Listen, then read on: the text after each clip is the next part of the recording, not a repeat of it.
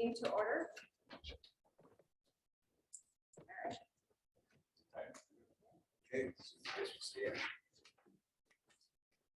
Oh, yeah, just you and David. Yes, I don't know why we're all standing. Yes. Just swearing in. Okay, so I guess David raised his right hand. Yeah. Okay. So please repeat after me. I, David Wheeler.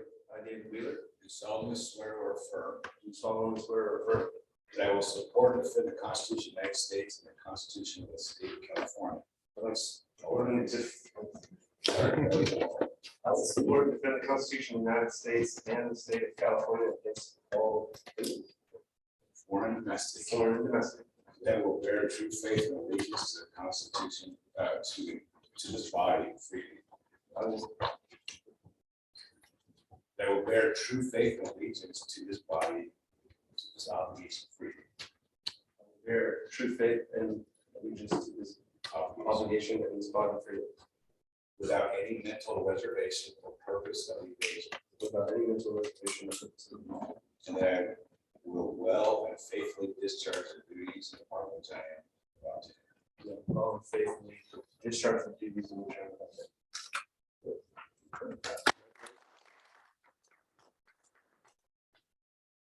That's like a test. Welcome. All right, now it is public comment. We have any public comment? Members of the public are welcome to address the board at this time regarding the study session. Time is limited to 5 minutes per speaker with a cumulative time of 20 minutes. This is a time for members of the public to comment and members of the board to listen. Mr. Zimmerly? A long time, but I'm glad to be here. You know what I'm going to say? I'm going to say it anyway. Long-term strategic planning obviously must include the dome, the disposition of the dome. It's been a long time vacant. It's deteriorating every day that it's vacant, as vacant buildings do. In terms of long-term strategic planning, it is a huge liability. You know that the eventual demolition of the dome would be well over $1 billion. So that has to be considered as part of long-term strategic planning. And Bill has been helpful in discussions of sharing the parking lot, which is the major issue with the dome. At the parking where you requires the dome, and but there is a plan that Mr. Felton has worked on, and I hope that plan can sharing of the casino parking lot. I hope that plan can go forward, along with perhaps even the movement relocating the casino, which again is one of the long-term strategic part of long-term strategic plan. So please keep that in mind. Please do the best you can to resolve this as soon as possible, because it's just gone on walking on. Thank you, Mr. Zimmerly. Do we have any other public comment online? Thank you. Is there any board comment?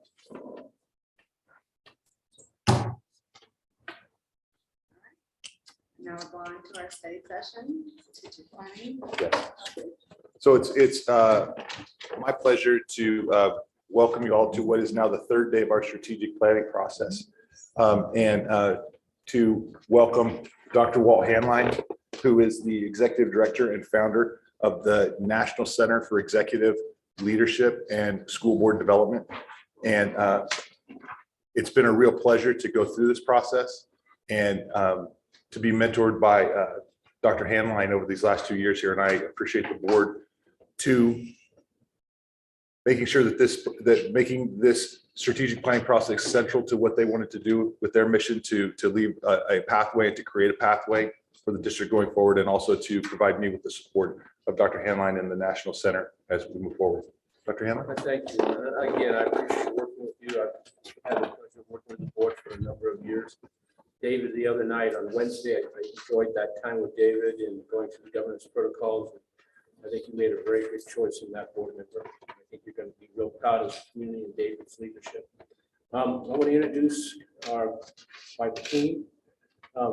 Dr. Mary Hopewell is a former high school principal, distinguished high school, number of years as a high school principal, high school teacher. She is a researcher, academic. She's been a professor in education. She's worked for West Ed. She's done strategic planning for 20-some years. She's worked for the Nevada, Arizona, California Department of Education.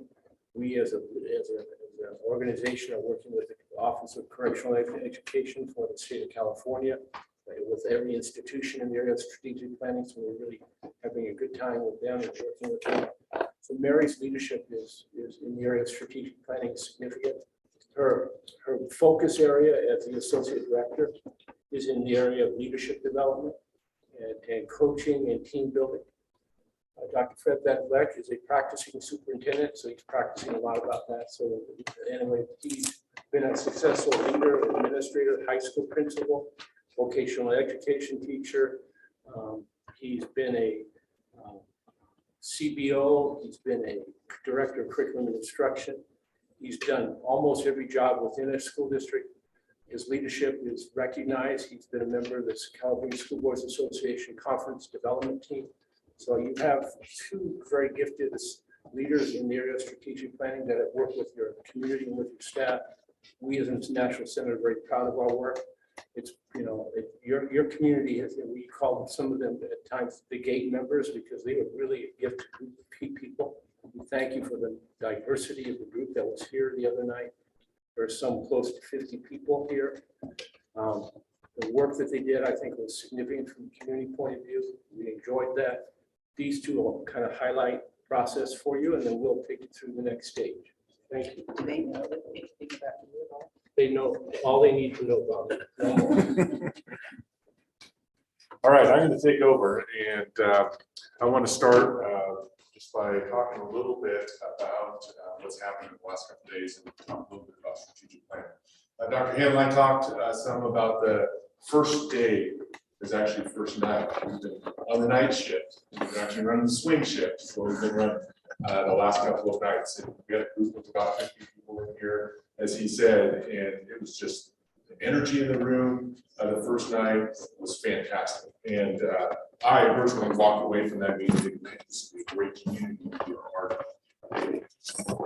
There's diversity in the room, both politically and vocationally, as far as what people do, but they really came together. They had a fantastic session talking about the goals for the district. And just to give a little perspective, I'm the superintendent of Eureka City Schools, way north, up close to the Oregon border on the coast. We're a very similar high school. We're a one high school town, although we are a city school, so we didn't have elementary through high school, but other districts feed into us as well. Our high school is similar in size. I come from that community. My dad graduated from there in 1962, and so it's those rich community traditions that this community has, much like we have up there in Eureka. So it was really easy for me to relate to your team here. It's just fantastic to think about the future and what this plan holds. The one thing that I will say over and over today is we drove your team hard. We pushed them. The first night was a lot of happiness and joy and invigoration and reinvigoration into the high school district here. Yesterday was pick and shovel work, and it was hard. And there was some frustration and staff members trying to figure out how all this is going to work. And we had to remind them in the middle as they got frustrated, hey, we're only spending 4 or 5 hours here tonight on this, as we worked till 10 o'clock almost last night for this long-term gain. And so if you get an opportunity to talk to some of those folks that were here both last night and the night before, or either of those nights, please thank them, because man, they just worked their tails off. We worked them really, really, and they were a fantastic representation of the school district here in your community. And so what we're going to walk through today is a little bit about what we did, the process that we went through. And I want to talk a little bit about what the products are going to be at the end of today. At the end of today, our products are going to be, you're going to have a vision statement, you're going to have a mission statement, And then you are going to have those included within your strategic plan. And then you are going to have a ranked set of objectives, ranked in your priority order. We're going to talk more about that. You're not going to adopt your strategic plan today. However, it will be ready pretty much for adoption. There's going to be some staff work that needs to happen, and cleaning up some of the metrics and objectives, and outcomes and actions and services. And I know that all sounds foreign right now, but Dr. Hopewell is going to give you a great explanation of all those as we come up here in a few minutes. But that's the product that we're hoping to come out of here today. The way it works is you're the folks, the 5 of you are the folks who are going to say, ultimately, this is our mission, this is our vision, this is our strategic plan, this is our priority. But what we're going to bring to you today is the input and the work of all those folks who came together to give you that background to allow you to put your stamp of approval on this plan at the end of the day. So as we move through this, let's see if I can get this thing to work. Maybe.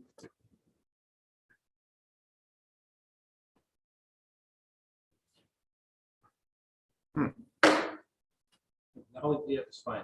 Yeah.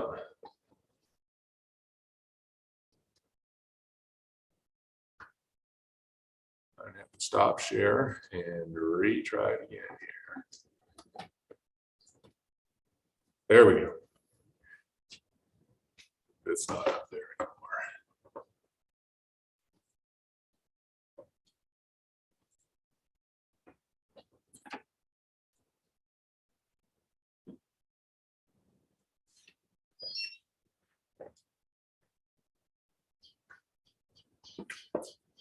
This sound is going to happen occasionally throughout the day. I do not know what it is, but it is not a bomb. And we'll just have to live through that sound. It does not. As soon as I go into present mode, it will not let me go through the slides. Yeah.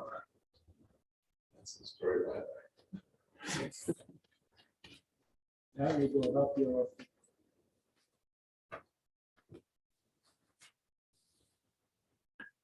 Share my screen. So we're up there. I go into present mode.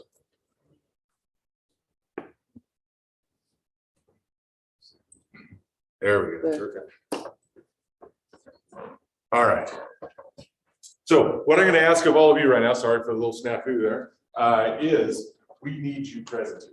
And the reason we need you present today is because you're making a decision here on your strategic plan that is truly going to impact the district minimally for the next 5 years. And there's a whole cycle that the strategic plan goes through, but you're going to provide your direction to Ed, who in turn will provide his direction to staff. And so this is high stakes. And so just want to ask a question. Just want to make sure that you're all here today. Are your days starting out? Are you all able to be present today? Are you all able to be part of this? And if not, we can talk about it and see what we can do to help you with that.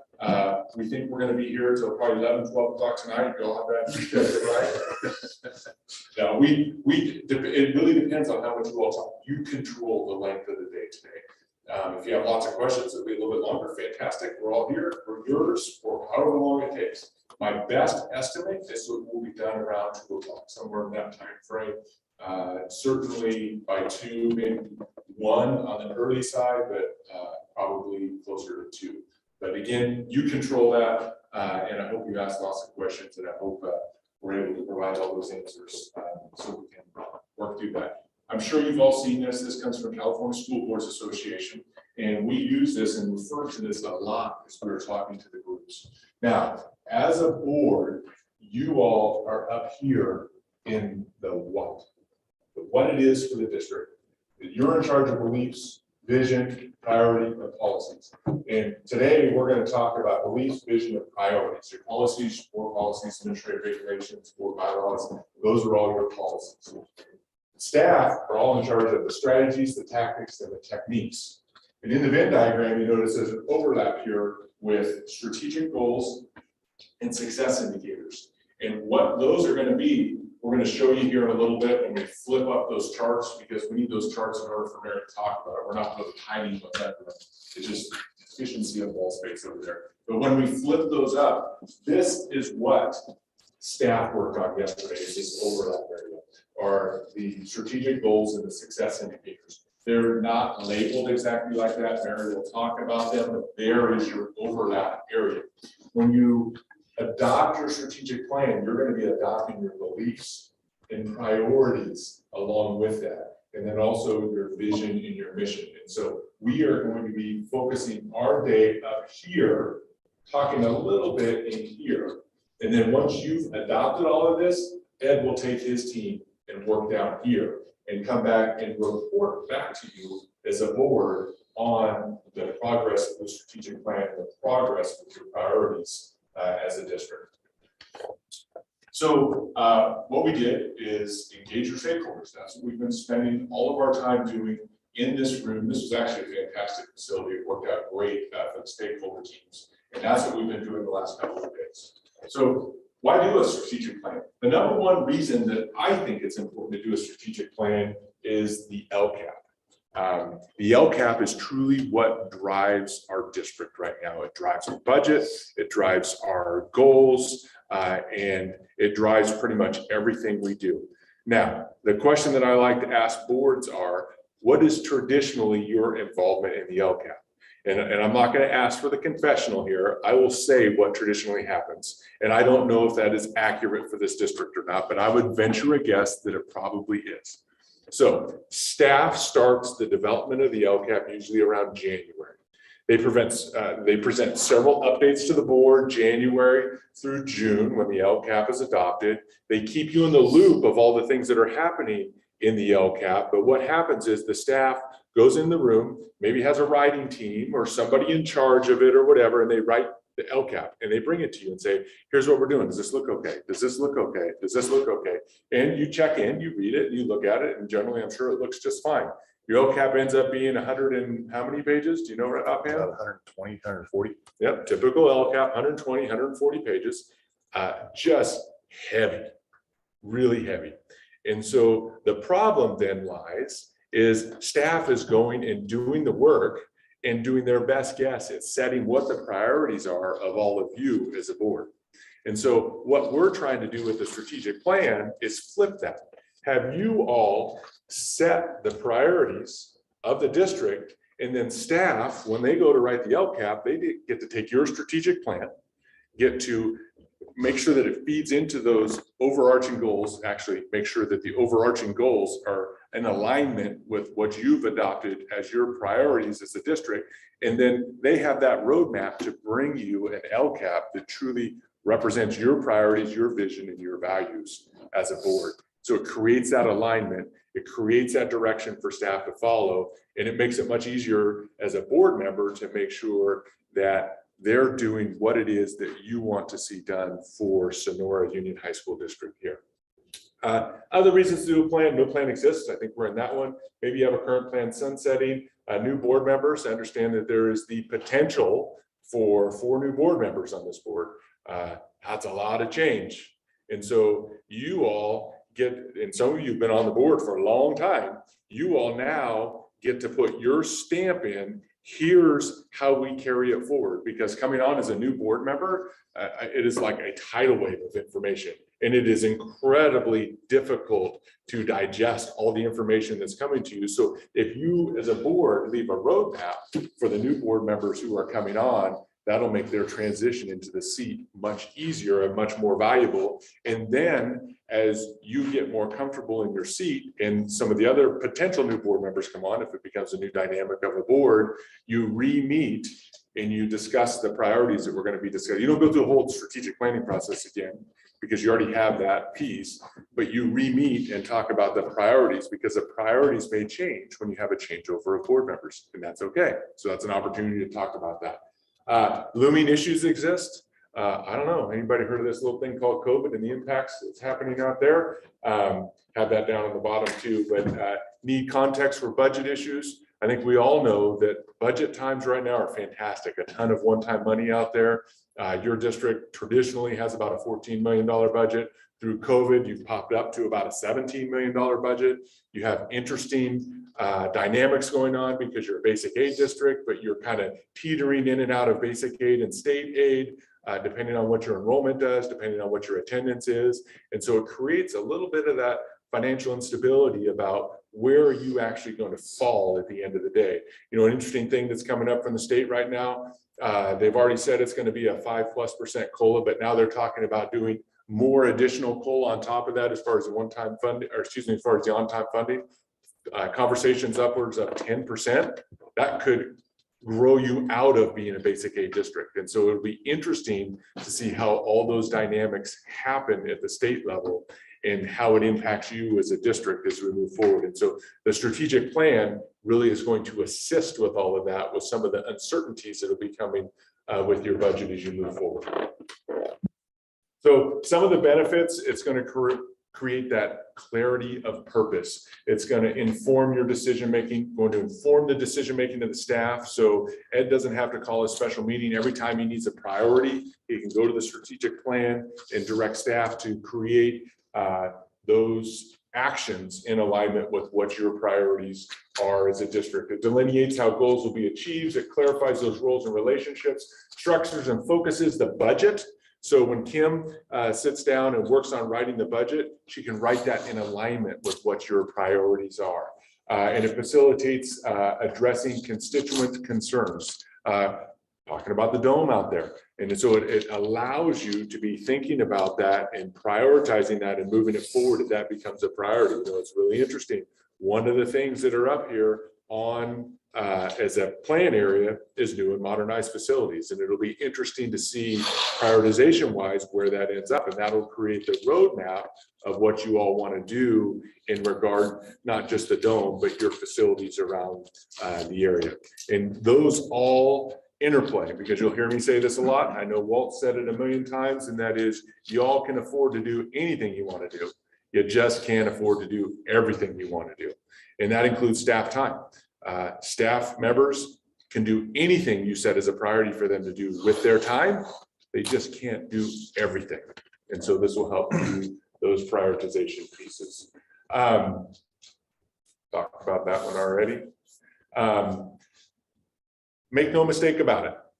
This is both a political and an accountable and an inspirational document. And I want to talk about that for a second.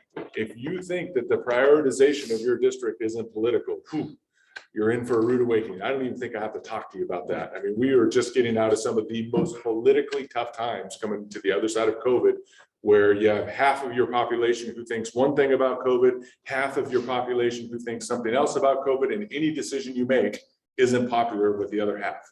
And so you all know about the politics of being a board member and the impact that that has on you.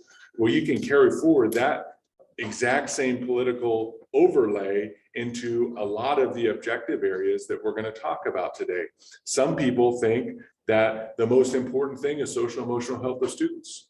Some people think the most important thing is your facilities. Some people think the most important thing is English language arts or mathematics. And so those are three very distinctly different things. And so you will recognize that there are interest groups out there who would advocate for some of those areas. And so this helps Ed align with staff and make sure that he is prioritizing what you all see as that vision for the board. Then it creates the accountability. And the accountability is from you to your one employee.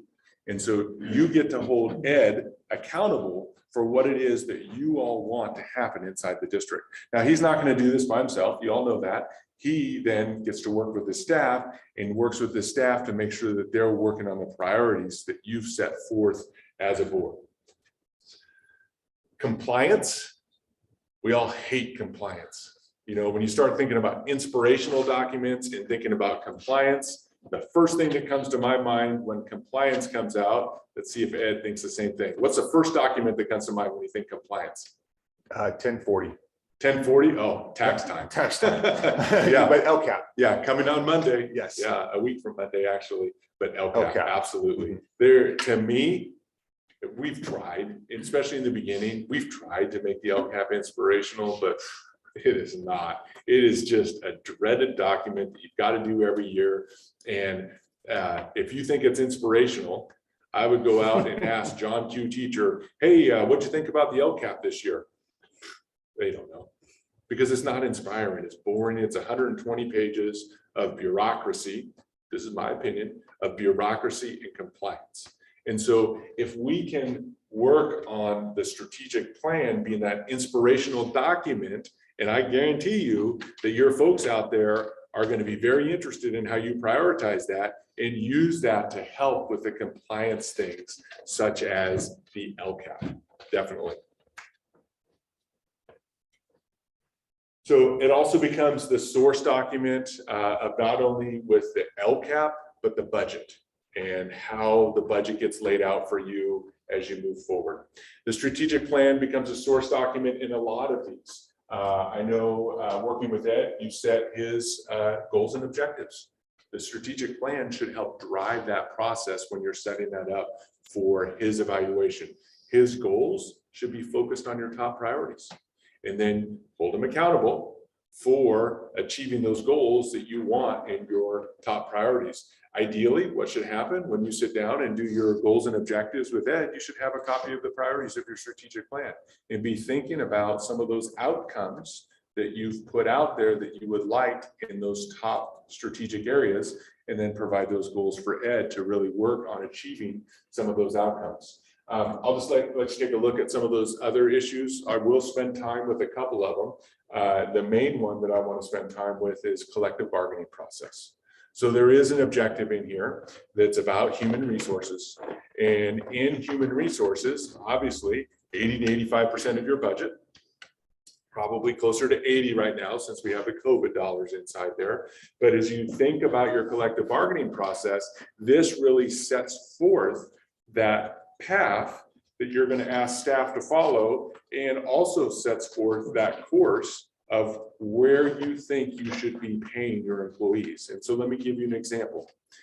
You have 20 objectives.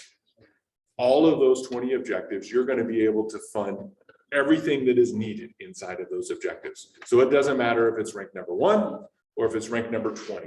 Everything that's needed in that objective will be funded. Now, what the difference is, everything that's wanted within those objectives, as you get down to number 20, it's probably going to be less funded as opposed to if you're ranked number 1.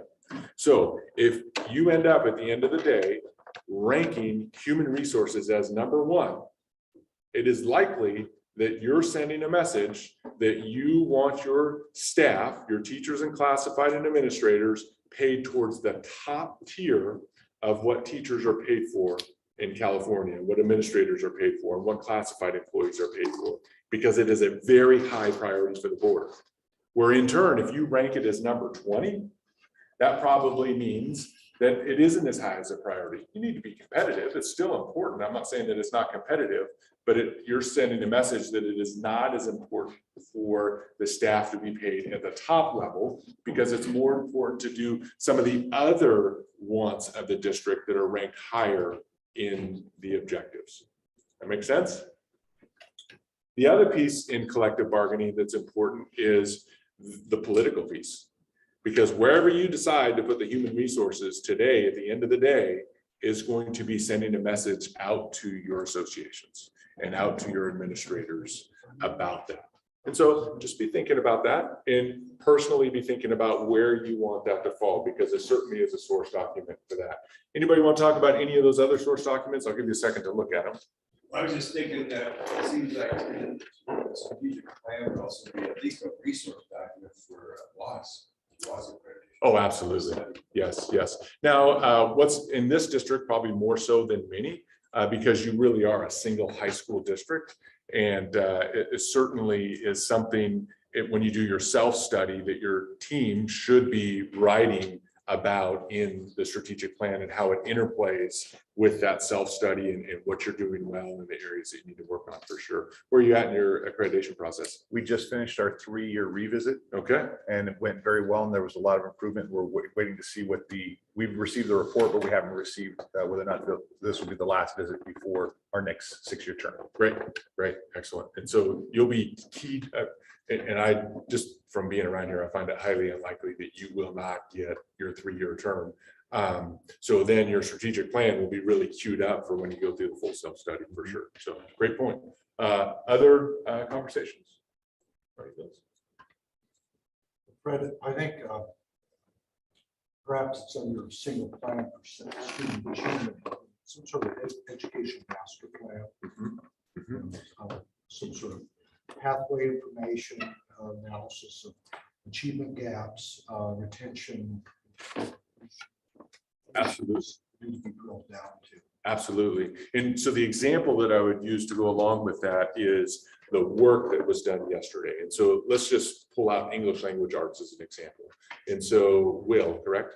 So we had Will in here, who's the department chair for English language arts. And of course, we have the whole other room. I'm just using this as an example. And so what he did yesterday, if you think back to that Venn diagram, he set exactly what you're talking about, what those priorities will be. So, and Mary's going to talk about it here in a couple of minutes. You have your objective of English language arts, and then your outcome. And then your outcome would be in English language arts, one of them, one of many, like all students will achieve mastery of the content standards. I don't have it exactly right of what was written there, but achieve mastery of the content standards in English language arts. And then you have your metrics, and those are the measuring devices. And I think that dives down into exactly what you're talking about. So what are we going to use to measure whether or not students are achieving mastery of the standards? And so that brought up the conversation of the formative assessments, meaning the assessments that are basically a dipstick into how students are achieving, so teachers can adjust their course and reteach or move on or whatever they need to do, versus summative assessments, probably more like at the end of the semester or the end of the year. And then in those metrics, they put down, many of these are going to be baseline because they haven't been doing this, either a baseline point of what they want as far as the percentage of students achieving grade level standards versus what improvement they want over what that baseline is in the future if there already is a benchmark in those areas. So you hit the nail right on the head with that plan for education, specifically when you get into those content areas objectives. So great. Other thoughts or conversations you want to talk about this one? And just one thing that I know that we have been waiting for and that we have on deck is that master facilities plan. Yeah. That we've been waiting on the strategic plan. We have an architect identified who does these plans, so that when we finish this strategic plan, we go to the architect and begin on the master facilities plan. And that's going to address the casino, the dome, well-kept management. Exactly. But that's again, another thing to think about. You know, I like to use, I think it was in the movie, The Incredibles. Any of you ever seen the Disney movie, The Incredibles? And remember the little superhero guy that he became a superhero through technology? And then you had the other Incredibles who were born superheroes. And there's a quote in that movie that I remember. And his whole goal in life was creating this technology and then to give it to other people. Because he said, when everybody is special, then nobody will be special. And so as you think about these objectives, if all of them have the same priority, then none of them are priority. And so what's going to be interesting is you think about your master facility plan and you think about, and that falls directly under new and modern facilities, where's that going to be ranked? And if it's ranked up in the top 10, then you need to get to work on that master facility plan and you need to get it put together. But if it ends up ranked as number 20, you basically, the message that you're sending staff at that point is, you know, we just need to maintain. We probably don't need to spend a lot of time working on a master facility plan, but it's important. I'm not saying that it's not important, but it's not the number one priority. Because if you make your staff really work on all of those wants in every one of those strategic plan areas, especially as you get down to some of those bottom ones, you're not going to have enough staff time to address those high level needs and wants that are in your top priorities. So as you think about these 20 objectives and you start doing this ranking exercise this afternoon, just that's going to weigh heavy in your mind, and it's going to tax you. And it's going to be really difficult. And there's going to be a lot of conversation around trying to figure out how you're going to rank these things. So great comment. Other thoughts out there? All right, we talked about the inspiration and what makes a difference with the students. We talked about the priorities. And the idea is to eliminate the emotions, because what happens at times, and we've all been there, especially in COVID, you get a group of folks that come into a board meeting and their emotions are high and they're at the podium doing public comment and they are passionate about what they're talking about because it's super important for them. When you look at things in isolation, and I love to talk about this with the budget, when you look at things in isolation and you say, all right, is a master facility plan important to the district? What do you think? Yes. Yeah, absolutely. Okay. Is students performing on grade level in English language arts important to the district? Yeah, absolutely. Is students performing on grade level in math important to the district? Yes. Oh, absolutely. And I could go through all 20 of the objectives and ask you that same question and ask you, is it important to the district? And you're all going to go, yeah, absolutely. But if you don't have a priority list of those, it gets lost in the shuffle. And what happens is someone will come into a meeting and talk with their emotion about why, it may be number 20 in your strategic plan, why this really needs to happen. And that emotion will strike a chord with you because it is important. But if you don't have that ability and thought process and plan in place to compare that to the other things that are important in the district, you just end up looking at that one issue in isolation, and you may direct staff to do something that isn't truly your priority to direct staff to do. And so what helps is when you get in a board meeting and there is an emotional group of folks coming in talking about their piece that is really important to them. It is really important to you as a district, but when you stack it up against those other things, it's not as high on the priority list. This gives you something as a board that's adopted to fall back on, to talk about as you direct ed to work with staff on prioritizing that time with others. Talked about this already. So just a few examples of some of the decision-making implications. And the last thing that I'm going to talk about before I turn it over to Mary is the continuous improvement. I said when we first got here, the heavy lift that everyone's been doing, the work that they've been doing for probably at least the next 5 years. And that's what the strategic plan is. It's a continuous improvement process. And so to talk you through the timelines a little bit, the work that we've been doing is for the 22-23 school year. This isn't, it'll be impactful to this school year, but really for all intents and purposes, from the district office perspective, this school year is over. There's not many decisions that can happen at this point that impact this school year other than managing us through the end of the school year. And so the time for change is right now going into next school year. So for instance, let's say you put English language arts as your #1 priority. Well, maybe there's some decisions that need to be made there about having teachers on special assignment as far as coaches, or maybe there's decisions that need to be made there about making sure that there's formative common assessments by 9, 10, 11, and 12th grade, or maybe, you know, there's all kinds of things, but now's the time that Ed has to work with his team to plan that to reach whatever your priorities are as a district. And so the continuous improvement timeline starts now. The adoption of your strategic plan, it's April now. They're going to work on getting all of the metrics and the outcomes and the actions and services tightened up. And then it's going to come back to you as a board for that final approval. I think the June meeting, is that correct? What you were targeting? I apologize.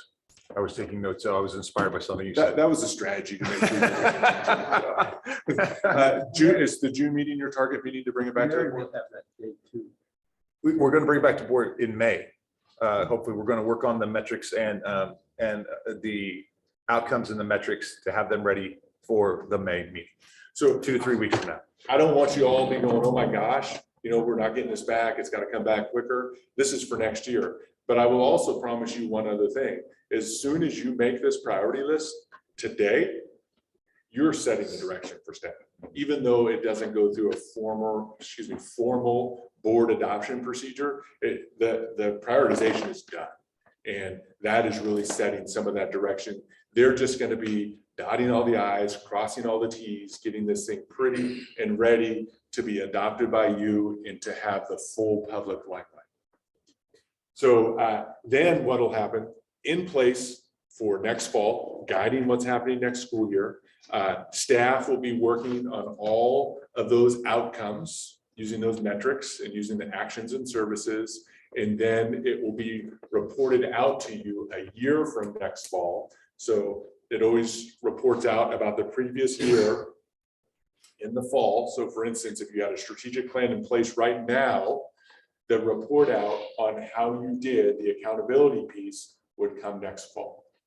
And then as soon as the report out is done, the process starts all over. The new outcomes and metrics are designed, most of which don't change a whole lot, but they need to be adjusted for what happened last year. Comes back, the board adopts the new metrics, outcomes, actions, and services. Staff goes to work, goes through the next year. They provide you a report the following fall, et cetera, et cetera, et cetera. And it just keeps going on into perpetuity or until the board says we don't want this anymore. But my assumption is that you're going to want it. The key to the strategic plan is it doesn't become a binder on the shelf. It becomes that guiding vessel for the staff and the work that they do. And that's, as a board, that's one of the things that I will challenge you to is talk about it often. Put it on your agenda items. Any agenda item that comes to the board should now have a place on it that refers to what objective in the strategic plan does this address. It needs to be caught in the forefront and always talked about, otherwise it will slip back into the background and it'll just become another document that doesn't have a lot of meaning to the district. So that's my challenge to all of you, is to make sure that it stays in the forefront and to make sure that you talk about it often. Well, one of the things the board had talked about is the need for budget. Annually when the superintendent drafts a budget, we never do, and I know Ed's addressed that he's budget, but I kind of see this as, I don't know if you need anything else for a budget. This would be a priority. Absolutely. Absolutely. Yep. Even in that second year, maybe, because we still have the same priorities. And we know. Yep. Yep. You hit the nail right on the head. Two birds with one stone. Yes. All right. I'm going to hand it over to my illustrious colleague, Dr. Hopewell.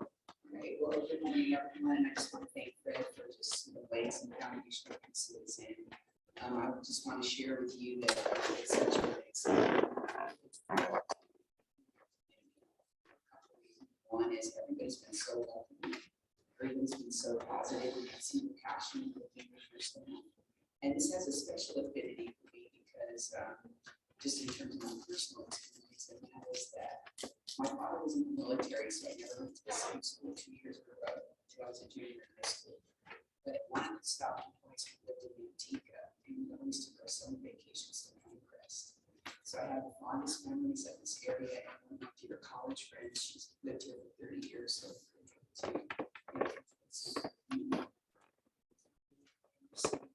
it's a special place in my heart, in addition to just meeting and reading now. So what I would like to do today is I would like to set the table nicely for you to give you some sense of what it was like on day 1 and day 2. And if you can just kind of imagine the energy and reading what was going on. And so I'm going to take you through that in just a moment, but what I'd like to do is talk to you about the terminology. Kind of kick off the terminology pieces with the staff that was here that joined us. So we started off by developing the vision. So that's kind of like the big picture for the sun. This is like where we hope to be at some future point in time. And then we went through and developed the mission, which is a little bit more detailed in terms of like, how are we gonna get there? We have the rail objectives of which we, Fred has talked about, of which you're gonna decide what the priority for that is gonna be.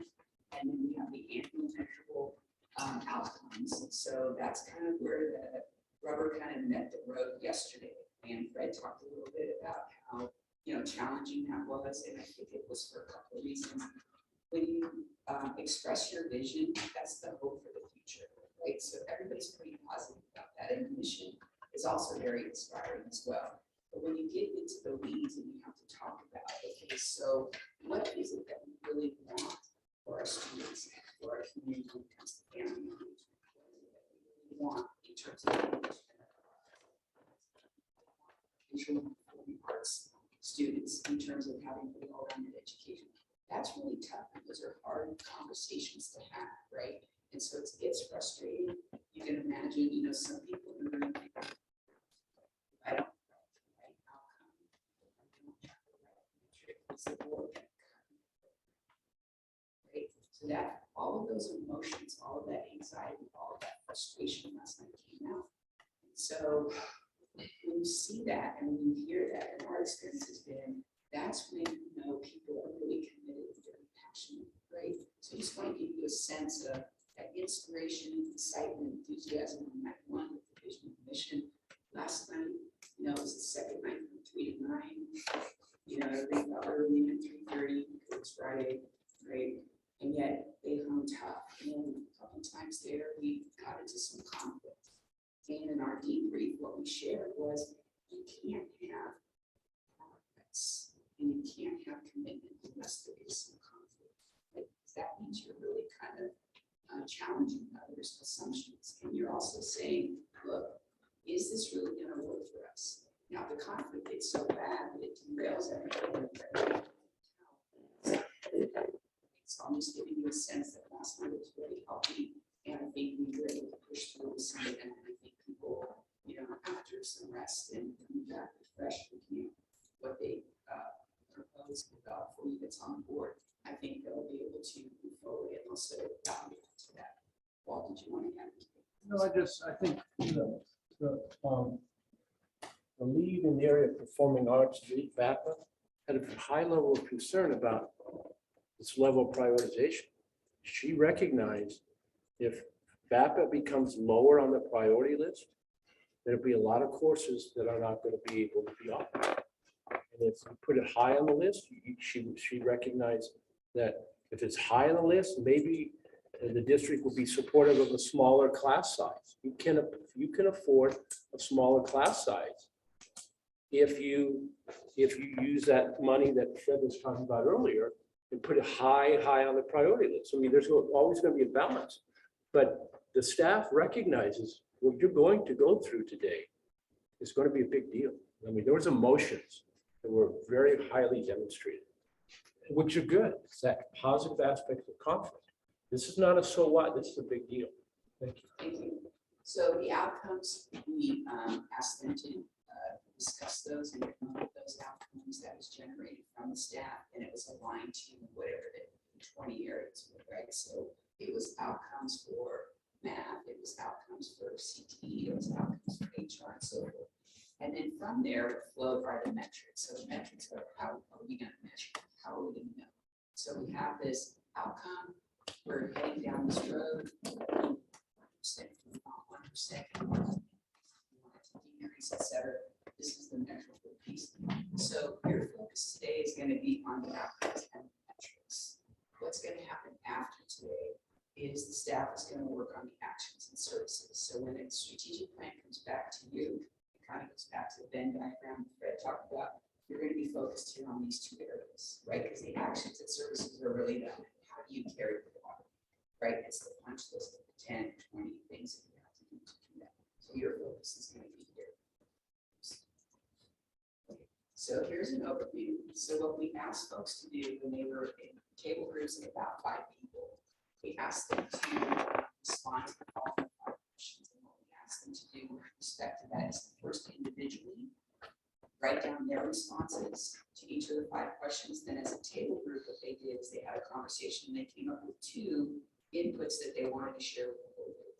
Okay, so the facilitator, they selected their own facilitator, they selected their own recorder, they selected their own timekeeper, and they made sure that no one at the table spoke twice until everybody spoke once. So it was really trying to help people to be very inclusive about that. So here are the 5 questions. This was a process. I'm not going to go through each one of these details, but I think you get the sense, right? So that was more for them. So here are the 5 questions. What is specially unique about our learning? And if you look over there, and I'm going to, when I finish this part, I'm going to ask them to go ahead and take some time, take a break, and go over and look at the charts. But if you look at the bottom row there, what you'll see is these are the questions here that were asked. So, for example, we said, what was special and unique? These were the report outs from each of the table groups. Okay, so, and there's usually going to be 2 charts for each question. Then we ask folks to say, what should be preserved for your district? And so again, they had a small conversation at their table group. They came out with 2 inputs for the whole group to see.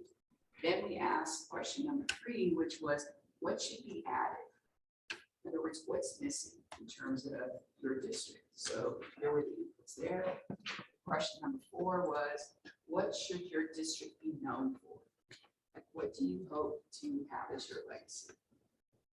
What's important to you about that? And then question number 5 was, if there were new folks moving into your town, how would you encourage them to have their students, their children, enter your schools? Okay, so those were the 5 questions. We asked folks to consider that and posted that. So again, you're going to have a chance to ask those students to draft a vision statement. So what you see here is the end result of that activity. So this is their proposal for your consideration of what the vision should be for the district. Preparing every student for success by cultivating personal excellence.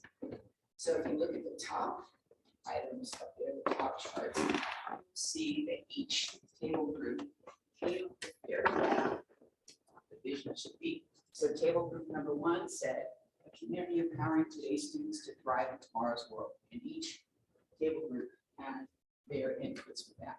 So you see those little stickies up there. Each table group member was given stickies, and they're actually doing this as well with the prioritization of the 20 member objectives.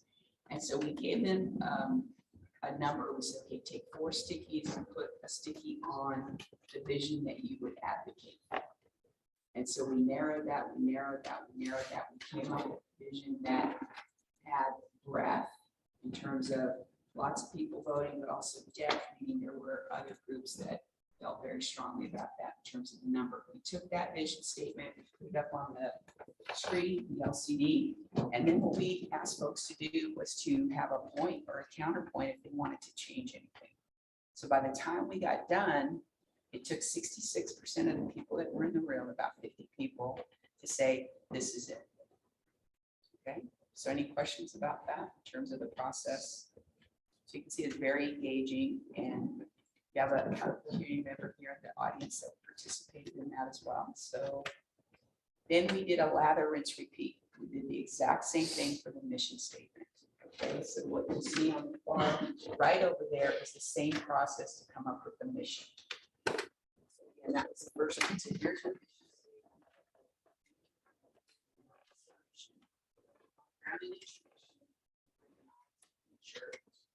Alongside community partners, Sonora Union High School District empowers students to be academically excellent, college and career ready, accountable, respectful, and engaged citizens in a supportive environment.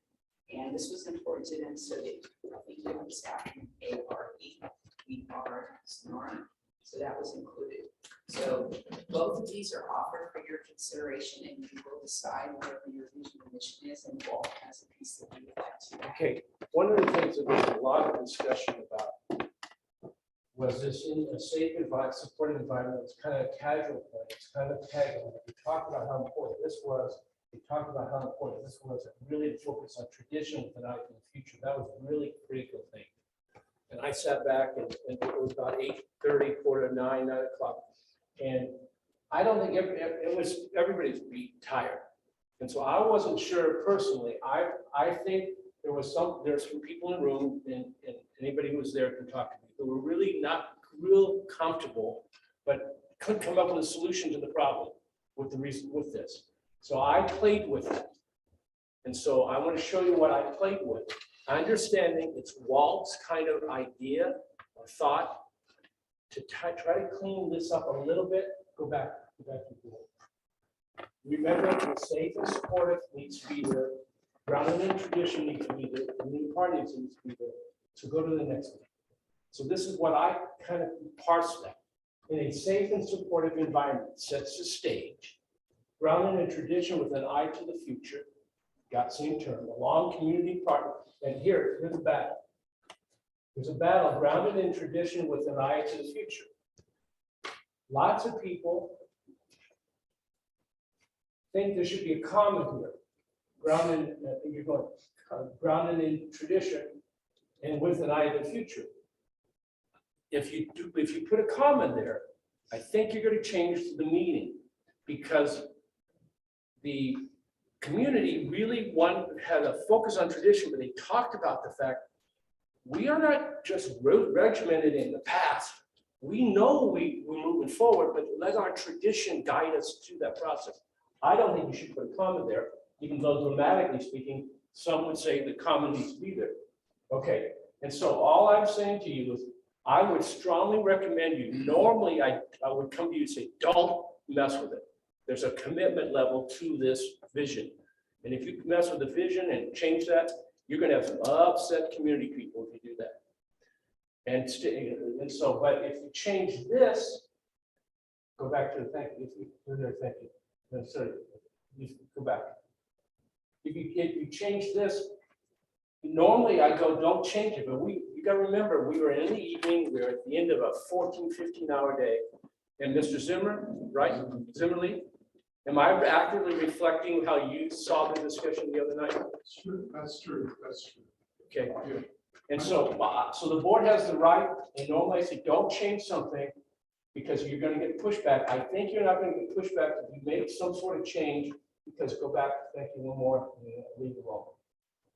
This is kind of hangs out there if you don't change it. And this word here kind of is not necessary.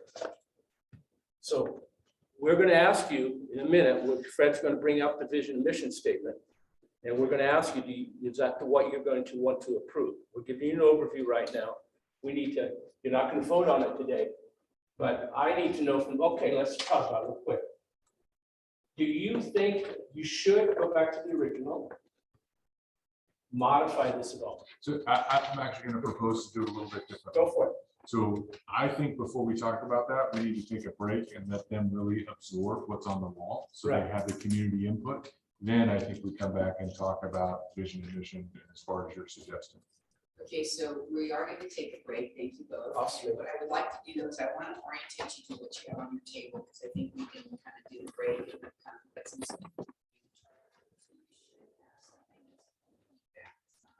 staff say come back. So we prepared that for you. This was the inputs from your community. I think we have the inputs from yesterday too, right, Paul? Okay, so The thick one, and you yes. might want to write at the top, the thick one is community and staff, or night one. Yeah, Thursday. And then the second one is, the thinner one is just staff from night two. And then the other thing we have there is you have a big document, which are the 20 priority objectives. And so what you have there is you have what the staff came up with last night. I recognize this is a draft, right? These are the objectives and these are the metrics that they came up for each one of the priority ranked objectives. So you have the outcomes, you have the metrics, and it's a draft. So after today, we have a process in place. We'll be working with Ed so that we'll be able to polish that a little bit. And then also vet that with their constituents, bring it back to Ed. Ed will be able to have some input on that. And then he will bring that to the board somewhere around May-ish. And then you will approve, you will already have talked about priority, but you will approve the outcomes and the metrics. Once that happens, then we're gonna get into the weeds with the staff, the actions and services. Makes sense? So what we want to do is just give you an opportunity right now to just scan that, and you really want to take a look at the charts, and we're looking at 5 after 9, so we'd like to come back at 20 after 15 minutes. Does that sound reasonable, or less time, more time? That's good. Sounds good. Okay, thank you so much. So it was, how much time did you take? Okay. And So we'll put a counter. I hate to throw, I would not look at these objectives and metrics until we've looked at the ranked, because you don't know what the 20 are yet to be looking at these. So I would not spend my time on this, and I would really right now try and focus you on looking at that and then seeing what was the feedback from the people who were here. And I would, like a minute ago, Fred kind of counterpointed me, I would counter. Okay. Okay, this is not something you need to get into. I think that's correct. This is in some ways too preliminary draft. I've been reading it, because I didn't get a chance to read them all as a whole. There's some really good work there. And looking at it may give you a sense of how you want to prioritize it based upon some of the kind of concepts that are here. But fundamentally, don't get caught up in the weeds. This is very weedy. It's only given to you as a source document. The work that was done yesterday was significant, not as a final product. They get hung up on it. It's got some work to do instead. It is really good stuff. Please come take a look. And also we've got coffee, pastry, fruit in the other room too. Keep it actually up. The amount of passion that went into this work was quite spectacular. I'll share some pictures with you too. The room was absolutely full with staff and community members. And Jim was here for a good portion of it, and he can share that as well.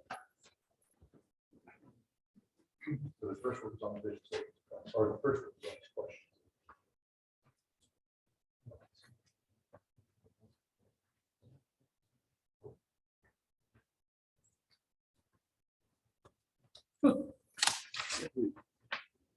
Night one.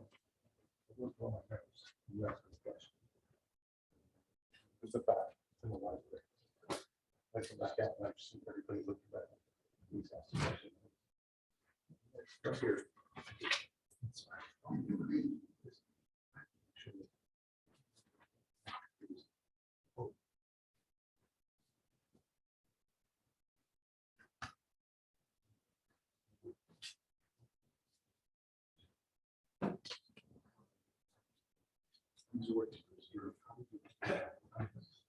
Is he right down there?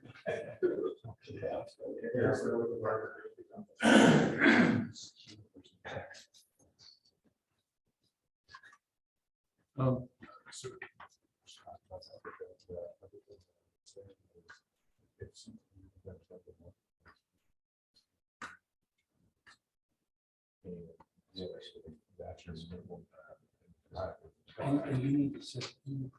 I'm going to ask this. You're going to be tired. And I'm going through, I want to sit in there. Yeah. Right. You're sitting. Someone's over after you do it, but they have to make sure that this patient is because if you don't like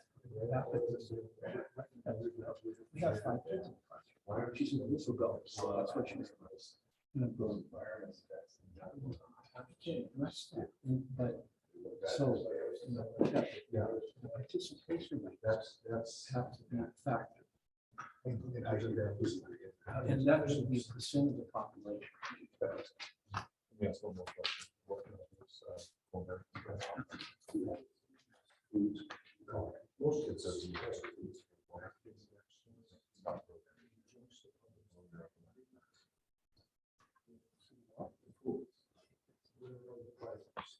Oh, right, yeah, see, exactly. Just like that. Yes. I see.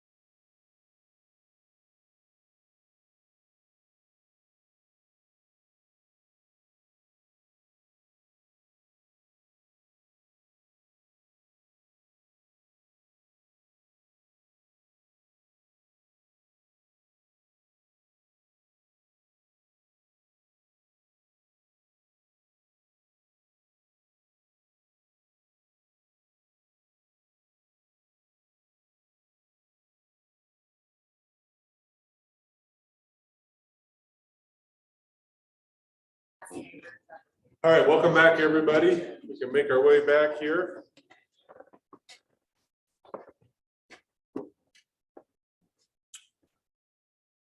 So I'm going to apologize. I'm going to sit because I need to scroll through some things and do some work on the computer as we move through.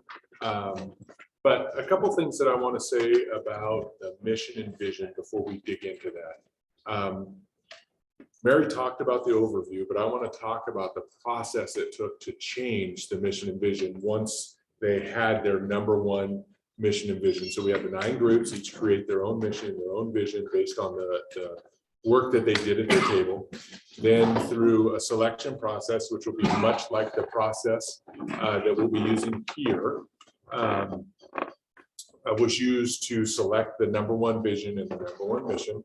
And then once that was done, what we did was edit them. And the way that editing worked is anybody of the 40 or so folks that were out in the audience could make a suggested amendment. And so they'd make a proposal, and then there'd be points and counterpoints. And then in order for that proposal to be accepted, it took a super majority of the room. So it was generally like 25 people would have to vote yes. So 2/3 in order for that amendment to happen. So we had a few amendments that happened. There weren't a lot of amendments that happened, but a few amendments that happened.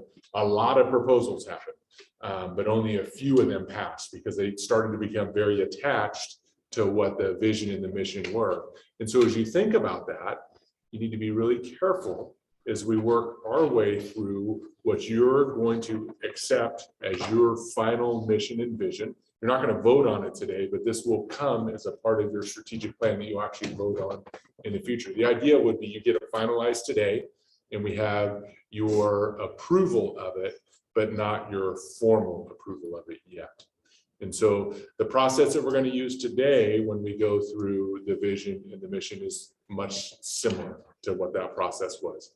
Any of you can suggest an amendment to it, and then there'll be points and counterpoints to it. And then it'll take 3 of the 4 of you in order to make that amendment from what the community panel and staff panel suggested as a vision and mission. Does that make sense? We do have Kim online, so there are actually 5 here. Oh, excellent. So Kim, can you hear me? Morning, Kim. He's on mute. I heard you. Yeah, no, I heard it all. Okay, so with Kim being a part of the process, then it's going to take 4 of you.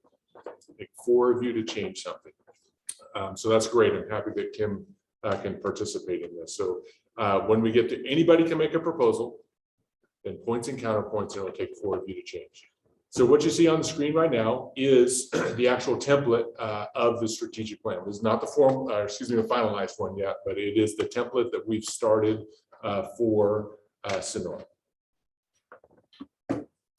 So we dig in right away, and the first thing that comes up in the strategic plan is the vision and the mission. And so what I want to do is let you all take a second, read the vision that's up there on the screen. Is that big enough? Let me make it a touch bigger. One at a time. So take a look at the vision.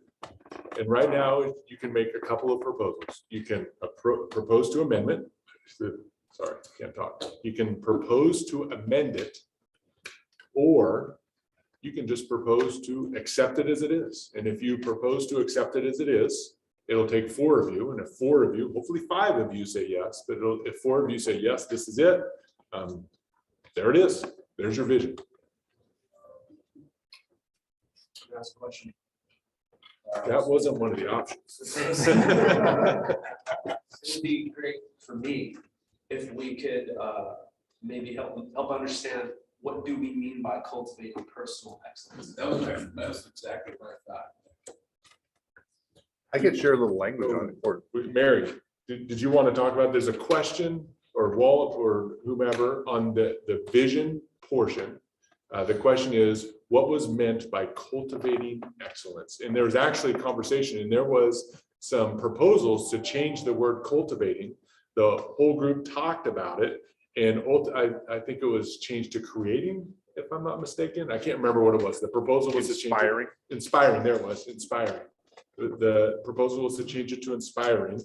Lots of conversation happened, and ultimately that failed.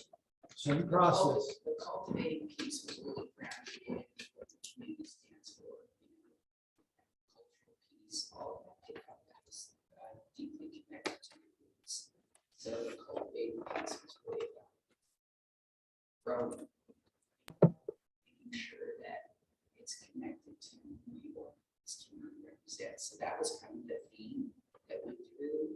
And like Fred Wolf said, other words were used, inspiring, etc. But they went around.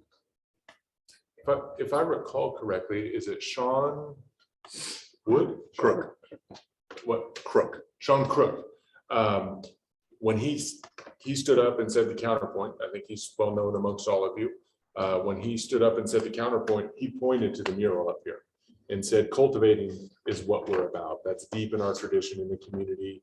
And that was his counterpoint to changing it to inspire. I love the word cultivating, and I would propose no change to that. I guess I'm more concerned. What do we mean by personal excellence? Is this an achievement? Are we talking about, well, what exactly are we doing? So, and I can just give you what my interpretation is of sort of synthesizing all conversations, right?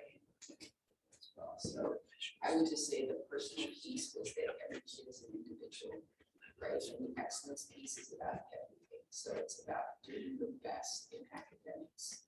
It's about doing your best to become a productive citizen and you saw that in mission. So it's like everything holistically. Can I jump in here? Hello. Yes. So I'm just going to say, yeah, I agree with the cultivating personal excellence. And I wanted to say, if I look at our student body as a whole, we have a percentage of kids that are going to go off to college. But I would say it's a larger percentage that are going to go straight into the workforce. So helping them cultivate their pathway to their life after high school, I think I would leave it just as it is, personally. Just value add to that, so that whole conversation about career and college readiness, right? And giving the student, the opportunities to be set up for whatever they see. Well, it just seems like it's, I don't know if this is David's concern with the personal excellence, such a broad, it's like anything we do, we can tax, anything, into the trash can is better for the campus. That means just anything we do, tax to this. And I don't know if that's the purpose of the vision statement, it's more to drive. The vision statements you're pointing, it could be as simple as the swoosh as in Nike. And then you flesh it out in your mission statement and you flesh it out in your outcomes and your metrics, basically your outcomes. It should be pretty inclusive and should be simple and concise. My issue and my concern would be, and I'm speaking against what I said earlier, and it's going to happen in a minute, be really, really careful in changing wording because you've invited the people in. Unless it's a significant philosophical issue with you, you probably should defer to that group because you want to empower the community. So, but you need to have an understanding of it. And I think the mission statement helps define that. I think. I don't know if did I answer your question or did you? Yeah, and I thought that too, right? Like, who am I to say? You're a board member, you can do whatever you want to do. And you count to three, you definitely do whatever you want to do. But I would be careful in doing so. Okay, back. And so the modifier that I would say, just before you go, Jim, if you don't mind, if you look at the mission statement, I think it clarifies what personal excellence is. Personal excellence is academically excellent, college and career ready, accountable, respectful, and engaged. Respectful. I was just going to say, this has a lot of implications for budget shifting, looking at students that aren't being cultivated for personal excellence, the dropouts, the people who lost in the cracks. There's not going to be any more money for that, so it's going to be shifting resources. So I think people need to realize there might be some of those rich traditions that have to be sunset in order to implement programs that are going to deal with the folks that aren't being cultivated appropriately. And that's where the eye to the future comes in. Because if we don't need to maintain the past just to maintain the past. That's why that comma should not be there. Okay? Not my fault, Paul.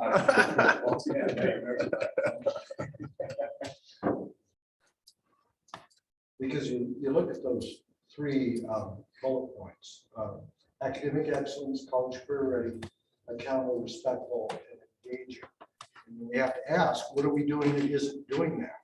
And should we keep doing that? Well, I think in terms of change, Jeff, to that, like if we need, if that happens, just like it will. I think it's, you know, we can account for that, and say, well, read it, I don't take it. Yeah, I think that's a real sell in terms of shift funds. Well, my point is, there's a lot of implication in this, and it's not everybody's going to be happy with that. So I'm going to ask a question. Are there any proposals on the table? So what's the, Remember, one of the proposals is you approve it, and you propose to approve it unchanged. thumbs up? I'm ready to approve it. Well, one option is not to ask questions like David Yeah, this is all Dave's To fault. be clear, I was not proposing a change, I was suggesting a change.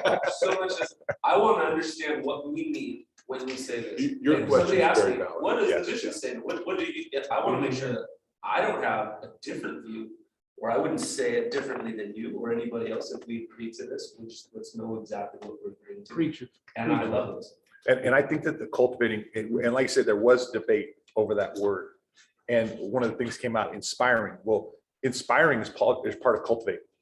And it was all the things, it's the support. It's, you know, and then when they got into that agricultural analogy, people in the small group I was sitting next to or start talking about, they're like, yeah, because, you know, you got to have soil and you got to have sun, you got to have water, you got to support them. There's winds that come and you got to put a post to help them, you know, and all those things that encapsulated cultivating.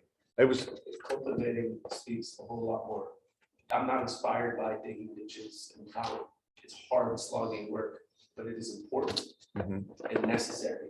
And I think it means more hands-on all in the So I love the word cultivate. And then just one other piece that came with that was Carol Smith stood up and said, she said, 183 days a year, I'm with students.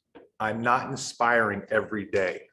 I don't know that I can always be inspiring, but I can always come to work and I can always do my best. And then other people said, she said, I'm not a superhero. And then other people said, teachers are my superheroes. The people who are not educators are my superheroes. And you know, and then somebody in the back said, just in a small group was saying, showing up every day and doing your best is inspiring. And that's part of the cultivating. And there was just great conversation, I thought, that went on with that phrase. So we have a proposal on the table by Jim. And the proposal is to leave the vision statement alone. We're not talking mission yet, just vision. Just by a show of thumbs up if you are supportive of that. Thumbs sideways, you can live with it. Thumbs down, no. I've got 4 thumbs up here, Kim. No, I definitely thumbs up it as well. And just on the cultivating word, how many high schools actually have an ag ranch? So that's the only other thing I was going to say. Have an ag ranch. Yeah. Okay, next up, we have the mission statement. And what Walt had a proposal for the mission statement. And the proposal was this. Walt, despite his great desire, is not allowed to make a proposal, but he wanted to put it in front of you. One of you can certainly propose to take Walt's words and change it around that way, if you'd like. And basically, it was moving in a safe, supportive environment in front of Weil. I'm not saying do it. I'm not saying don't do it. It's the same conversation now, and it will allow you to ask questions because you had a great question last time. It was very appropriate. So.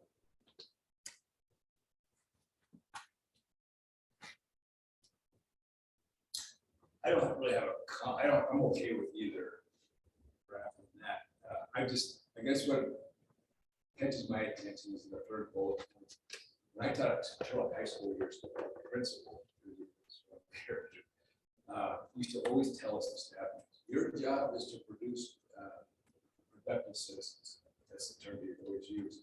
I don't know if that's a good thing to include in it or not. Productive citizens. Maybe it's under accountability. Yeah, I guess, maybe, yeah. So is there a proposal someplace? in No, I what just you're wanted talking- to see the kind of excitement. I like Walt's wording. It's smooth. And know what that darn comment. That was actually going to be my next proposal, to go ahead and include that comment. I don't get to make proposals either. Make that a little bigger with you, Fred, so we can see the thing. And understand, Eric, that definition of that, the concern you have with that respectful engage, that's coming through when you start looking at this in the social emotional areas. There's data coming through to help you measure that. It's going to be hard, but not having it there means you don't think about it. Having it there is making you think about it. You go, you know, that's not the, when you see this, you're going to go, that's not the perfect metric to measure that, the perfect data source to measure it. You don't get perfect overnight. You never do get perfect, but you get progress. So understand, when you start looking at these metrics and these outcomes that your staff have provided that define this and kind of defines the work, you're going from where you are, and where you've been, with the first step to the future. You don't get there overnight. Continuous improvement. Heading in the right direction. Absolutely. So proposal on the table is to move in a safe, supportive environment from below the bullets to the beginning. And taking the word while out. I would have even proposed the other one. I'm not a proposer, but just take while off together. So I have a question. Again, sorry. Would this change that is before us, would that cause consternation for people and perhaps suggest like an order of priorities, like a safe and supportive environment more important than being grounded in traditions? They want that to be the opening statement. Is that the ethos of what they were saying? I don't know that this is not a list of priorities. I mean, in a prioritized list, you're saying this is the mission, all of it. So I don't know that it matters as much, but would they feel like you're putting something? They didn't talk about this is more important or less important. So they thought these were important. And Mr. Zimmerly and Ed and Kim and Cindy can probably share better because I have my bias, obviously. The in safe and supportive, everyone agreed to that because that was important with everything up there, but it never got discussed in a lot of detail. The things that got discussed were, should it be academically excellent, academically, you know, there's a lot of word things in there that need to be dealt with. So I don't think you're not going to, I don't think you'll get consternation if, I think you're going to get from the community people, if they see this, they're going to go, the board did a really good job of tweaking what we had. Mr. Zimmerly, do you disagree? No, I think it has the essence of what we agreed to, what the community group agreed to Thursday evening. So I don't see that in conflict. In fact, just an opinion, you got me started. Shouldn't have overlooked it. But I think that it reads better than what we presented to you. The change that you recommended there reads better than what we came up with on Thursday. I'm just validating my perspective. Ed, what's your perspective? David has a question. David? Okay, if you wait 1 second, because I forgot to give the one rule, so you're breaking the rules again. So we're gonna have a conversation. No, the rule is you can only have one proposal on the table at a time. And I didn't say that rule, so that's completely. So I'll come back to you in 1 second, and I think you want. Yeah. Kim, what you're thinking? Ed? I'd prefer to hear what Kim has to say first. Fine. I'd prefer to hear what Kim has to say first. I appreciate Oh, not this Kim. I'm sorry. Sorry, Kim. I appreciate that you paused because there was the word tradition used over and over again because we really tried to put that into the vision statement. And so I know there was a lot of focus on that. I don't know about moving it. I really don't know how that would affect everybody. I could see maybe some people preferring it to be closer to the front. But I don't know that to be as a whole. I would concur with Kim. What are you talking about? I'm sorry. Go ahead, Kim. Tradition? If you start with safe and supportive Oh, I see. environments before tradition, What if somehow, instead of the safest part of our, it's not the first part of it, but maybe right after tradition? Future. I could really see it. I think that in a safe, supportive environment at the beginning, and this was a topic that came up in those discussions, isn't very elegant. And there was a hope for, I think, a little more elegant of a statement where the personal thing, I just take off while. While is a word that doesn't seem to be necessary there. But when we were doing the point counterpoint, everybody's like, hey, we're not getting into, let's wrap this up. We battled over this. But I do see what you're saying, Eric. And if we're grounded in tradition with an eye towards the future, alongside community partners in a safe, supportive environment, Sonora Union High School District empowers students to be. And so I'm going to hold there because you don't get to make proposals. I don't. Sorry. You can't. Because there's a proposal on the floor. Just a second. Sorry. So here's our proposal order. Jim has a proposal on the table. Now, Jim, you can take a friendly amendment to your proposal if you would like, or you can modify your proposal or whatever you'd like to do. If you want to hear what David has to say, you can certainly listen to what David has to say as a part of your proposal. But right now you have the floor with your proposal. Well, my comment, it's a heck of a lot more important to have a safe and supportive environment than tradition. To me, it's a priority, and it sets a context there.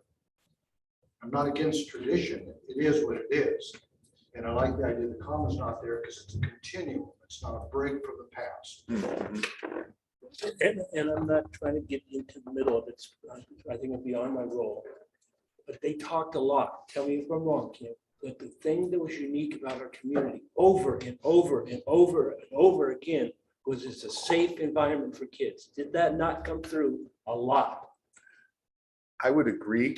Okay. I would agree that the whole point of why that's at the bottom is that it was a given in the statements. It was a given. It was never an arguable point Right. that safe and supportive was a necessary piece of all this. agreed. And I do think that there's even something as we look at a board and what our community needs. Is it safe and supportive? I concur with Jim that safe and supportive, maybe that is why it needs to be up front. While these other things are there that we do say, and I think, is it Detective Vasquez? Captain Vasquez, as he came and stated when he was discussing the mission, his mission statement proposal was how central safety is for anybody to be successful where we are and how primary it has to be. So, and there wasn't a head in here. I think it's just such a given that it didn't bear pressing. So I concur with what you're saying. Well, my comment is, you're gonna be living with this a lot longer than I am. So I think your advice is I want to second Jim's comment about leaving the in a safe and supportive environment as the first line, if that's what's on the table at this moment. It is, yes. Thank you. Okay. Kim. So whenever we get to the second line, that I want to change. So let me know when we're there. Okay. So just a comment on that. To me, you wouldn't have to twist my arm, really, I guess, to go either way. But I do kind of like to start off with like the words that Ed used, grounded in tradition, because it includes with an IT. That's the part that helps me with the grounded in tradition. I also think when I went to high school, Stockton, much bigger community. I was trying to think over here, my grandparents. It wasn't just much of that. Maybe I just missed the order. But up here, it's all here. Oh, yeah, my grandpa went here, or my grandkids went. I think tradition really is an important thing to it. Now, I said that to them, and they were talking. Breaks are. Tradition in this sense become this good and bad patience. That's what I'm concerned about. I agree. To me, the reason I'm not worried about using a ground information is because it comes with an eye to the future. So, anyway, just some comments. So I'm going to talk a little bit about process right now. This doesn't mean that we're done talking. There still could be more points and counterpoints. So process would be, once there's no more points or counterpoints, we'll vote on Jim's proposal. If 4 of you support it with a thumbs up, it is. And then it's open for more proposals. You can still change it. You can still modify. You couldn't say change it back to the way it was, because obviously that wouldn't pass because 4 of you supported it being to Jim's proposal. The other thing that can happen is if Jim's proposal fails, then David, you're up next for your proposal. Then it goes to Eric, then it goes to Kim. That's the order I've heard so far of folks who want to do proposals. And so process-wise, that's where we're going from here. So any more points or counterpoints to Jim's proposal? All right, I'm going to call for the vote. Thumbs up if you support Jim's proposal. Sideways, you can live with it. And I count a sideways as a yes, just so you know. And a down means that you do not want to make this change right now. So go ahead and go. So we have 4 here as yeses. Kim, I think you said you were a yes earlier. Is that still accurate? If it's just for the first line, correct. That is correct. Okay, so here is what we read now. It is this one right here. I'm going to get rid of this one so we don't start getting confused. But we're going to stay, I'll bring it back up.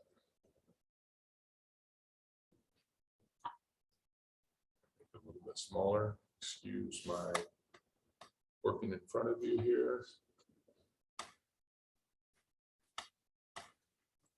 All right, there we go. David, you're up. I rescinded. Okay. I was. Eric, rescind. Okay, Kim, you're up. Okay, so I like the in a safe and supportive environment.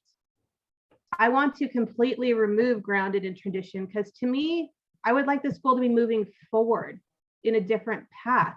Everyone knows that our school is, it's going to be the same. We've got families that are grandparents and grandkids, and you know, it's going to be years of the same. A lot of people stay in this community and die in this community.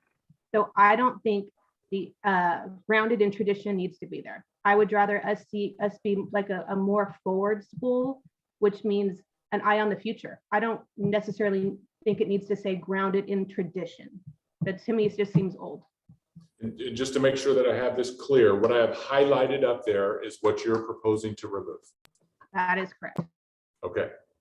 Points and counterpoints. Well, I'm trying to figure out, in our minds right now, should we be thinking like, I think this is good for the school, or do I include this is good for the community?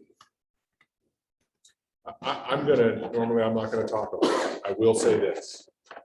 If you remove tradition, you're gonna have an upset group of people that were angry. There was a overwhelming supermajority support for the word tradition. I understand that the point that Kim is making. It's a valid point, but For tradition is important to 90%. I think for any high school, we want to know. Yeah. I agree with Kim, but I also understand this political issue here. And the mission statement is only as good as it gets implemented. So we have to go down the road of keeping that in. I heard tradition. But I like the idea of focusing on the here and now and future. Not be having our hands tied to try to replicate what we think was in the past. other points, counterpoints. I'm just gonna ask Kim if that's okay. Kim, is there something you can do to serve both interests, the points that you just made, plus the fact that the community has a strong interest in using word to serve both those interests? So what about like with an eye on the future, yet not whatever that word would be, tradition? There is a word that would fit in there, but not like ignoring, or that's not the right word, but I'm just saying in general for an English perspective. But I would rather have an eye on the future versus grounded in tradition be ahead. I mean, if you're going to say, I mean, demographically, we have so many more people moving into this area who maybe aren't in tradition. They're maybe not the same. I mean, Maybe something like prioritizing the future or something. How would this work for you, Kim? Yeah, I'm just thinking, I've seen that in other situations. Kim? Can she read it? so I'm reading it. Yeah. So in a safe and supportive environment with an eye on the future, honoring tradition. How about that? Can I keep it that way? I It's just your don't want proposal. tradition first. Yes, let's go that way. Thank you. Like that? It seems Thank you. awkward, unless Yep. unless we put the word and, right? Future, I think we can put a comma there now. Got it. Yeah, I mean, you do. If you do that, the comma needs to go there. Right, no, I'm not, I agree with What about yet? Can we just put, with an eye with an eye to the future, yet honoring tradition? Is that?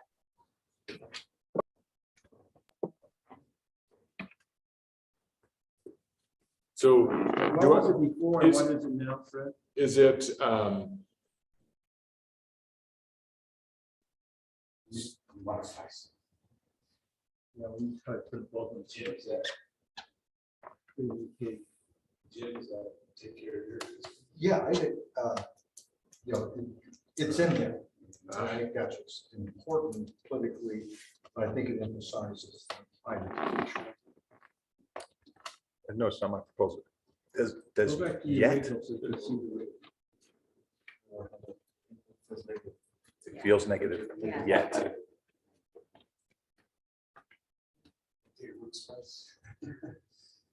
But it's Kim's proposal too. OMG. Okay, how about the word and? I don't know. I mean, I'm not I'm not an English scholar. I apologize. So Oh, no. So Fred hang on for a second, Kim. Fred needs to show you the before and after. So we make sure we represent your point of view, but with the understanding of what it was and what it is. Are you there yet with the comments in there, Fred? The audience future has 2 comments.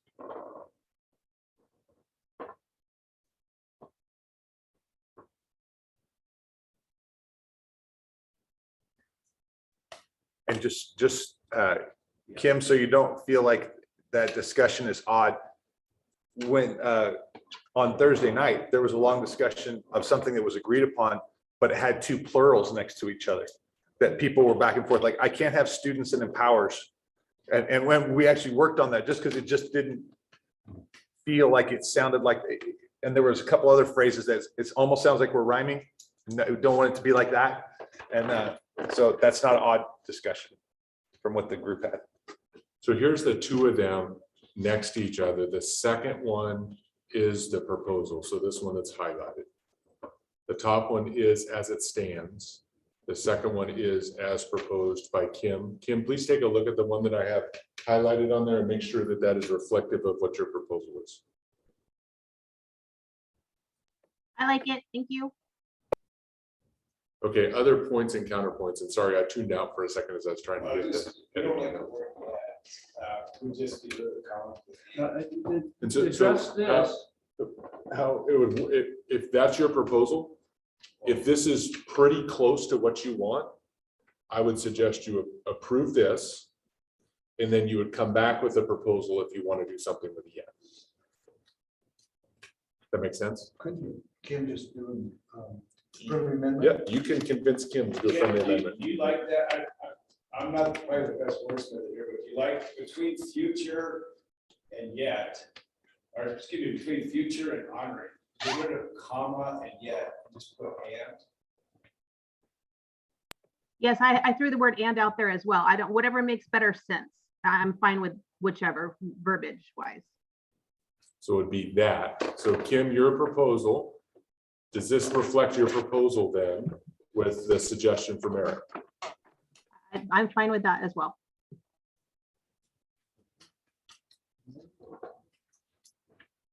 Points or counterpoints? I liked the word grounded or rooted, staying with cultivation, grounded fit, both of those words align with the vision statement. And I don't share the same concern. I think that the eye to the future speaks for itself. And it's powerful. And I don't have a problem with tradition. I feel like it's a good thing to know and to hold on where you come from. That's my thought. I would say I agree, as long as it doesn't prevent us from. Yeah. Right. Of course, yeah. Of course. Other points, counterpoints? All right, here we go. Remember, a thumb sideways, live with it, but it counts as a yes. Thumbs down, you want it to stay the same. Thumbs up, you support it. Go for it.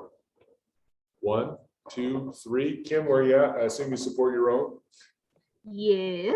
Okay, there you go. All right, other proposals. Is it going back to propose grounding instead of honored? Because we reordered. You don't get to make. I'm just asking a question. Just for clarification. I'm sorry. I was suggesting he could propose changing the. No, that's no. We can't suggest to each other. He can suggest each other. He can give you ideas, but he cannot submit a proposal. Oh, yeah, I think you were talking about David. Oh, David, I think that's right. Yeah, sorry. I thought because he was being a rule breaker, I couldn't. He's gonna give you that.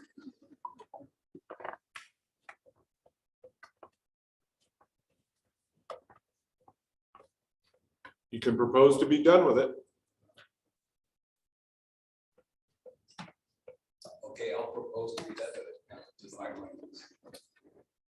Any counterpoints to that? What if we did comma after future? Remove and honoring tradition, and just say rooted in tradition. I'm not going to make the same mistake this time. That way, you are saying that the future is forward. The future comes first. But we're not forgetting the fact that we are rooted here. The roots stay the same place, the fruit changes every year. And hopefully you grow and you get bigger and you bear more fruit. So I think having saying we're forward thinking, but we know where we come from. So I missed your actual. I would say with an eye to the future, comma, rooted in tradition alongside. And Or that goes grounded. with cultivating. That's in the vision statement. If you do that, excuse me, it seems like you have to put the word and. After the next comma.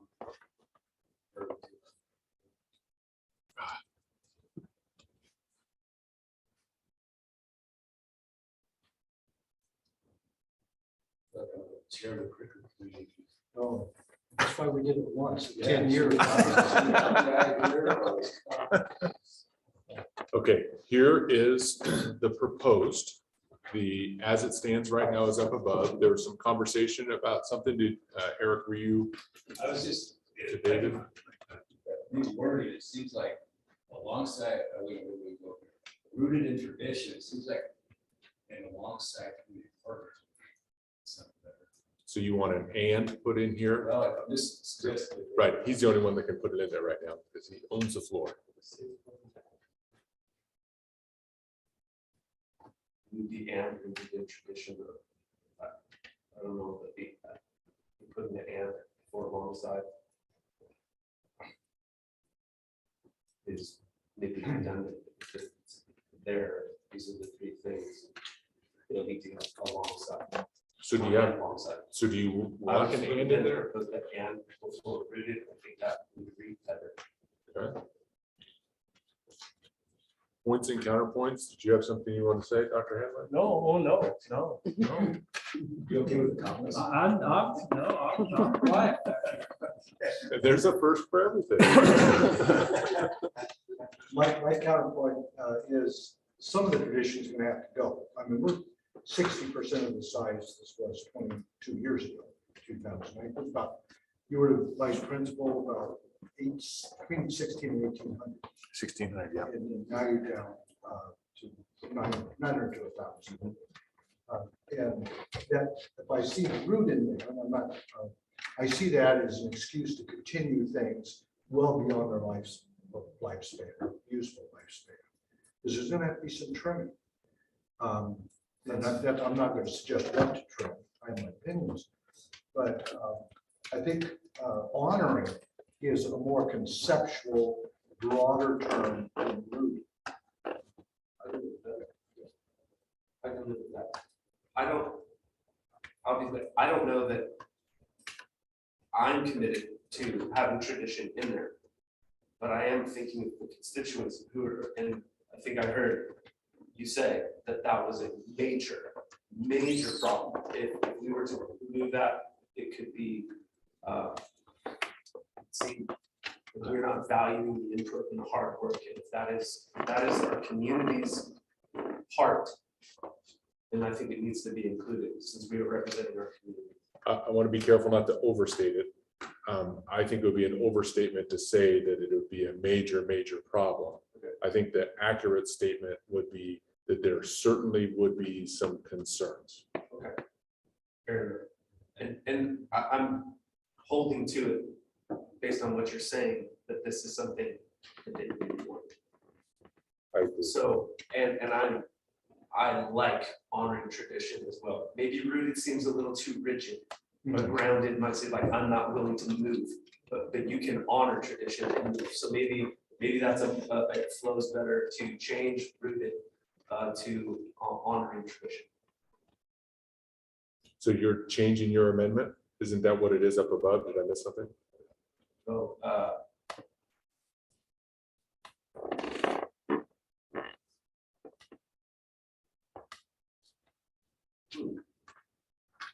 yes, I will remove my amendment. How's that? Okay. So You we're, sure you didn't change that? so where we're at right now, other proposals. So I have one quick question, as reference to how it shows currently. When it comes to the bullet points, are those also something we can talk about as we continue, or are we voting on it as it is currently? Oh, if you want the symbols changed, I think that's a really easy thing to do. Tell me what you want the symbol to be and we'll take care of it.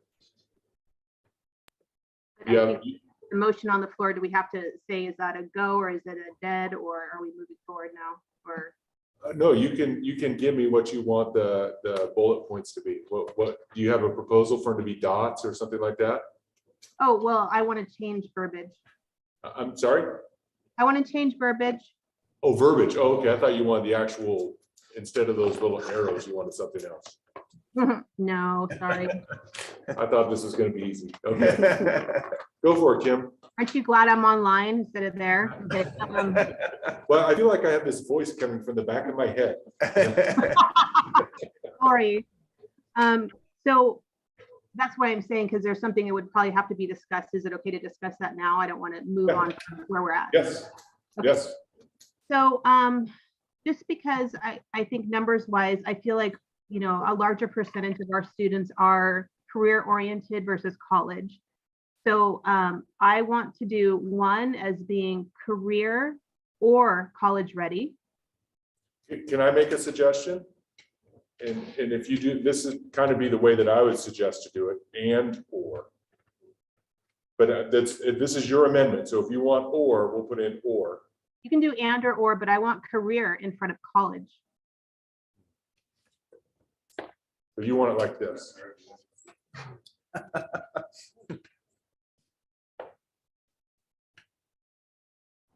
Is that accurate? Correct. And then the only other change I have would be rallying for academic excellence. So hold on, that would be another amendment. I think we need to spend some time talking about this one, then we'll come back to you Make for sure the you have a second one. copy of the original. Okay, I can remember this one. So, yeah. Ed, what's the percentage of graduates that go on to either community college or post-secondary education? We're having a very hard time knowing that right now. Yeah.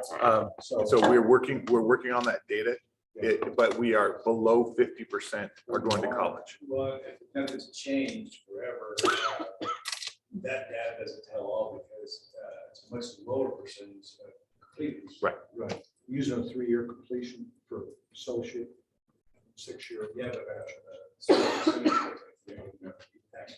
Yeah. Now, how many, do you know how many go into the military right out of high school? It wasn't as many as we thought on the last number. The last number, it tends to be 3 to 5%. Is that all? It's fine. I would guess 10 to 12. 15. It was smaller than I thought. they're just not included. Now, the other side of that is unfortunately the way that the firm collect their data. Those students tend to be the hardest to get responses from. So I would imagine that those are probably a little underrepresented. Oh, okay. And I would think our college students are the easiest to track. Yeah, no, yeah. When we send out the survey, the kids that went straight to a 4-year school are always responding in 10 minutes. So the State Department of Education, like I said, Well, not as effectively as we would like. There is a clearinghouse that is trying to make that more clear cut, using their SSID numbers to be able to track at least the community colleges that they will use of that.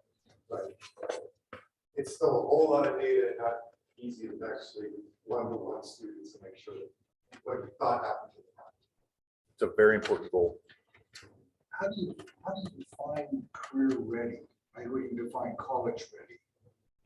Career ready, is it a minimum wage job or is it a livable wage job? Is it a period of time? The way, and you correct me if I'm wrong, because you have more experience in this than I do, but my understanding, it's been people who are moving out to high skill, high demand, high wage jobs.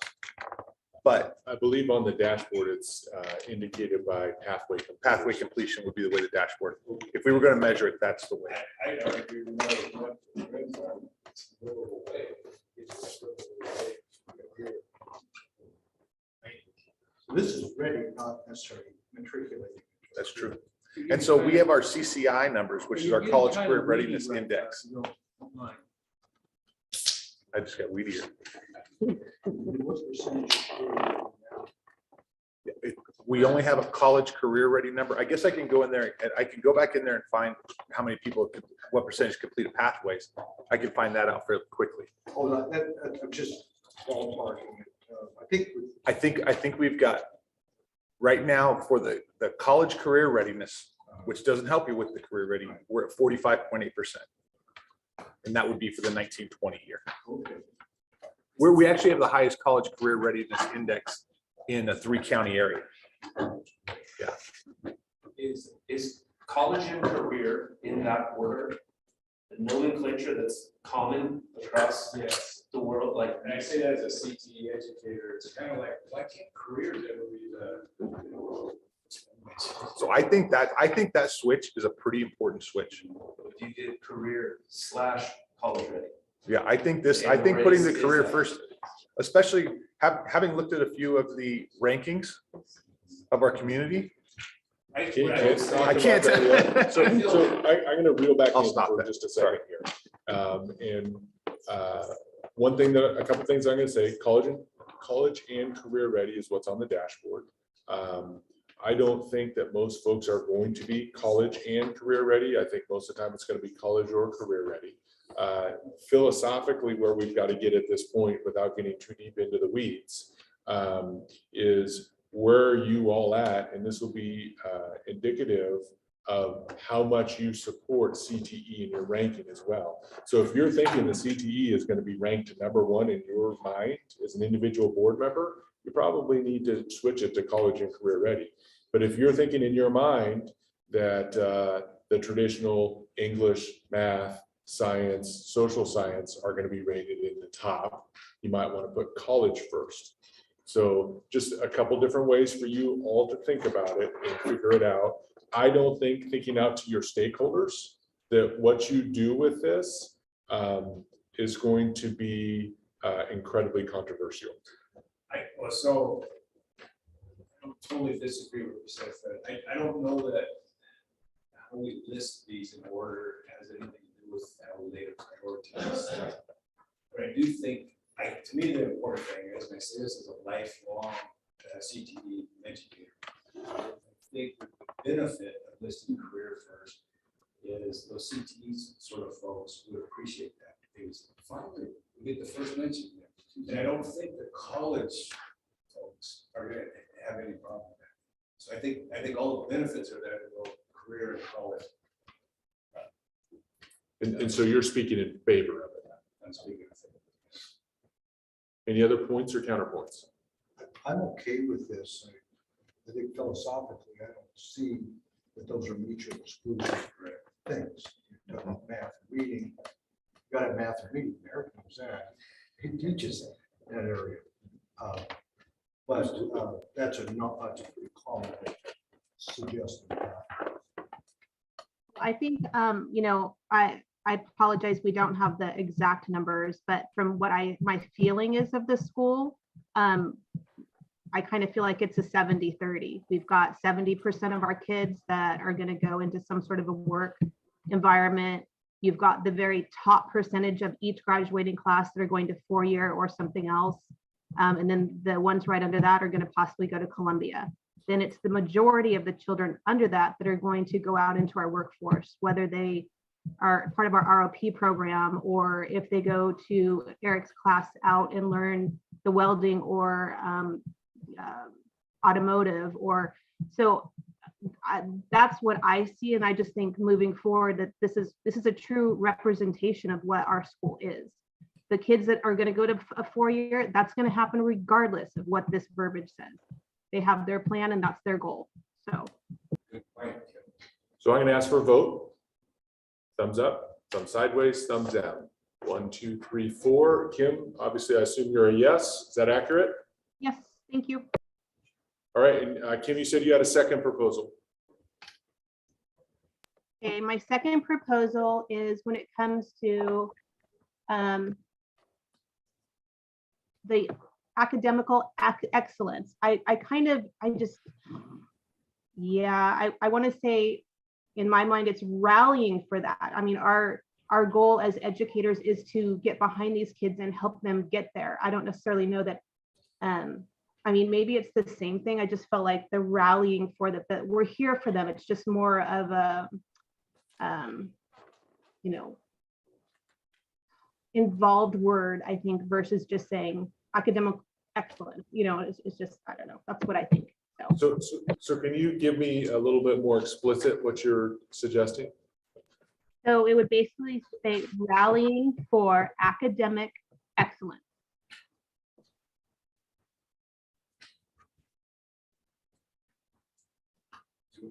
To aspire for. So rallying for academic excellence. Did I capture what you're suggesting?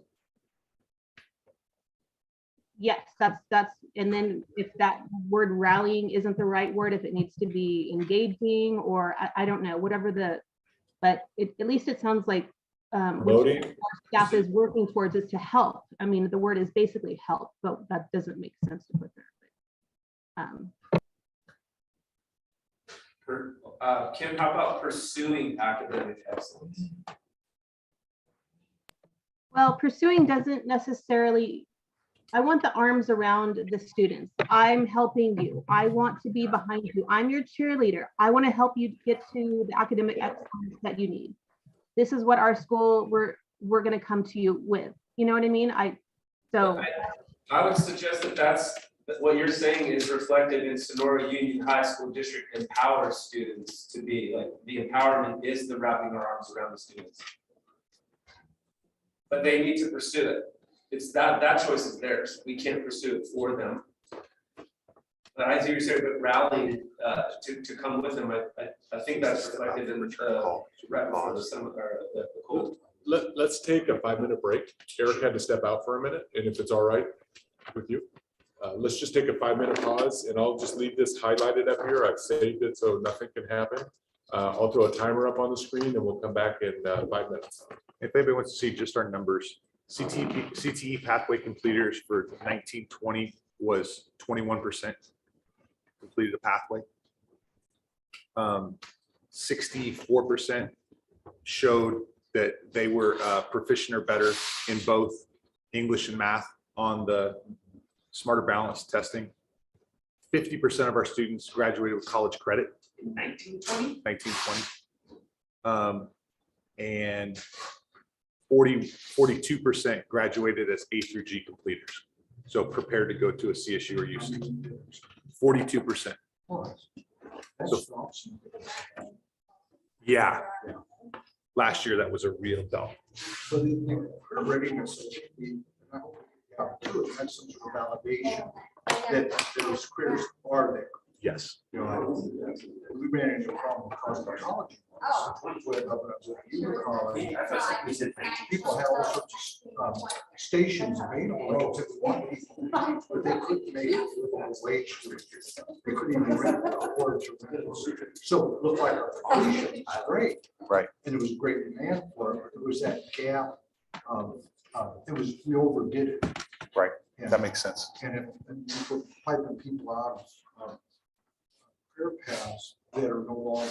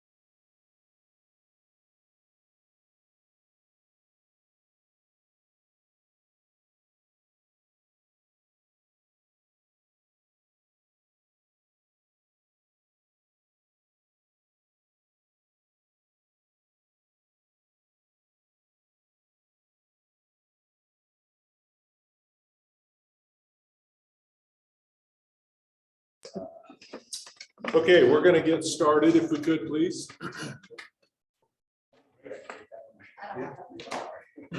So we have a proposal on the floor that is rallying for academic excellence. One thing that I'd like to say before we carry too much further away from this, just my perspective based on being here on Thursday, I think this is pulling away from what the original intent of the team was. And this is one of those kind of, I would put it in the same category as taking tradition out, where there would be a major concern with the group.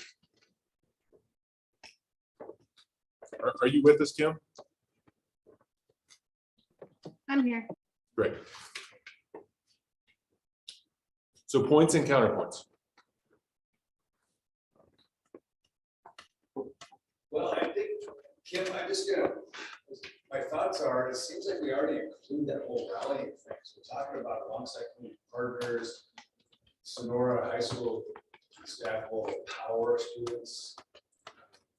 So just don't put those thoughts out there. Maybe rally to include it. Would we like the word engaged in academic excellence better than rallying? Is that a proposal to change your proposal? If that verbiage fits better, I'm happy to do that. Engaged in academic excellence. I just want to involvement is what I'm looking for.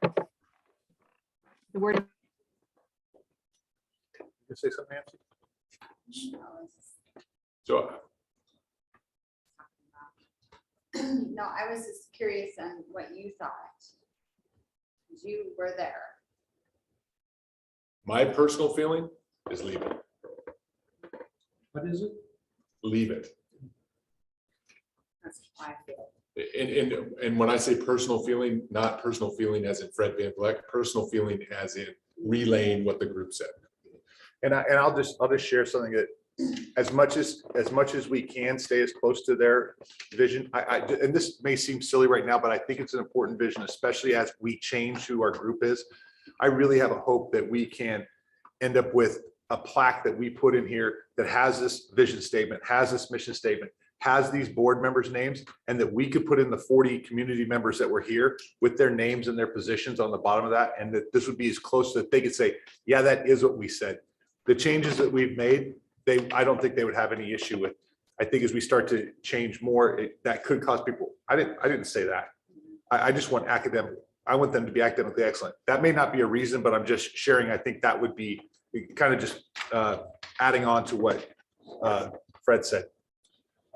I would say that the issue of engaging in academic excellence needs to be a strategic goal, maybe not part of this. That does, it's important to be a part of the overall planning document. I think empowering students to be academic excellence assumes something happened. This assumes engaging is a process. So that's where I would see. I would like to leave it just academic excellence, but not lose the thought. Make it more maybe one of the 3 to 5 strategic goals. That makes sense. You ready for a vote? All right. On the change for what's highlighted there, thumbs up, thumbs sideways, thumbs down, please. All right, we don't have it. Other proposals, and you can propose again to be done. I propose we're done and move on. All right, the proposal's on the floor to be done and move on. I'm just going to ask for a vote unless somebody really wants to make a point on that. So thumbs up, thumbs sideways, thumbs down. I've got 1, 2, 3, 4. Kim, where you at? Sure. Yes. Yes. Okay, we're moving on. We've got it. Congratulations. All right, now we're going to move into the next heavy lift. And I don't know the best way to do this because there's a lot of words here. So let me put in a page break here. Why don't you read it? Because the words are probably not that significant. Well,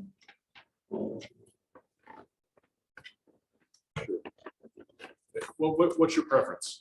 Do you all want to read it? You want me to read it to you? I don't want to insult you. I can enlarge it and we can read a couple of, before you read it, if you're going to read it on your own, I want to give you an overview of what this is all about. So why don't I start there and then you can choose on whether you want me to read it to you or if you want to read it. Okay, so overview. So strategic plan and the fiscal impact are two very interrelated pieces. Rewinds 10 years ago in our strategic planning process, fiscal integrity used to be a standalone objective in the plan. And we came to the point where it just didn't make sense for it to be a standalone objective because the underpinning of everything is that the district is fiscally solvent. Because if that doesn't happen, obviously there's trouble in paradise. And so we've changed that to be the underpinning of the whole strategic plan. And I know you've all adopted a board policy that outlines what your reserve should be. And that's all in here. And what that is minimum 12% reserve for economic uncertainty with the goal of growing to 17%. Your current reserves as of your second interim report were just over 16%.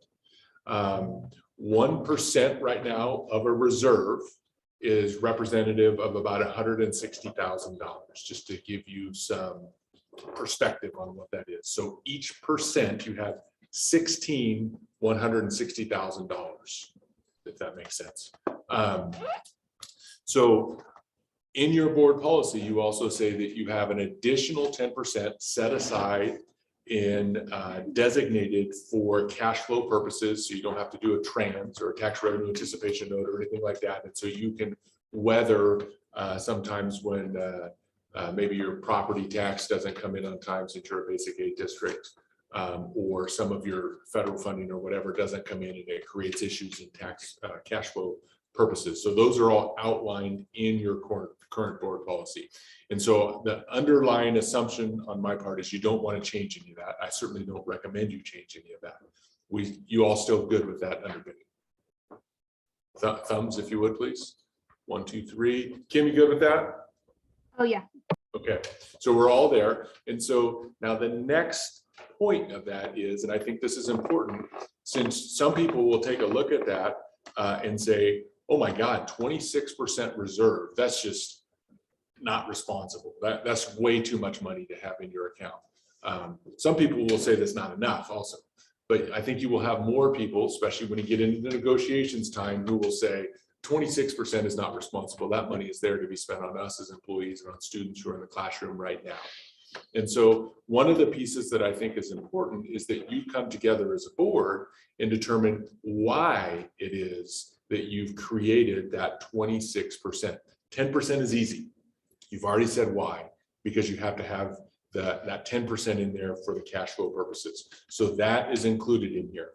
Now, the next component is I want to designate the rest of that 17%, which is your ideal of where you would like to be on where that would go. And so what I said in here, based on that is 4% is your reserve that you have to have statutorily as a district because you've creeped under that 1,000 ADA mark. So, and remember the difference between ADA, average daily attendance, and enrollment. So you're under that mark. So what I did was I put that in here, and I'm just going to enlarge this section for a second and talk about that 17%. So here is how I designated that. So the 4% there, 1%, which one could argue that that's pretty low, is reserved for catastrophic impacts on the district. Because even if you have a catastrophic impact on the district, you're not supposed to dip below the 4% because you'll be qualified at that point. 2% reserved for technology replacement. That means, a server goes down, you have computer replacement issues because you have devices in all students' hands right now. You have a cost that's coming up for some replacement costs. And so you're saying there's 2% there. And let me start talking money and what that means right now. 2% is $320,000. No, I'm sorry, 160 and 320. So moving on down, equipment replacement reserve, 3% for that. And the idea behind equipment replacement reserve is you have a maintenance vehicle fail, you need to replace a tractor on campus, you need to replace a lawnmower, all those sorts of things. And so that is what that is for, is so you can do that. And the idea is, if you had to replace a lawnmower, then as soon as the budget starts again, you replace that in the reserve and you rebuild that. So this money isn't here to spend every year. This money is here held as a reserve in case these things happen, if that makes sense. And if you spend it, you replace it. Say the last part again. If you want, If you spend it, you replace it. it's not so that reserve goes down. If it goes down 1%, in the next year, they need to replace it. That is correct. So like right now, your reserve, I think, is 16.6% or something like that. 16.68%. So We as have it, like aspirate, a word policy, I guess, aspirational 70%. And I'm just now thinking for the first time, maybe the board needs to revisit that and make it an absolute. Now, if you put this in your strategic plan, you're giving that formality to it. Good. What happens if you don't spend it? Does that mean the next year you don't? You have more to spend since you kept it in reserve? no, that means you just have, so if you spend that money, so right now, I'm just gonna call it, because I like round numbers. I'm just gonna call it, you have a 17% reserve as of second April. So right now, you have met this. Good job. That's great news. If you spend that money, that reserve goes down. And so if that money stays in there, you just start next year with that 17% there and ready to go. And so that's what the board directive is right now, is to keep that 17% in there. And the idea is to not spend that, to have it there in case of an emergency for this list of things. The last paragraph, I think, also will help. I think what you said. Yeah, and when well, it's right. When I get into the words, definitely that'll help. I have a question. Sure. Kim, how do you feel about how this is broken up? Do you feel, because in the end game, you're the one who the board's going to look to for making sure we're balancing. So. Right, sure. No, thank you. I appreciate that. Ed and I met and we kind of went over this together. So I feel pretty comfortable with it as is. And then I think on the second note, regardless, once again, for the fact that there's going to be a new board, there's going to be a little bit more pressure on you regardless, because they're not going to know much about anything. So I appreciate the 17%. I don't mind if people think it's too much. And once again, I know I say this often, but since I was on the board when we were facing the state taking us over, I'm happy to see this number.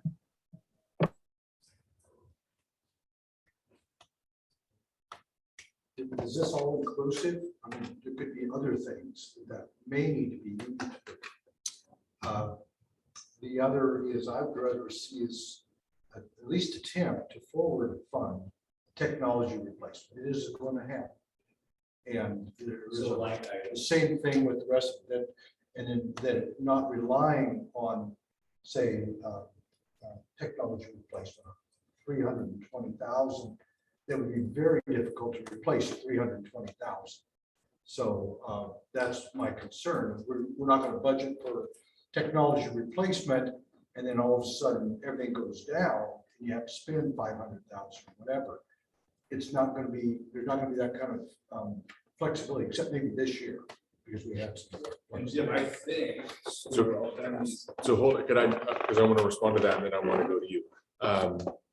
What you budget for needs to be completely separate from this, because so that desire, I think they're hearing you, and if that's the direction of the board on what you want them to do, they will budget it.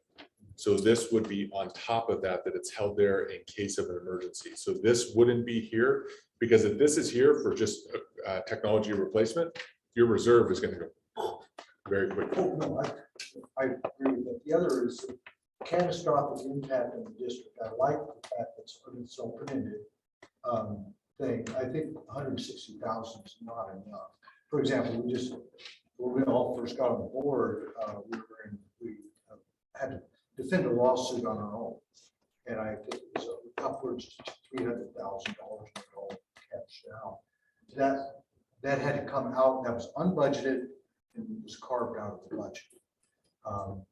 So I'd like, if we're gonna be holding to these numbers, to see if it could be a little bit larger or catastrophic impact, because we don't know what's gonna happen. So that can happen in one of two ways.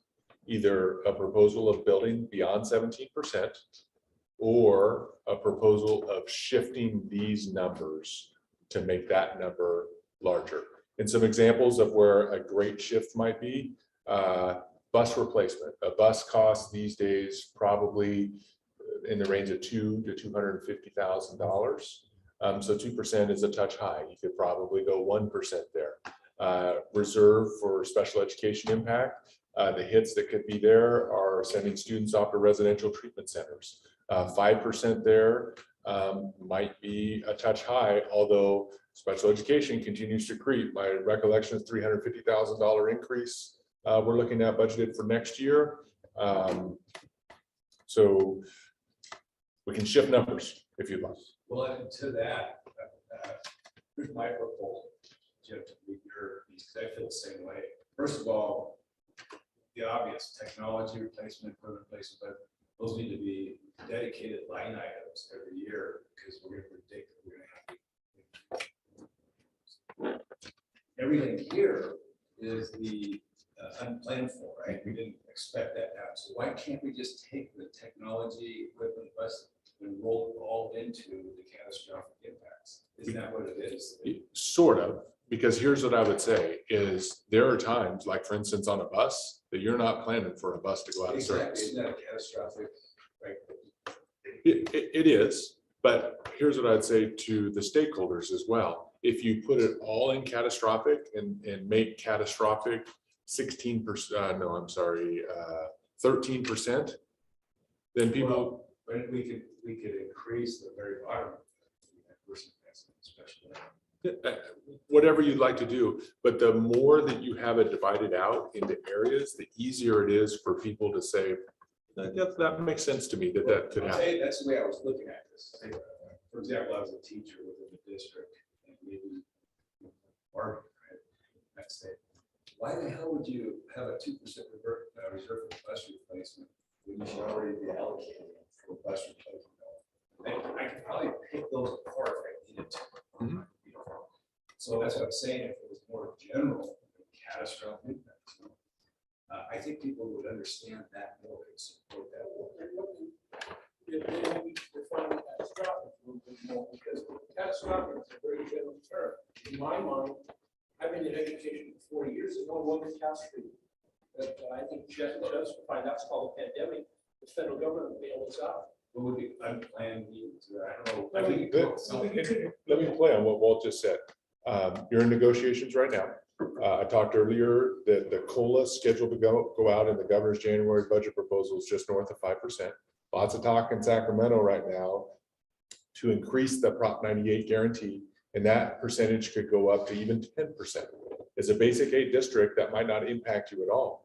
A teacher might come out and say, or the Teachers Association, well, that's catastrophic that everyone else in the state is getting that 10% raise and they're handing it out to their teachers and you're not giving us anything because we're not impacted by basic aid. We see that as a catastrophe. You need to dip into that fund to fund our raise so we can stay more in line with the rest of the city council. We could just play with the words, I guess, and, look at it like unexpected needs or unexpected urgencies.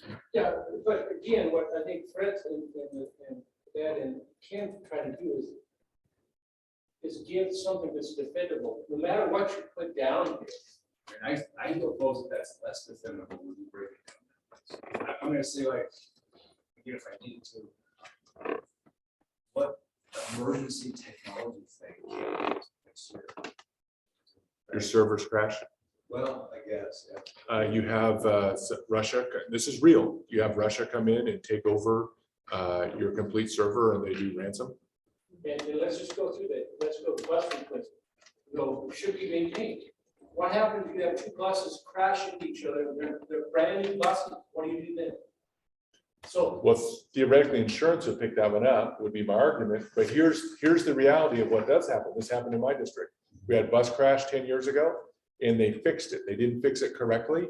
And so they didn't get paint up underneath the bus where it mounts to the body. So the CHP failed it because the rust was going through the body of the bus. And so we have a bus that's not that old, that was in a crash, that won't be covered by insurance, that we have to take out of service. That's an example of a real thing, of a bus going out of service that's going to be a hit to the district. but that's the concept, of what, the wording the way you want it, is whatever you want it. I think the best thing is Kim and Ed need to be able to understand how to preach the message. And Fred's got to make sure he reinforces with you the Al Gore philosophy. The Al Gore philosophy, once this is in these reserves, it's in the lockbox. Unless there's a real major reason to shift it out, it's in the lockbox. Well, I'm thinking about defensibility as well, is I think stakeholders generally understand the higher the reserve, the more protected you are generally, right? It's like an insurance policy. And I think they're accepting of that, right? There's, of course, there was an opinion how much protection you want. But I think when you start breaking it down like this, it just opens the door to say that's, you don't need that. That's not big.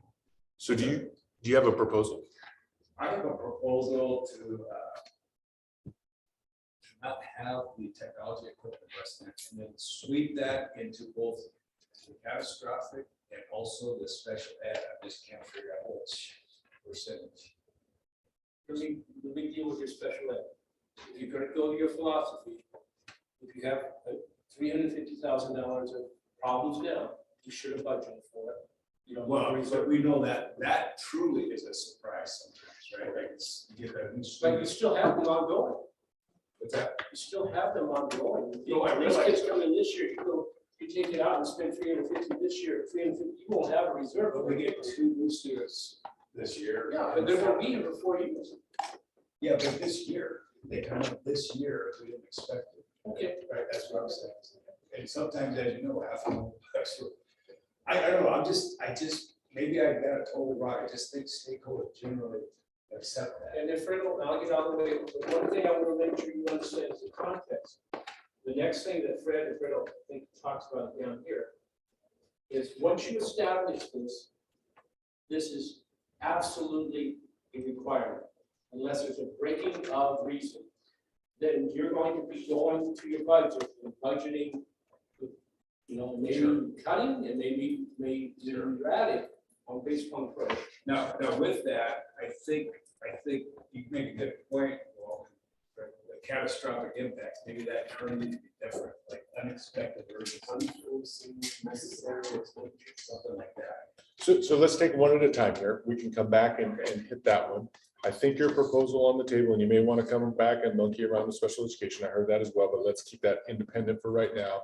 Just a concept. The concept would be to delete what I have highlighted right there and to increase the 1% to 8% for catastrophic impacts on the district. Or split that with special ed, maybe.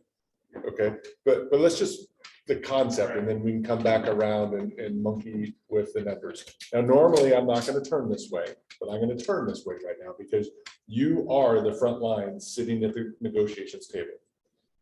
And so any perspectives that you want to give to the board on this before they say yay or nay? Which message is easier for you to communicate?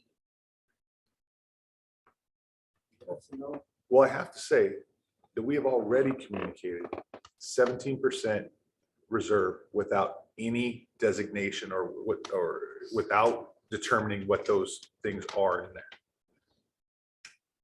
This makes sense in terms of being able to say, and like I say, you could monkey with the numbers, you could argue some of that. But it does make it easier to explain that, well, here are the things that could happen and here's why we would pay for them. Why we have a reserve this big, because we could foreseeably in a year have this impact on special education, have to replace a bus, have to replace a server, have to have equipment go down that we've got to replace. And so that is a way to explain it better, that is lined out, and then we've got it. So you think if sitting at the negotiating table explaining it the way it was originally worded would be an easier way for you to explain it, or do you think it's more generalized?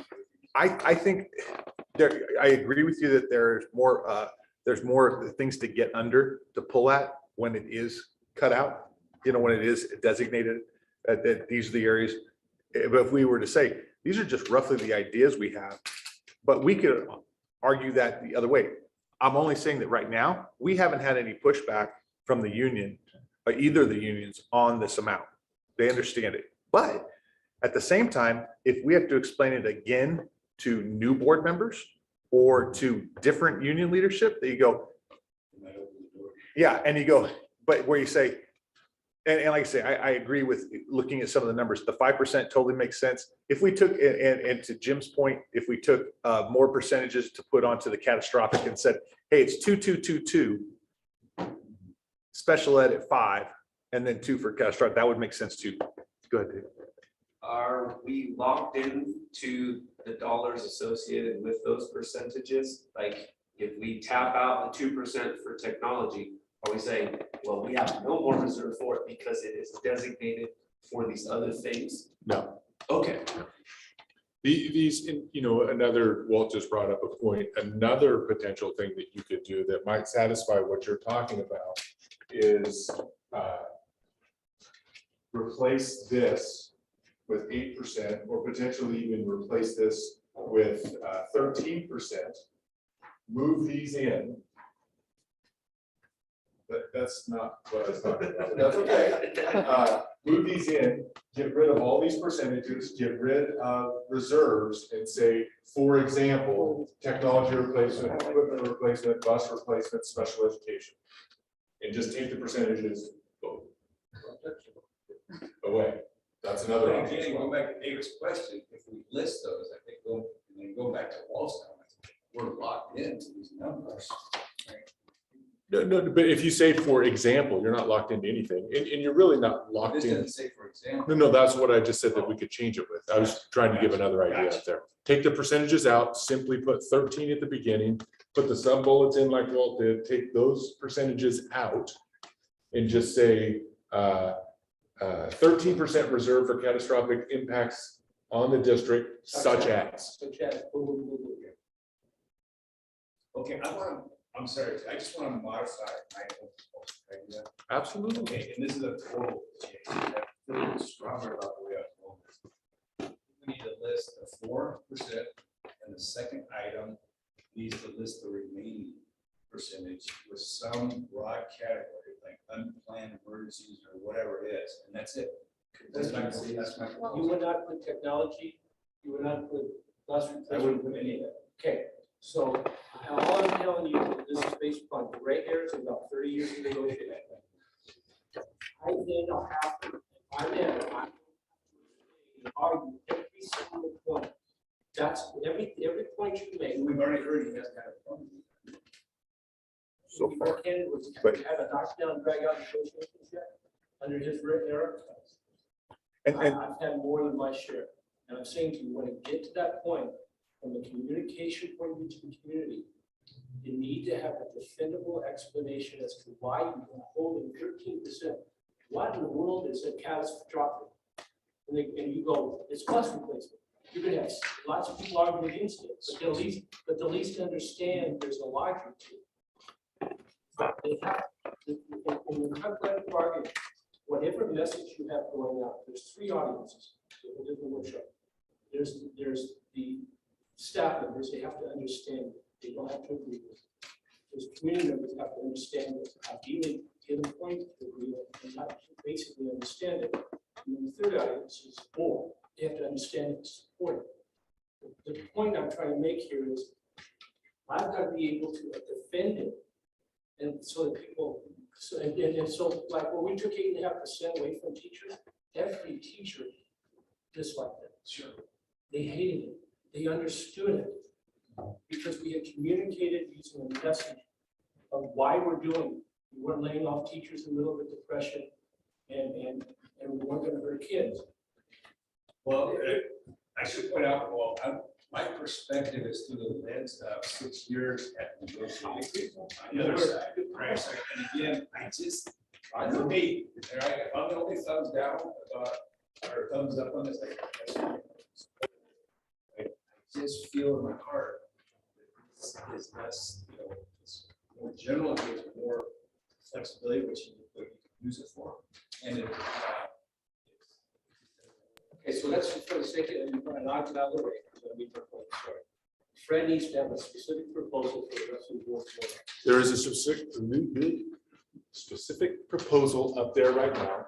just have those 2 lines, It's changing, well, I'm sorry. just to have those 2 lines. Yeah, the gray goes away. And you have a 4 and a 13% up there. The gray goes away. And if that passes, have to change catastrophic impacts to some kind of.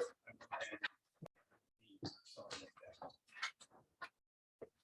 That's a little bit of counterpoint. I think the issue, like see arguments of the negotiation here, saying we should be budgeting replacement.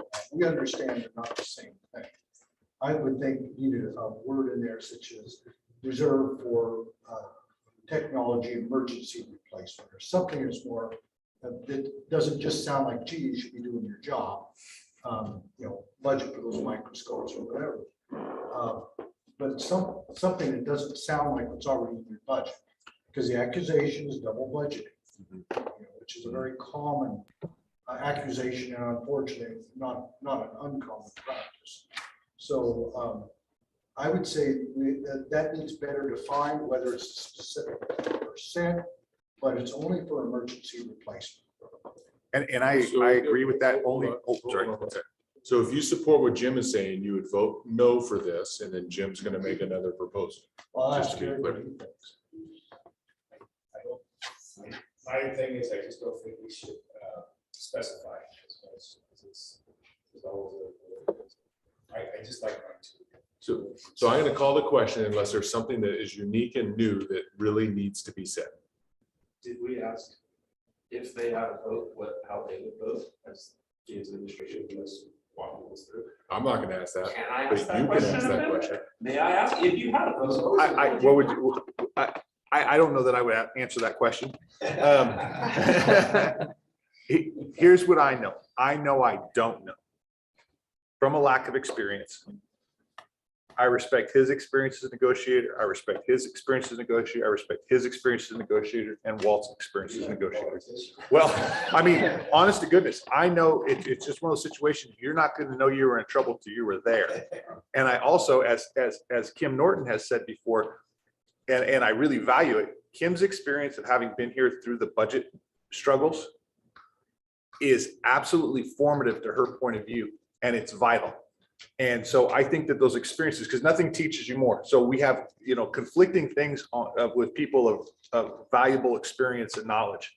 And so that's where I don't know that I would vote either way, and we haven't, until you've been in the tight spot, and you have all 4 been in the tight spots with budgets. We haven't been there yet. So I respect wherever the board would end up on that, based on that information. Can I say one thing? Sure. Okay, so I think the original way it was, to me personally, would make me feel better only because it's transparent, number one. And number two, it shows all of these separate departments, like Matt sitting here, hey, you know what, Matt, whenever something comes up, guess what, we got you covered. Or the people who are in our bus area that, hey, you know what, we've thought about you. So I think it also shows when it's broken up that this way that we have figured out in case something comes up, come to us, we've got it covered, versus it being in a big lump where everyone's wondering like, well, wait, did mine get used? You know what I'm saying? So. What if there's just some sort of asterisk, I don't know, in a second line, and then the asterisk was defined as like, for example, like emerging technology, whatever, and then get rid of those. Absolutely can be it. That's what y'all want. Because you mentioned the for example before, right? But it just seems like examples too in there. So let me ask, are you changing your proposal? Sure, I'll do that. So I still don't know what the term should be instead of catastrophic impacts. It should be something more like unexpected or whatever. about emergency. Make sure you don't lose what you got. Reserve for emergency impacts, something like that, and then maybe an asterisk at the very end.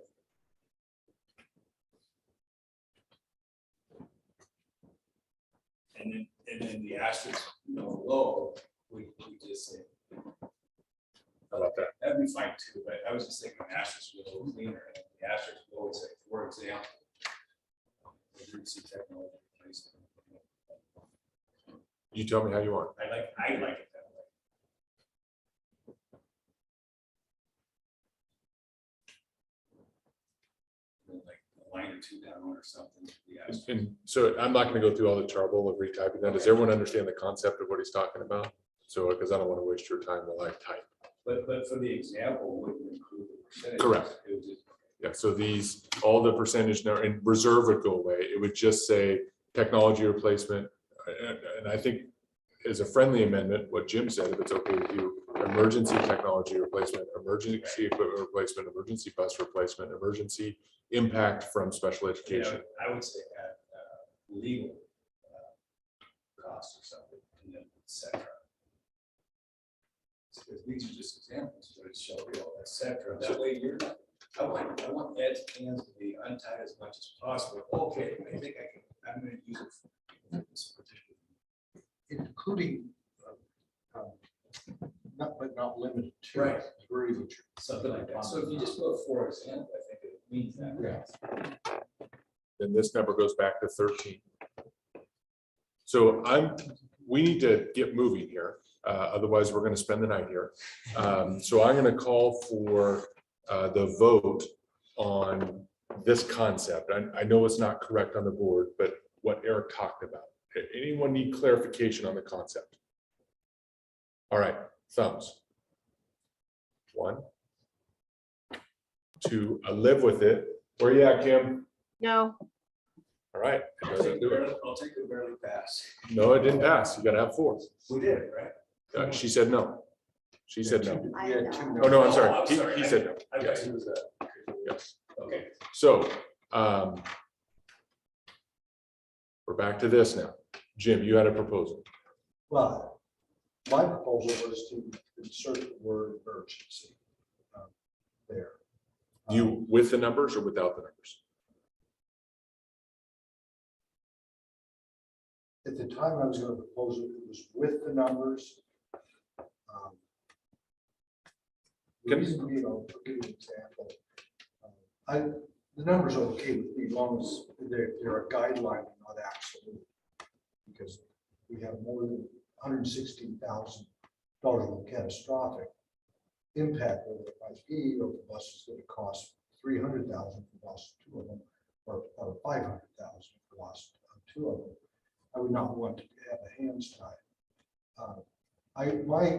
My interest, I think, is more operational. I'm not sure it's covered here, but there are some gray areas in emergencies, as everybody knows.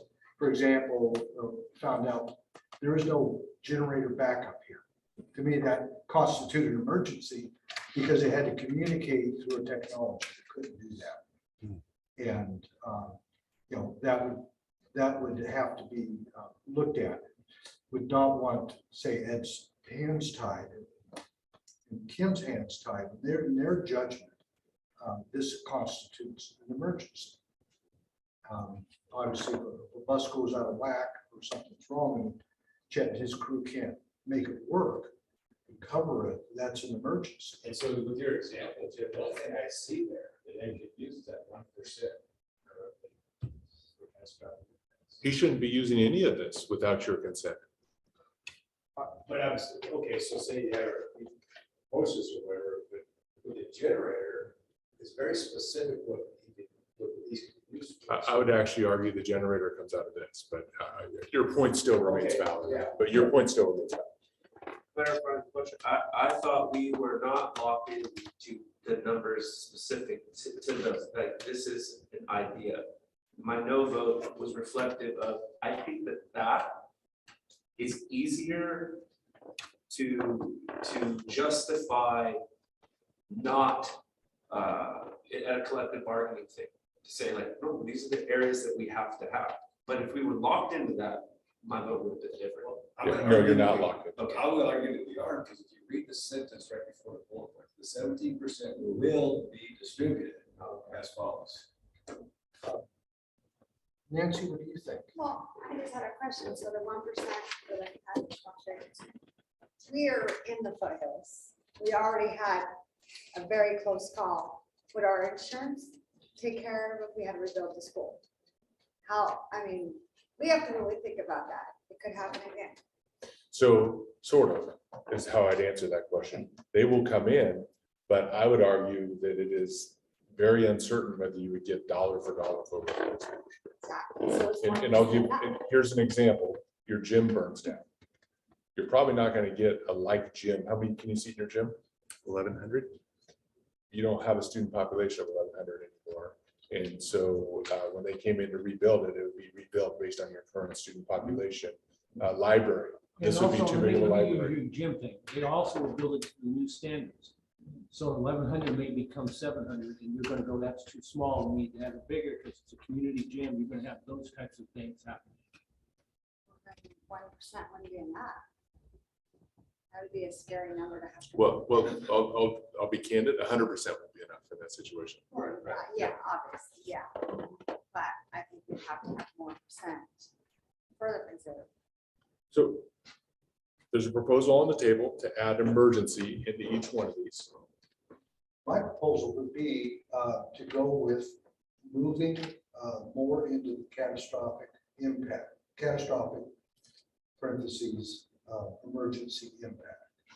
And take it from those that are, So you want these numbers to disappear? no. What I'm hearing is that's strategy and Kim's and Ed's judgment of that this wouldn't come to us, had not come to us, had come with some merit. And Can you give me a number you want there? I would pull 1% out of the technology, the equipment, and the bus. Wait, let me not do that. So this would then become 4. This would become 1. This would become 2. And this would become 1. Accurate? Based on our experience with the lawsuit that was not covered, I think it's 300,000. So that's 2%. And it was not, I don't know what our legal is budgeted up front, but it certainly wasn't budgeted for, I don't believe. It was. And JPA did not, I don't recall, it didn't help at all. They did. So we've talked a lot. I'm going to go ahead unless somebody has something really unique as far as a point and ask for your vote. So is this like catastrophic impact? But I also suggest the parentheses, emergency, or you could say catastrophic / emergency. That softens it up a little for those that have a very defined sense of catastrophic. I suppose there's a legal term for it, probably an accounting term too. Yeah, well, fire more likely. Right. Does this reflect what your It proposal does, is? yes. Thumbs? 1, 2, 3, 4. Kim? Yes, I just don't think the word emergency needs to be a special education, but sure.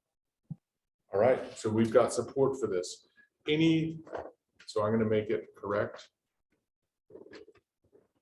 I'll take care of the apostrophes later, or parentheses, excuse me, later, and I'll fix that a little bit later, just for the sake of time. Any other proposals? Proposal for it to stand? You want proposals to be done with that part. Supposed to be done. Thumbs? 1, 2.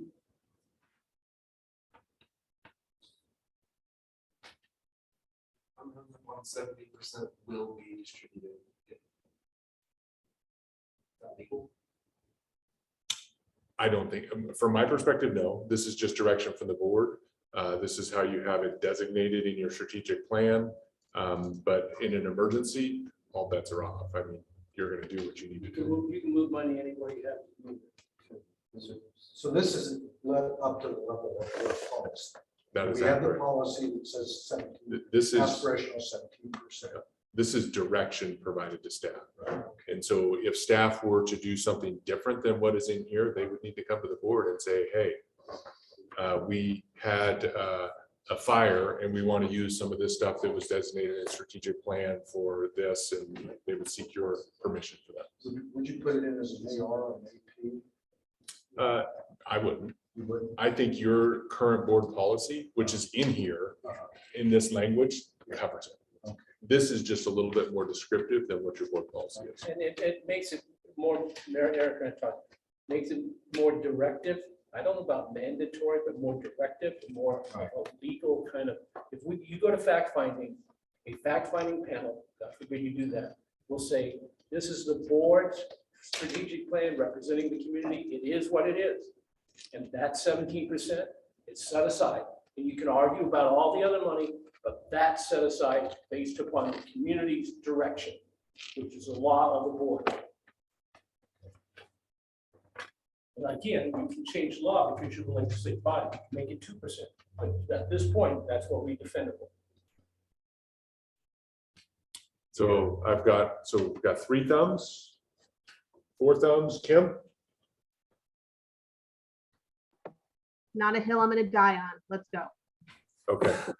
So, That last paragraph, Fred, I think is important that they understand, particularly Dave's new. Do you need to, you're gonna read these? yeah, I'm either going to read these or have them read them, whichever your preference is. Have them read it. You all want to read them? You want me to read them to you? Okay, I will read them. So this starts off with fiscal integrity on the district, and this is a subsection of the strategic plan itself. The strategic plan is designed to ensure that the human, financial, and capital resources are efficiently and effectively allocated based upon the priorities established by the Sonora Union High School Board, with the fiscal integrity of the district as the cornerstone foundation requirement of the strategic plan. The prioritization of the 20 objectives below presumes that the core fiscal and human resource needs will be addressed within the approved budget. The fiscal and human resource wants for each of the 20 objectives shall be addressed in the priority order established by the board. That's a statement on wants versus needs. Questions, concerns, anything? Okay. Second paragraph. Sonora Union High School District's determination of fiscal integrity requires that sufficient funds are in reserves that would address the challenges that may come to the district, both short-term and long-term. Accordingly, the board commits to establish reserve levels as well as their fund balances to meet state and local priorities. Additionally, the board commits to save potential future expected and unexpected expenditures for eventual economic downturns. The district's reserve for economic uncertainties will consist of no less than 12% of the general fund expenditures, with a goal of maintaining a reserve for economic uncertainties of equal to 17% of the general fund expenditures, equal to 2 months of general fund operating expenditures as recommended by the Government Finance Officers Association. The 17% will be distributed as follows. That second part of that is straight out of your board policy.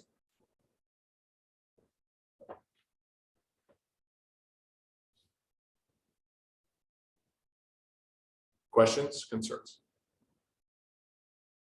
This is straight out of your board policies as well, and there's one more piece that I need to talk about.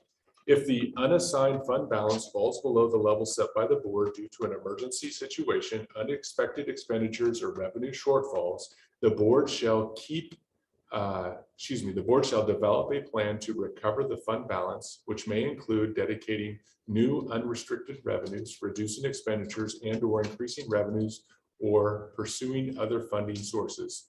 While the reserve status will be reported out to the board at budget, first and second interim and unaudited actuals, the benchmark for the reserve will be set at the second interim each year. The district will maintain a separate reserve for district cash flow consisting of no less than 10% of the general fund. This is the piece I want to take a second and talk about. Let me know when you're ready to chat about that. I want to talk about this. Okay. So the last sentence is straight out of your board policy. So we have to change the board policy to change this. Yes. The last sentence, not the sentence that's highlighted though. So what you're saying there is, if you spend the money, it triggers board meeting discussion about what you're going to do to restore that money. If I was a board member and I'd love to spend money, I could go, we don't need to restore, let's change it. Or if I'm another board, I want to increase it. So all it is a trigger saying it doesn't get developed, doesn't get worked on just with Kim and Ed, it comes to the board.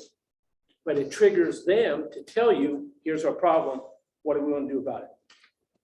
It doesn't delay, like there's some administration that all of a sudden surprise the boys, hey, we have no reserves. There's no trigger. I didn't need to tell you. Now this triggers. This gives a statement of 17. Goes below that, we got a trigger to do something about it. Okay, the next piece that's really important about this is, when is your testing period for this?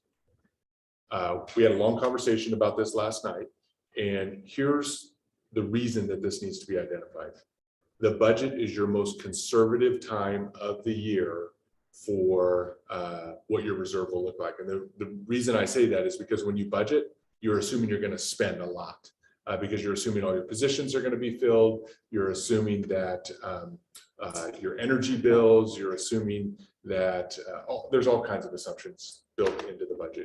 And the statement that I like to say is your budget is approximately right, but exactly wrong. And so it's an estimate. And you know, Kim's going to work really hard to get that estimate as close as she possibly can, but it's going to be wrong. And CEOs hate it when I say that, but it's true. It's going to be wrong. So at first interim, you start to true it up a little bit because, oh, well, we were unable to hire this TOSA because you couldn't find a replacement. That's a true story that happened on the campus this year. And then as the year progresses, second interim, you true it up a little bit more because this happened or that happened. And then in unaudited actuals that come out in the fall, you get what it truly is. So the problem with budget is I think it's too conservative. The problem with first interim is you just started your year. You can't really make any adjustments. The problem with unaudited actuals is it's too late to make any adjustments because you've already started your next budget year. The time that makes the most sense is a second interim report because it's going to be the truest picture of what your reserves are shaping up for next year. And it also is right around that March 15th deadline. It's presented right in that same time frame. Which is classified and certificated layoffs right now, so you can make your adjustments for your following year. And so I suggest that you set that as the benchmark for when that should be looked at for your reserves. You hit it right now. So Kim, that was a your recommendation as well. Absolutely. Okay, so can I get a thumbs on the language that's in these paragraphs? 1, 2, 3, 4. Kim? Yes. Thank you. So going on down, the rest is just things that we've already talked about. Gives definition to the things that Mary talked about, and then talks about timelines, talks about the continuous improvement that we've already talked about. It gives a specific just table and as opposed to this as far as timelines. This is just all stuff that we've already talked about. I don't think there's anything here that we need to spend time on. Kind of what I estimate to be the action dates, and it's subject to change with Ed and staff. April, it's developed April, May. That's why we want to get that approved, final approvals here in 222, and then the LCAP budget is going to be listening to that in May. It's the LCAP budget. So that comes in, and then the target for the next year, final approval, you're implementing, then the following year, it's going to be, following years with a continuous improvement process starts. You're going to be evaluating the This year, next year, you're gonna do the strategic, have the strategic plan guide. Following year, you're gonna do a report of the prior year, and you're gonna have a new strategic plan representing updated outcomes and metrics. And so at some point, you're gonna have 3 plans going on. One that we're reporting on from last year, this year, the one we're in, and next year, the one we're gonna develop.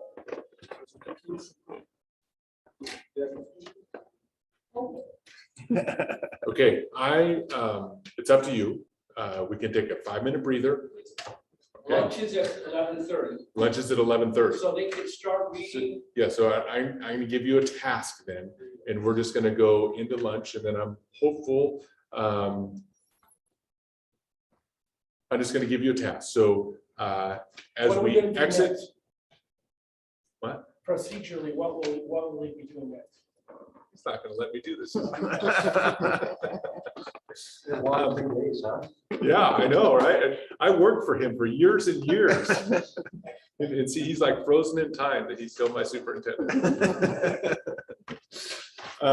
Okay, so we're going to be transitioning into the prioritization. This is another heavy lift for you today. And this is the political piece that we talked about before. And all eyes are going to be on the decision that you make as a board. And so we have a process that we're going to bring you through for this. You have in front of you each of the objectives, and then you have in front of you on those objectives the outcomes and the metrics. And there's a few actions scattered in there. Don't worry about the actions. That's just background noise for you all right now. You need to be more concerned about the objectives, and then secondarily, the outcomes, and then tertiarily, finally, the metrics. And so what I'm hopeful that you can do is, as we transition into lunch and you take a break, take a look at these.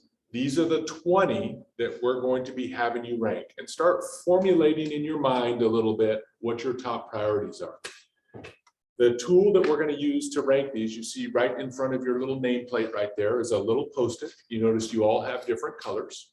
Those are going to be your tools for ranking. Don't do anything with them right now, but what we're going to do is I'm going to have you put some of those stickies on your top priorities. As a matter of fact, I think I might have you do that as we go into break and lunch. And so that gives you time to really absorb and put those out there. So if you count out 10 of those stickies, we're going to start with you putting 10 stickies on your top priorities.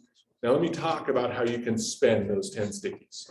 You can put those 10 stickies on one.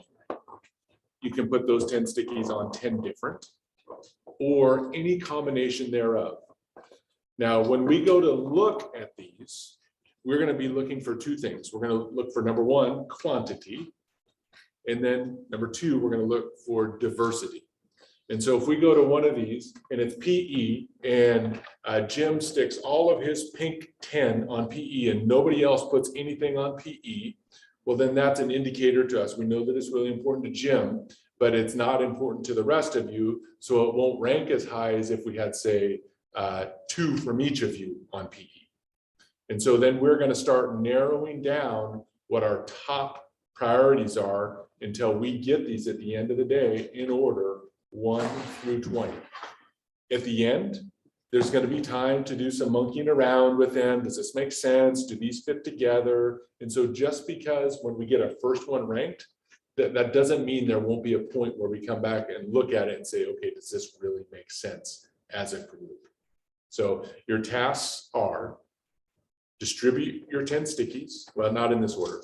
Understand the 20 objectives that are up there. Formulate in your mind how you want to spend your 10 stickies. Stick your 10 stickies up there. Go get your lunch, eat lunch, relax. We will regroup. Is lunch here? No, lunch is not here yet. So we're assuming at about 11:30. So let's do a check-in at 10:45, or excuse me, 11:45. And let's just see where we're at that point. Before you go. I will go. I know you well enough, make it into the weeds, somebody. I'm not gonna- So understand, you're prioritizing the objectives, but if you see outcomes, they should go, oh, they need an outcome in this area, they need something in human resources. Then tell Cindy that, and Cindy will write it down, and Ed will consider it when it comes back. You're focusing in on objectives, English, math, not on outcomes. We're still working on it. Rough draft. I have one objective. And yes, lunch is here, so go for it. So I don't, Ed, where are we at with that? Ed was working on that and trying to figure that one out. Well, all these things are typed, correct? Yes. They're all on spreadsheets. We just need to share Does she the, have does she have the son, not Cindy, maybe send the sheet that has the prioritization. right. She doesn't need all of the background. She just needs that one. Do they have the prioritization outcomes? They don't have that sheet. Okay. I have, She could tell you which ones to put on what. yes, as soon as I get Cindy to get the lunch stuff. Hey, so Kim, as soon as we get lunch set out, I'll have Cindy send you the documents that they're looking at on the wall. Does that sound okay? No. This document. Okay, but she She may also already needs have what's on the wall. No. No, that All will be we're gonna an do is effort. prioritize English, math. Oh, they're not looking at the outcome. Not at all. No. Kim, does that make sense? So do you have this prioritization sheet at home? I think she may have left for a moment too. We'll send it to her. Do you have it? I mean, I'll send it to you. Can you send it to? I don't have my computer up either. I don't think that. Oh, here she is.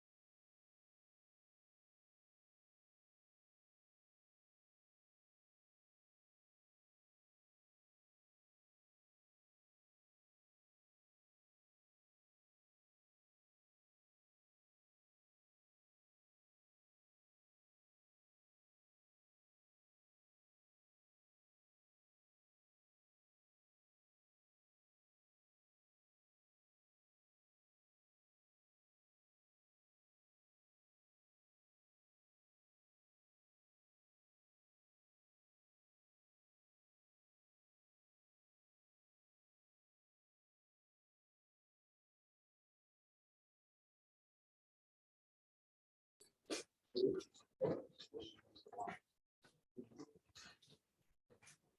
if I get the trustees to come over here, please, but I want you to miss the steps in the process that we're gonna do.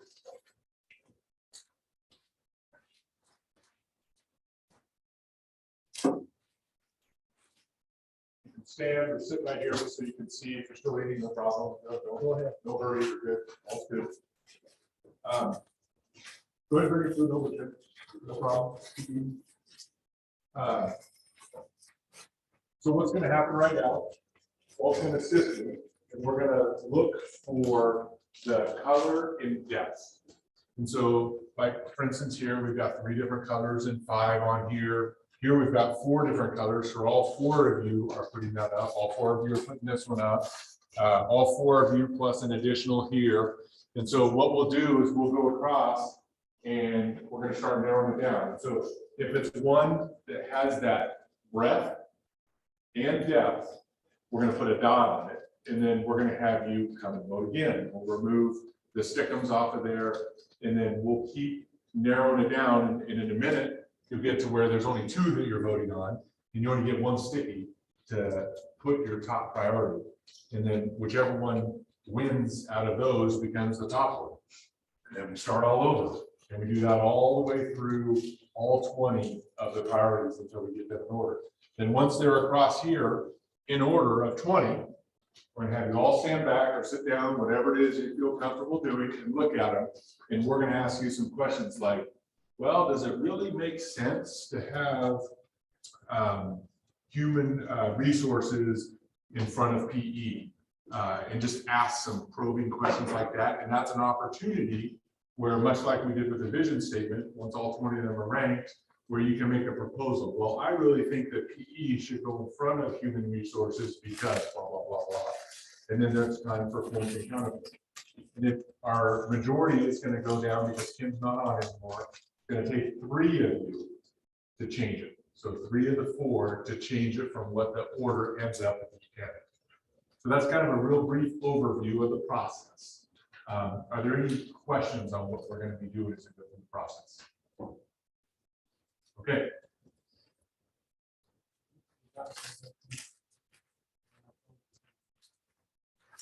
Yeah, don't pull these.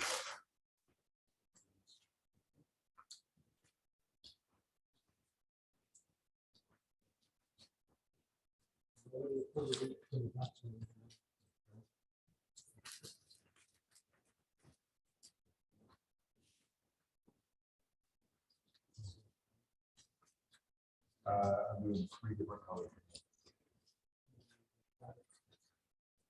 Well, I was going to see how many we have first. Could I speak to you? Yes. Yes. I'm put on these 2 as well.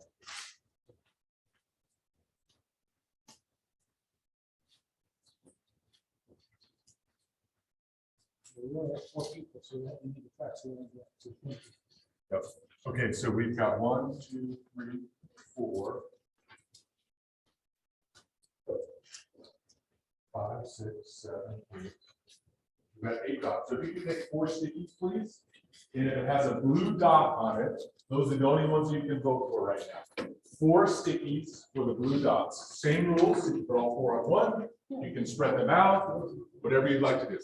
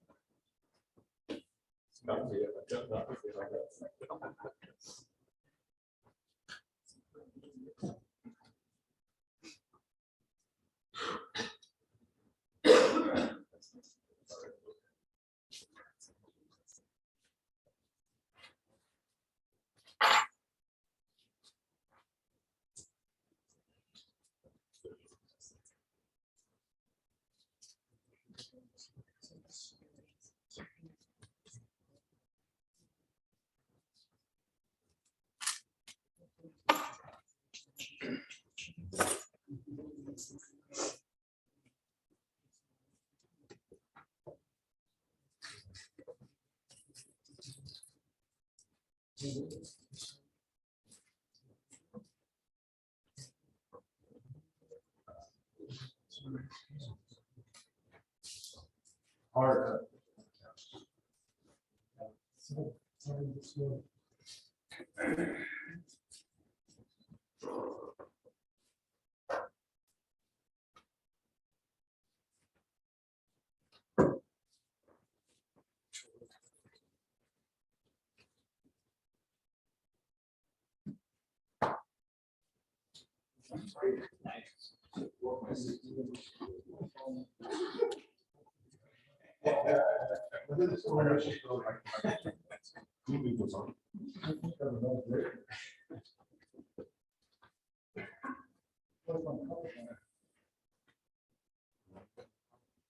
Anybody colorblind?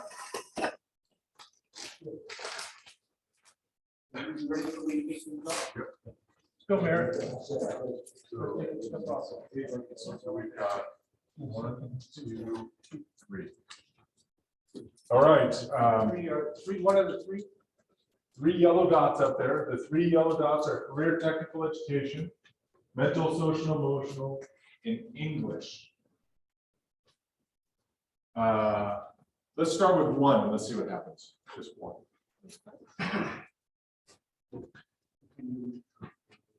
On the yellow dots, I'm sorry, I didn't say that. 1 on the yellow dot. What are those 3 yellow dots?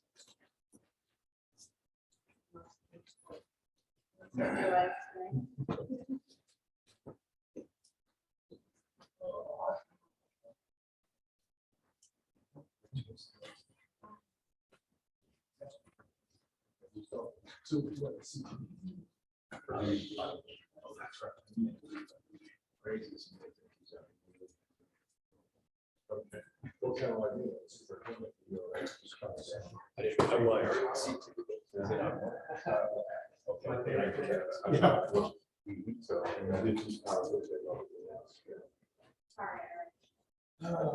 Okay, so wait 1 second. Eric, you're the only one that is not on social emotional. How do you feel about social emotional being the first one? I mean, my number 2, so I got no problems. So you've got no heartburn. And I'm gonna push you all on social emotional being number 1 here in a little bit. So kind of put that flavor in the back of your mind. At least, I mean, I got a best interest, I would promote this helps. What do you promote? What's he promote? CTE. Why is CT more important than mental health? Well, you can give yourself, but. Because you can sell, if you sell, help people go over there, you can convince them. You convince them. But it's just the opposite. So it's that if this will promote social, then mental health for the students. So you think mental and social should be not number 1? I'm okay with them if we accept. No, but convince the others. You must have a point of view to share with the others. Well, I just think there's, See how effective you are in communicating. obviously, I think there's a void here of what we're doing in the CT area for the students and the support of the community industries. It's very important, but I think this in part will serve for those students that otherwise. I'm going to give you a little bit of a teaser into a question that I'm going to ask in a little bit. And that is, do you want to lead your priorities with programs or social emotional? Because those send 2 very different messages out there. And so I'm not asking you to respond to that right now. I want you to put that in the back of your mind and think about it, because I am going to ask you to respond to that in a little bit. There's a question about Kim. Kim has, where's it? I have this magic gift for asking for Edge every time he walks out of the room. So make sure you tell him I asked him for it. Okay. So Ed talked with Kim, and Kim has decided to not be a part of this. She wants you all to do this without her input. And she says that she will have no problem with that. Yes, yes, and she will support what you all come up with. So anybody want to change their mind or do anything different at this point than where we're at? Because if it stands like it is right now, social emotional health, number one. I think it's possibly a flawed way of coming to number one, and I guess it makes work because there are other things out there that we put, and maybe that's just the more agreed upon thing through the process. I don't know that it's the most important thing out there. So you get an I'm opportunity. thinking out loud. No, and that's great. That's great. You get an opportunity to fix the flaw, because you're correct. This is not a perfect process. So where we fix the flaw is when we get 1 through 20 down here, and you stand back and you go, I'm not so sure that that reflects who we truly are. That's the time when you get to fix the flaw. Yeah, and so we're gonna put as number one, but I'm gonna also salt you a little bit, so You're gonna assault us? salt. Oh, it's like You see this salting the wounds. You are I'm old school. And I also have reminded you two things. One of my opinions from the old school, but also more importantly, you're coming out of COVID. Understand that COVID is a period of time. This is a 5 to 10 year plan. And here's the old school. We don't have enough money, in my opinion, to do the education that I would like to see happen in California. I got into this profession to educate the children. Social and emotional is the responsibility of the family, of the county. We don't have enough money to get all the stuff we need to do for English and math and social science and career tech and all that. And so you just said that this is key, it's going to be key. This is the most important, which means if someone comes to you and says, we need counselors, it's not a priority. No, it's your number one priority. So what this means is going to be very important. And that's going to be a discussion you would have to have. But you're saying that counseling and emotional support is more important than the programmatic things. When we're saying mental and social emotional health, and I'm saying it's a priority because I feel like that's really foundational to a kid's ability to engage and really try. If those are out of whack, all of these other things are subject to it. So that's really parts of a person, the wholeness of a person. But if you're approaching it from the responsibility of the educational institution to make certain of that, I'm not sure that that's how you do that. $14 million? Oh, I can make that. I can have paying the counselors and Social workers, a wellness center at the high school here where you bring in outside agencies. I mean, there's a whole plethora of things that can happen. And so that would be where you have to go if we wanted to do that. If it remains number one, I would argue, yes, you are correct. Okay. Okay, but can I argue that? Because in reality, they're not gonna get that at home. Because other community leaders in other areas of Sonoma County, and I'm helping displaced youth. And at-risk families, and that is not priority on parents, so it's more of a priority here. And again, we're not going to do this to you. You just rang the button. That is the most dynamic discussion going on in all the districts in California. It's this battle, this balance. And so what you define in your outcomes and metrics will define the money you're going to spend on. So understand, go ahead, Jay. Yeah, just to say that this isn't just about money. It's about how staff use their time. Yes. This will require more partnerships, Yep. substantial strategic partnerships. It may also require change in the priority of how the counselors use their time. Absolutely. So there's, may not be busing kids or taking kids over to UC, Davis for a visit, they may be doing home visits Yeah. here. And to Yeah. qualify it, well, it's not, this is number one, it's not to say that it's gonna get the most money, it's just say it's gonna get the first available. The only thing I would caution you about is make sure that both Ed and I'm working on that one.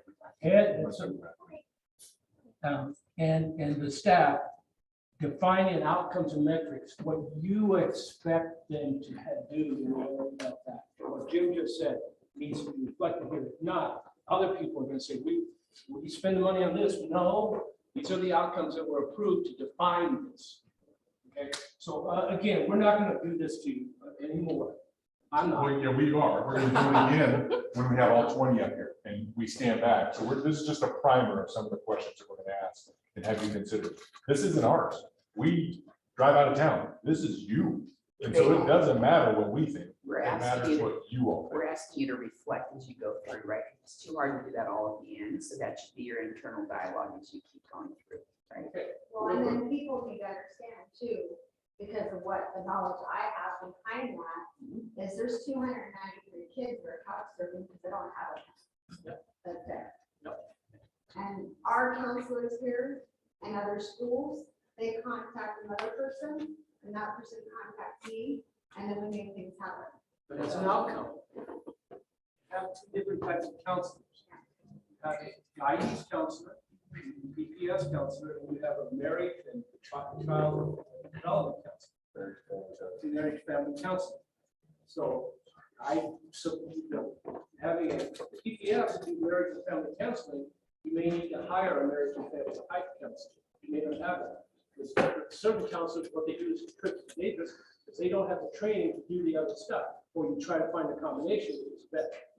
Okay, we're gonna run 9 stickums. Open. Anywhere.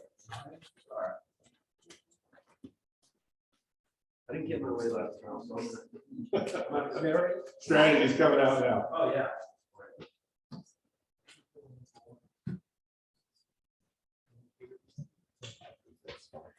On any of them on the top. Anywhere you want, yep. Anywhere other than social emotions.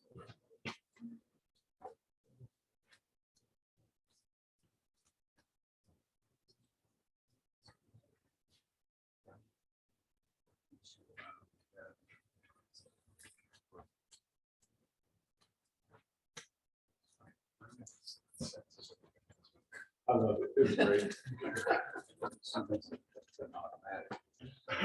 Yeah, sorry. Somebody just got. no, so they were just-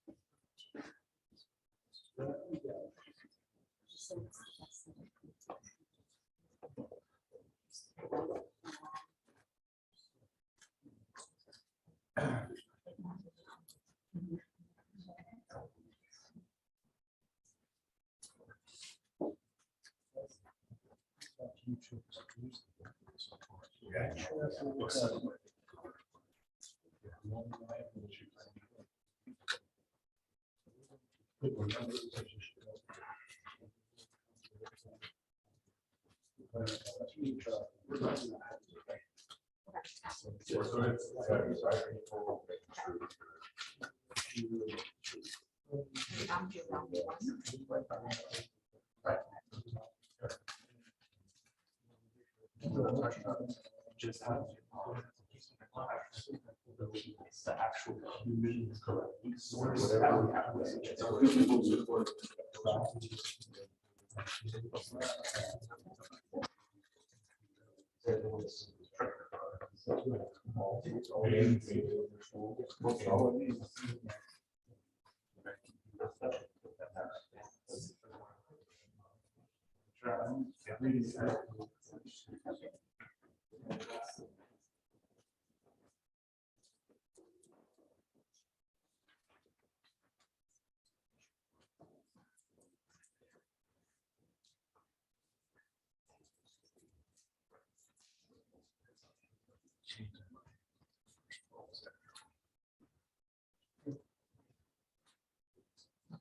I do red dots. I do Yeah, I think you're gonna run out of dots. Oh, I will.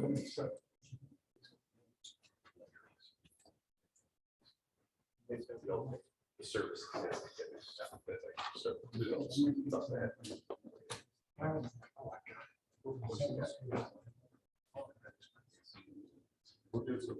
There will be, we will raise no problem. Red dots. I mean, we've got 3 red dots. One, please. One, please, on a red dot. There's 3 red dots. What are they in, Chris? Papa here, English. What's one down the street? CTE. Papa, CTE, and English are the 3 right there.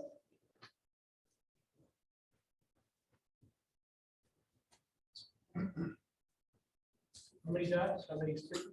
I'm two, I'm sorry, I'm gonna give one to HR too. There's 3 different people on HR. So 2 stickies on the 4 dots, 4 red dots. 2 stickies on the 4 red dots.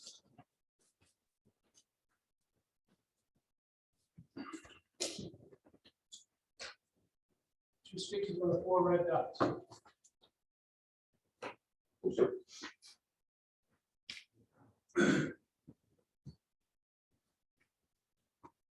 I'm trying to zero the dots.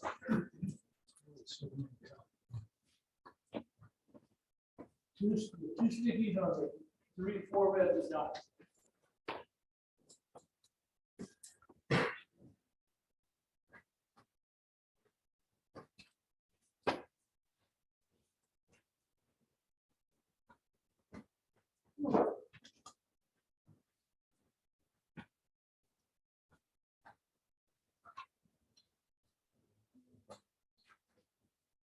She's got one more put up.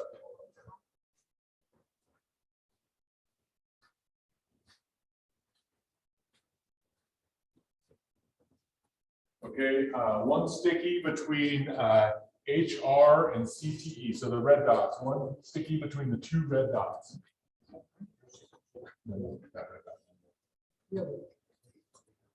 HR. HR and CTE. Yep. So take this out. HR and CTE.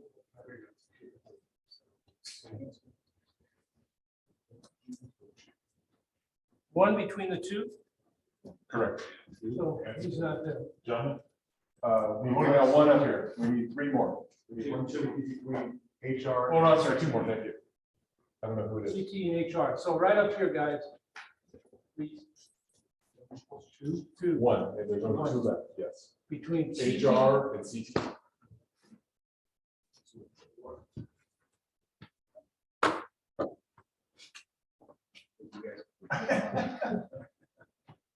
I thought you'd put up HR. David, convince people.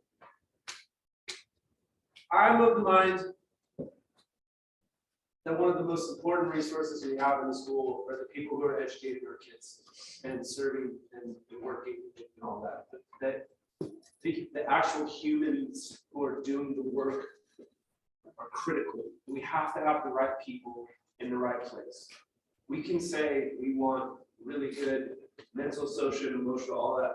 But if we've got teachers who are not helping to do that because they don't care about as much about kids or whatever they think, then we're shooting ourselves in the foot. So I just think that the people who are doing it, playing the players, we want the best team possible. That's why I'm choosing HR. Anybody want to change your dot?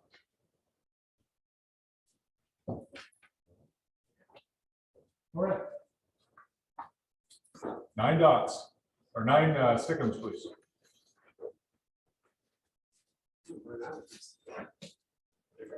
We've done it, yes. Sounds like it. There. 9, yes.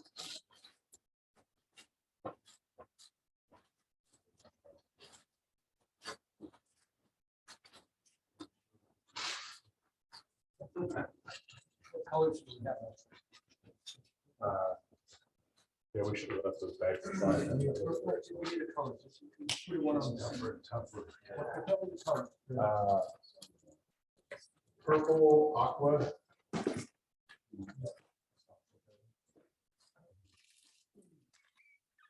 Pink.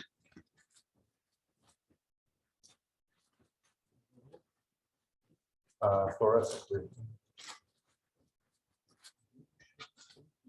There's more, we're putting a bag on the chairs, if we need more sticky on the chairs. Wait, wait, this PE, this is physical health, not physical education, right? Because that's. Correct. So this is about physical education, PE, students being in the class. Physical health is like the nurses coming in, checking on students. This is the health, that's the class. Nutrition, that's PE. PE's here. Oh, This is Physical health. physical health over here. yeah, there you go. Nutrition, all that stuff. Dental checks. Thank you for having us clarify that.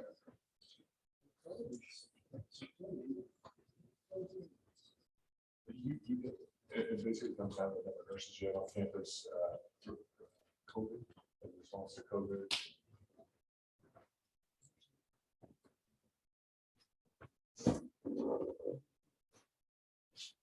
On the outcomes.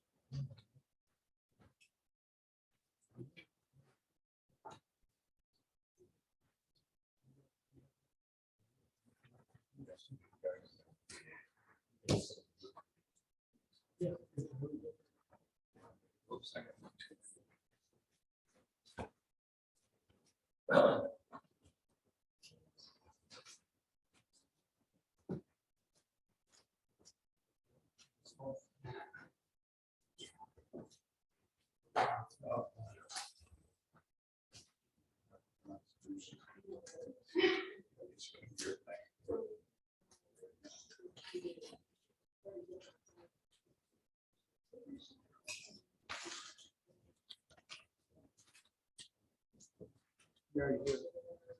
He's got these dots down on the stage this side. That's what she should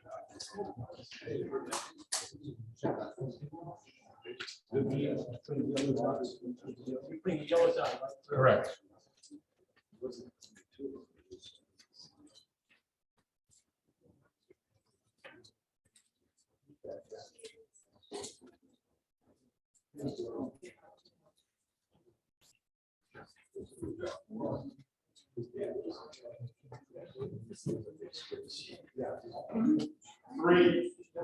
Three on the yellow dots, please.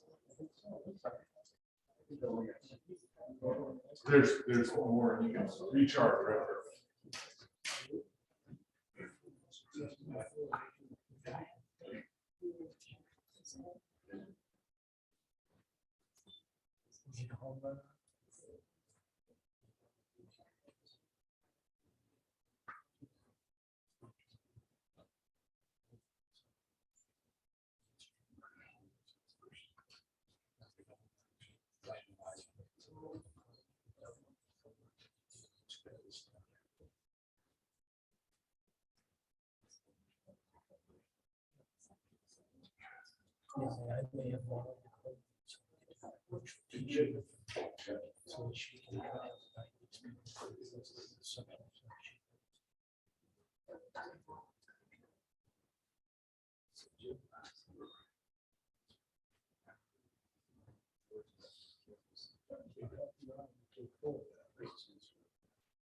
Yes.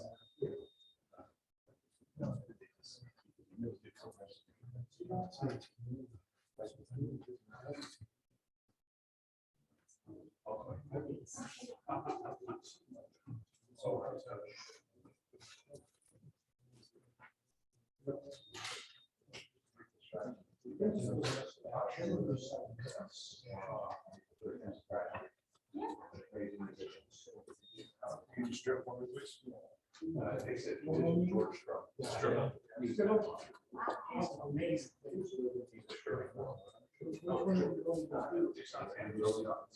One on yellow dot. The two that are up there are HR and visual and performing arts. HR and visual and performing arts. One. And those two are very close. So whichever one is not selected as the first, it's going to be the next one to go up.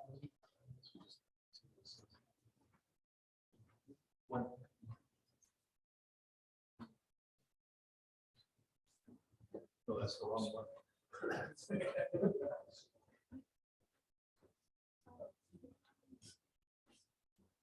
Are you going to divide the board? Yeah. We did divide it. I always Okay. started off. So, David has said his piece on this one. You all heard about HR. Who's this one? What's involved in it? So that's a good point. And David and I talked a little bit about HR. HR, competitive salaries. Let me back up. It is recruiting, retaining, and training everybody, and evaluating, holding accountable, evaluating everybody, not just your teachers, your classified staff, your administrators, all those pieces. And then how you, the outcomes for that are things like competitive salaries, things like effective evaluation process, things like effective professional development programs. Those are all things for human resources. Who's one of these? But hold on, who's the green? Yellow or whatever. Yeah, whatever. You want to, anything you want to say in addition to what David said? Yeah, I mean, piggybacking on David a time or two before, is I agree is at some point it has to be a priority. We're gonna retain good teachers and also recruit. Not only that, but try to get teachers and staff to be productive as much as possible. I think that's an important focus at this point. I think it's the natural next priority. Jim. Why visual performing arts? So visual performing arts, let me give a definition real quick so everyone understands. So drama classes, band, choir, art classes, whether it be like traditional art, ceramics, jewelry making, all those sorts of things. And so what you'd be saying here, if this one goes up next, you'd be doing a large investment in your visual performing arts. This is one of those ones, just to put in the back of your mind, we're going to talk about on does it make sense when it gets up there. All these we'll talk about does it make sense. So one of these is going to be 3 and one of them is going to be 4. No, Maybe. no. But these two were tied all the way That's along. fine, but I had seen that this one, let's say this one comes out. This one may keep dropping. I've seen it drop. Okay. That's through here, maybe over here. So don't. Okay. Okay. Here's the reason that I was going to go there is both of those had all 4 colors before. So that's okay. Let's test it out. All right, we will test it out. Let's see what happens. Okay, so which one, so. No, Jim's going to talk about BPA. Try to convince people. We'll see how good you're at right now. I'll read down. Okay, what I'm gonna do is talk about both of them, because we're doing a comparison. The way the HR is worded isn't exactly what she said. It's about, it's not talking about evaluation, perhaps there's some professional reviews. It's a credentialing statement. is the way I see it. If it was all the things you said, I would be on HR first and then BPA's, BAPA. So let me say something about that. So we did that yesterday. Walt actually pulled out HR, and Kim worked on HR. We need to do some more work on HR because it does need to include those things that I said. And so when you think about HR, think about what I said as opposed to everything. Because Kim had like 3 or 2 or 3 different, for all her departments, so she had we had so much time, didn't have enough time last night. Right. We wanted, so it's not a matter of that. It's not that, what's here is really good, what needs to be here. Exactly. They make HR third and make. Okay, that's a proposal, okay, that's a proposal. Can't he just change his vote? No, So now, he made a proposal. now I want to pause for a second. This is So, politics. Kim, Yes, you heard what needs to go on HR, right? yes, Okay. that is the plan. We just didn't come up. No, I get it. I just want to make sure you heard that, because if we go down the road of what Jim said, and we don't get that on there, he's got a problem. So we just need to make sure. that we Okay, do that. Cindy, I'm happy to help. Cindy, Okay. Cindy, Just about activity, just be assertive. so you need to write it down, Right here, could just be assertive. as the objective. or Kim can do it. Kim. I promise we'll take care of it. Yep. So Jim has a proposal. Jim's proposal is HR, then that. It's gonna take at least 3 of you to support that. Can you sweeten the pot anymore? Hey, you already got your CTE out there. What are you talking about? Okay, what's the vote? So thumbs. 1, 2, 3, 4. Okay. Is this what I said? I told you so. Thank you, Jim. I appreciate that. You helped me out tremendously. We'll walk for a long time.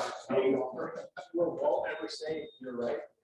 He does. Oh, he actually, I give Walt tremendous credit. He, despite his rough exterior, he's a very humble person, and he does actually say when he's wrong. As do I. But I'm not saying it now.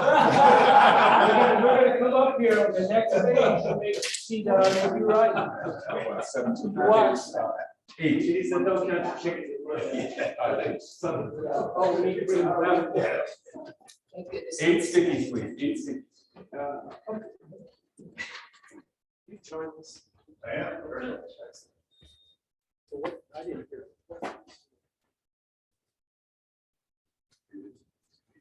All right, we can stop repeating there.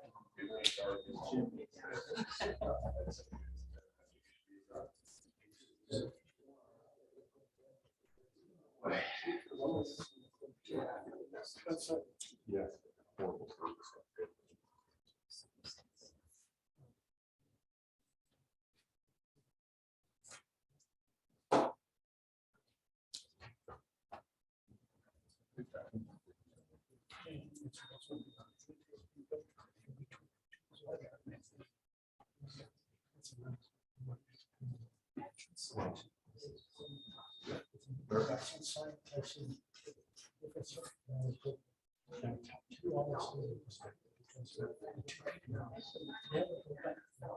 I'm the big one.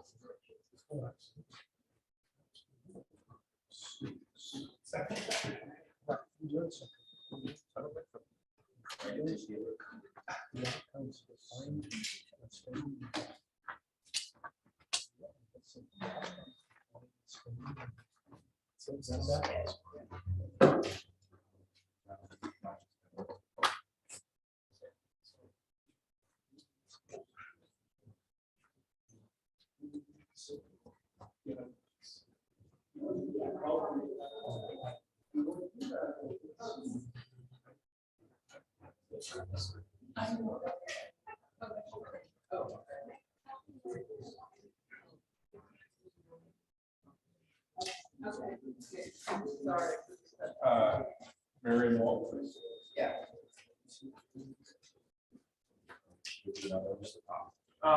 Might as well. Decision making, because I can shoot decisions. Let's figure it out. We're not needed any of this until we back.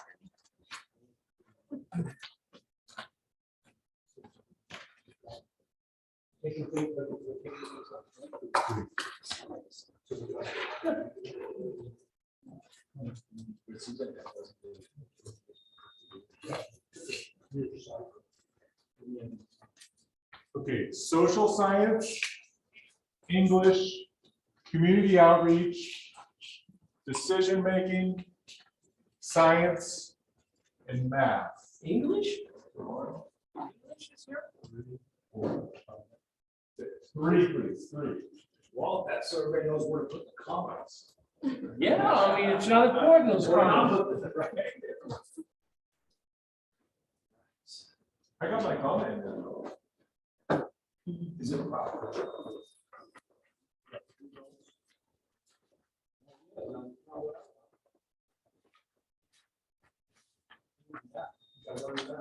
social science down here on the end, English, community outreach, I'm too familiar with the decision making, math, science.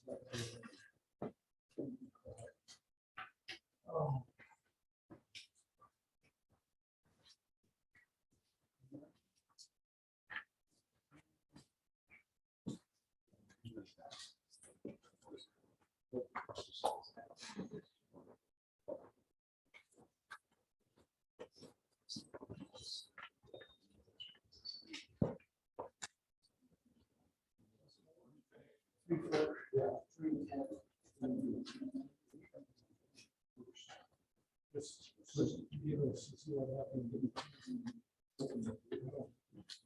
No, I got it. That's what you're talking about.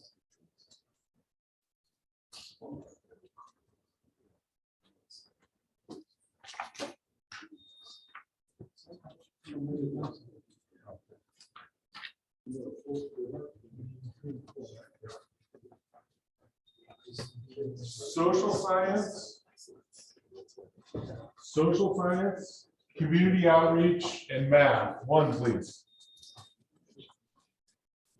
Yellow dots, yellow dots. One for 3.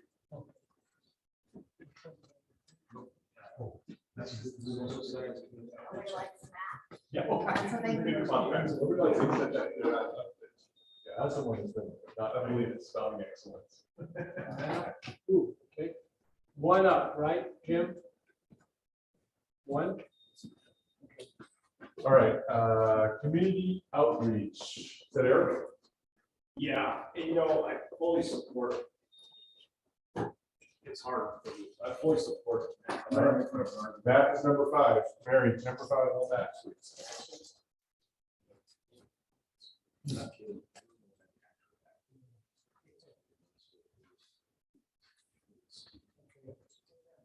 We'll get it. You think. All right. 3, 4, 5, 7, please. 7 of them.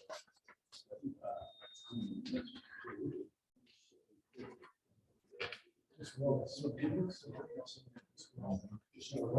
why we had it built. That's perfect, yeah. That was strategic planning on your part, yeah. Yeah, board members, I don't know if you know how strategic this wall was, that we built this wall to both make the staff lunch and to be able to have this process. We could not have the process had this wall not been built. Good job. Literally built it this year. Yeah. You didn't buy it. Did you build this year or Joe? During summer. Always intentional. Just think ahead. We had 18 months to do that, right? I mean, that was amazing. 7, correct. I mean, I have always thought of this wall as being something for exactly this. So, and when they started coming up with some ideas, like we're gonna do something.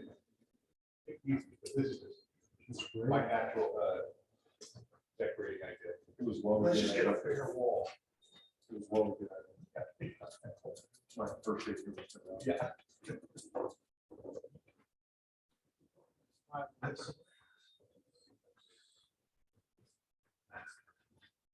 This is the one where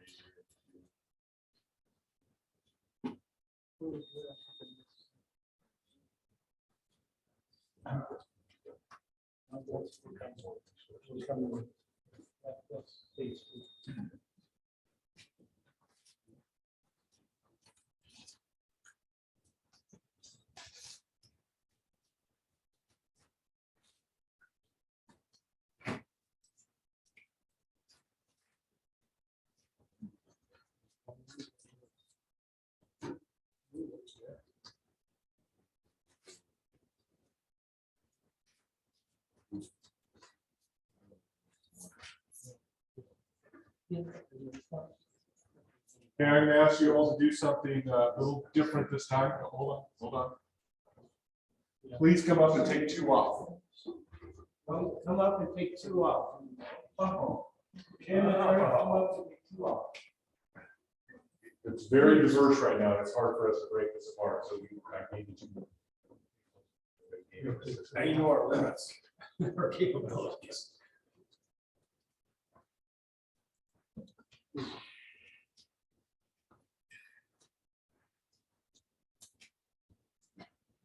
2 lines, right?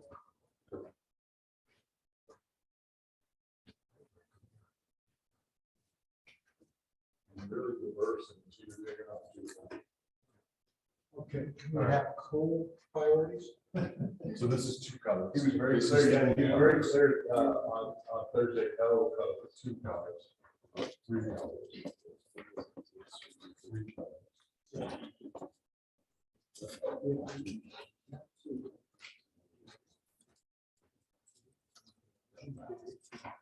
Social science, English, community outreach, and ed options. Social science, English, community outreach, ed options. Let's start with 2 and see how you do.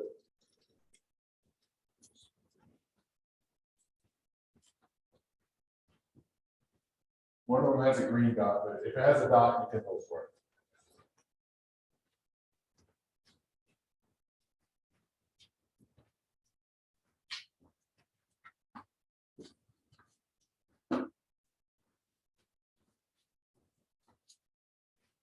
Everybody's on English but Eric.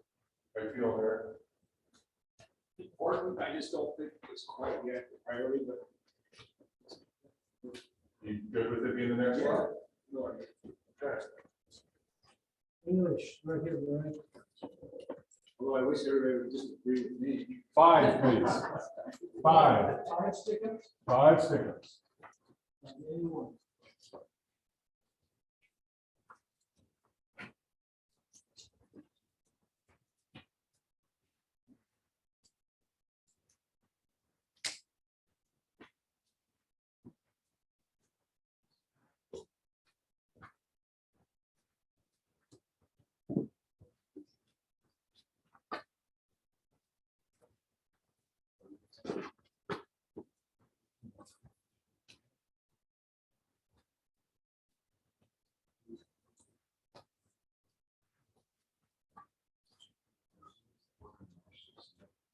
Yeah.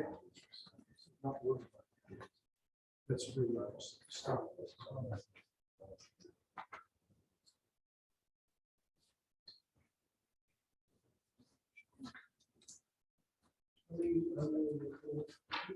Five. 5. 5 for 15. So.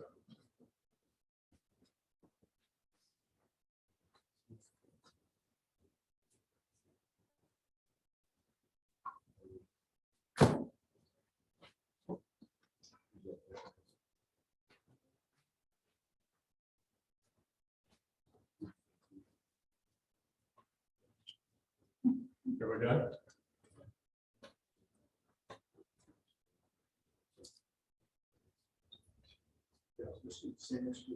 So is this, Eric, is this technically cheating? You put 2 together on one? I did that.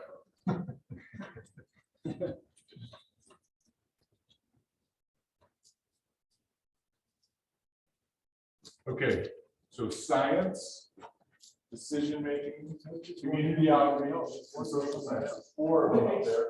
Fred, did you put it down already? No, Science? we haven't selected it yet. We're narrowing again. Okay. So we've got 4 up there. Let's start with 1, and I may give you a second one depending on how this goes. So between the ones with the dots on them, oh yeah, we got a good one. Sorry. Getting ahead of myself. All right, go for it. 1 on the dots.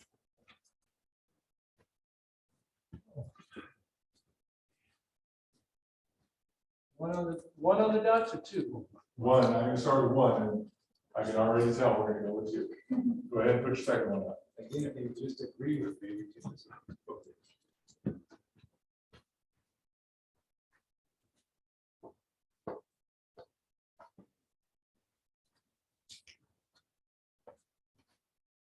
Everyone have 2 up there? Yellow. So Eric, yeah, he does. He's all the way down there at social science. So Eric, you're the only one who doesn't have one on science. I'm not gonna put it on. Okay, we're gonna move science down there. Well, these are all pretty good. Okay, 4 of them.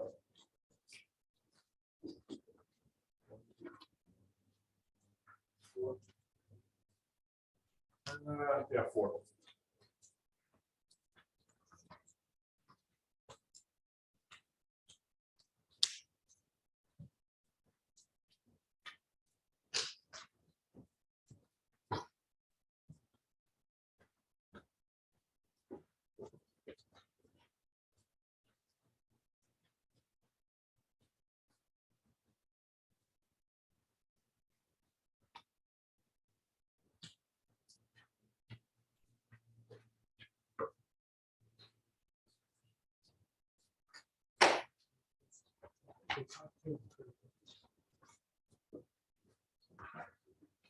Fred?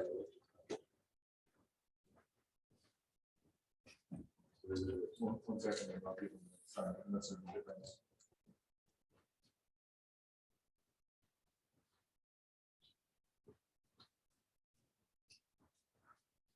Is Jim done?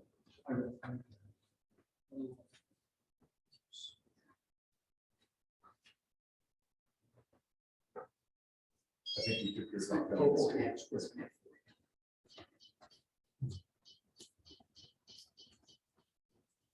That would be a little disconcerting, that. Okay, 1 between the 2 dots down here, community outreach and social science. Oh.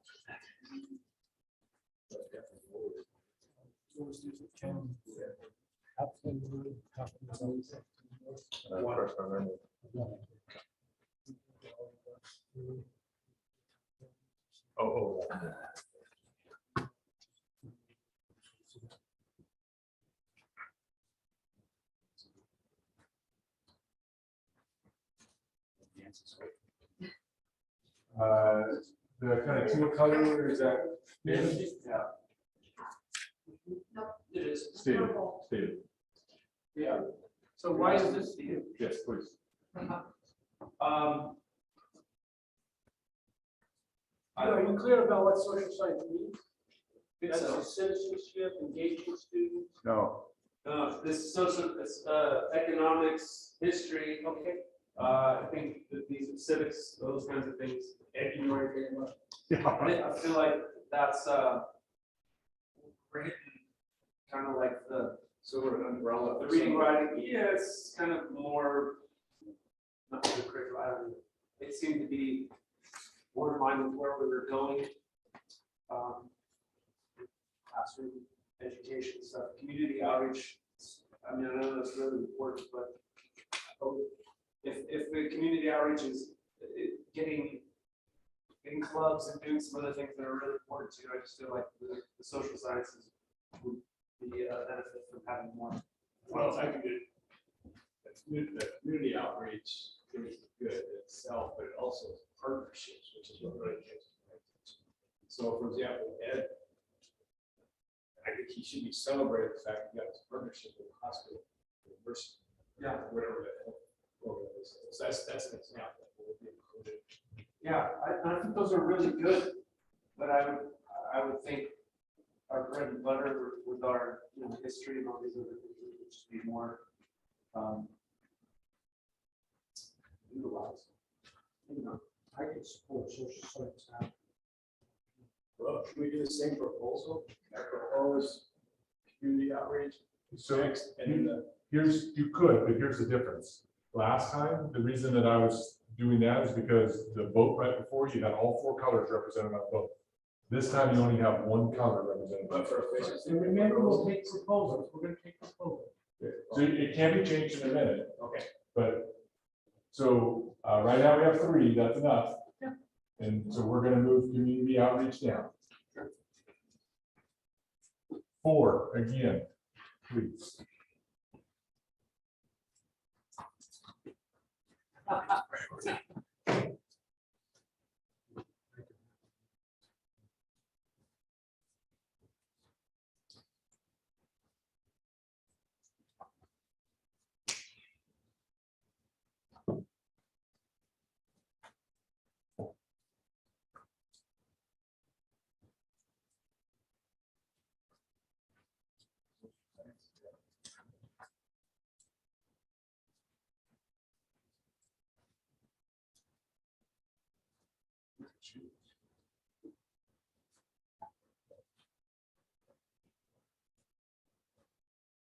You said more, right?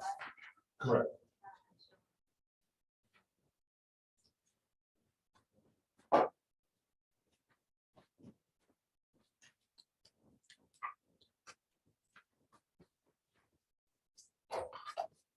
A couple things I want to talk about now for a second. We have 8 of them up. We talked about them all being important, right? So we all know that. But we are getting to the cusp of you're in the top 10 or you're in the bottom 10. And there's some symbolism to that. And so as we start going, I would like you to just step back and take a look at the ones that are up there and the statement you'll be making about them being in the bottom 10. You're saying the PE teachers will be angry. Well, you one of these special groups could be angry. Yeah, absolutely. You're right. And financially, you have enough That's where I money. was going next. And so the next piece is, so you have the political statement of top 10, bottom 10. Then the second piece is the financial piece. Now remember, you're going to be able to fund everything you need in all this. All your needs will be met. When you start getting to number 10, your wants are starting to slough off very quickly. Your top 10, you're going to get a lot of wants. You get up here in the top 4, you're going to get pretty much all of your wants. And we're going to talk about that when you start parsing these out for your final decisions. And so as you start getting down here, keep in mind the fiscal impact. Now, what I want to do really quickly, any questions about what PE is? Everyone understand the difference between PE, physical education, and physical health? Any clarifications on that? Just touch physical health. I understand, but what are they proposing? So physical health is right now COVID. If this was ranked really high, you'd have COVID testers. You'd probably bring on a nurse, because I don't believe you have a nurse in the district right now. You'd be having partnerships on bringing maybe in dental work or bringing in a mobile labs to serve your students. This certainly has to do Nutrition. that's where I was going. Nutrition. You'd be really looking at your child nutrition. Is your child nutrition in the black right now, or is it in the red? Red. It's in the red. That's a whole different conversation we can have. But looking at that and looking at how many meals are being thrown away, or are you investing in making better scratch cooked meals so more kids are eating? That is what physical health is. New modern facilities versus clean, safe facilities. Bonds and building and modernizing, keeping what you have clean and in good shape. Technology equipment, this is 1-to-1. I heard you all talking earlier about you want to have an equipment reserve, or excuse me, a technology reserve so you can keep paying for your technology. You start getting that down here, you're going to be having a conversation of, well, as the Chromebooks die, we're going to move away from 1-to-1 when times get tough. In the short term, you can probably keep it. So let's take a break for 2 minutes.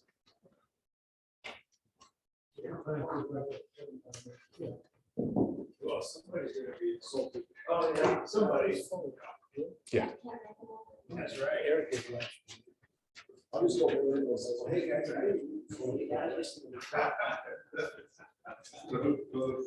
Oh, I'm going to mute since we're going on break.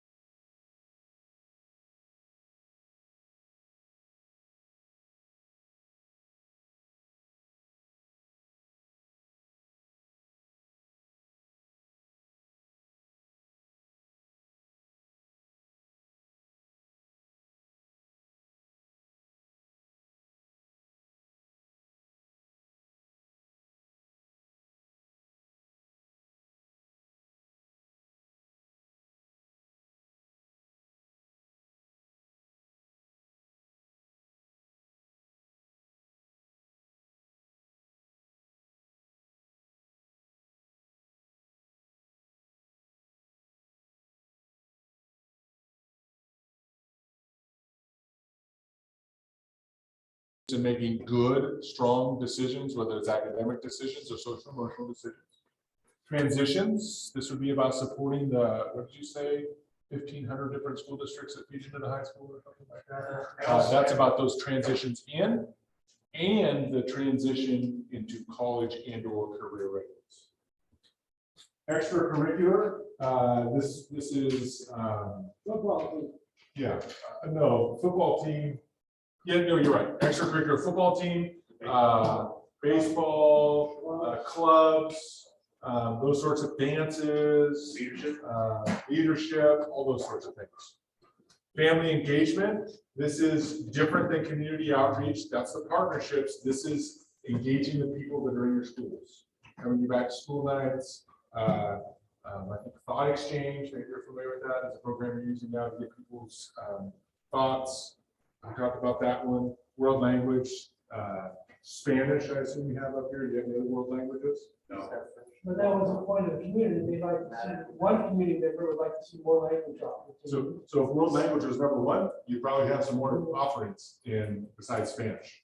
As it gets down here in the bottom 10, it's going to be Spanish, and that's probably what you're going to continue to do.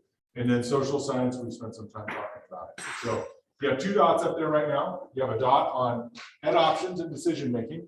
If you could select, oh, I'm sorry, and social science. One of those 3, please. One of those 3.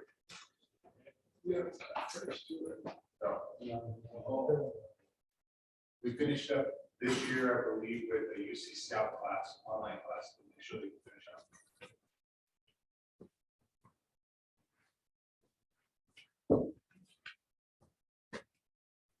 Ooh, you're all over the place. Except you can't put it on physical health. It doesn't have a dot. Oh. Yeah, decision I was just making, testing it. decision making, ed options. I passed. Okay. Okay, so who's purple? All right, they have, you okay? Okay, so social science is next. 3, please, 3.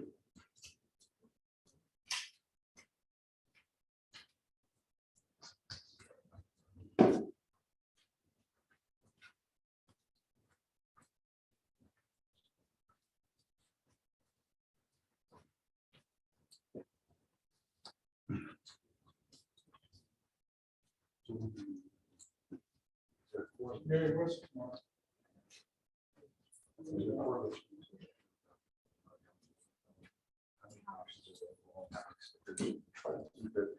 Close to half of the budget.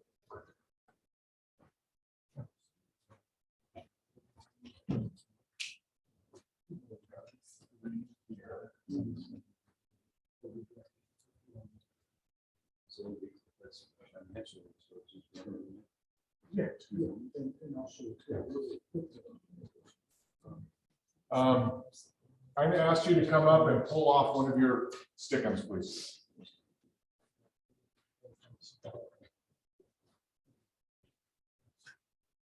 Because they had 3.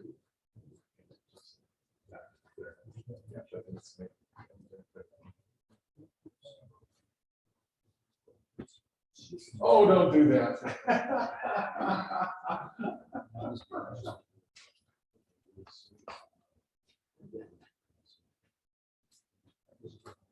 One, please, of these 3. Yeah, either any dot, doesn't matter, color doesn't matter. Yellow or green dot? With these 3, ed options, tech, clean safe. Yeah, either the green dot or the yellow dot.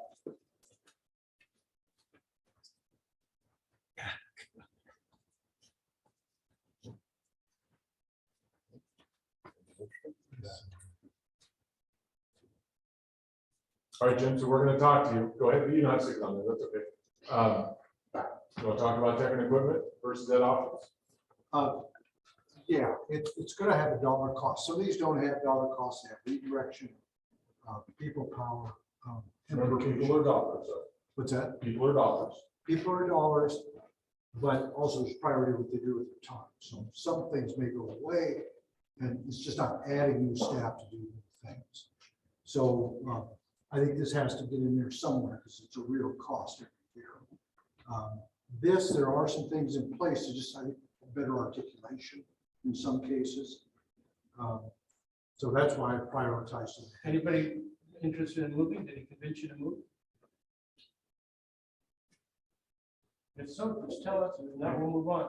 Can you live with that option? Absolutely. Okay, that options is next. Come on up in 3, please.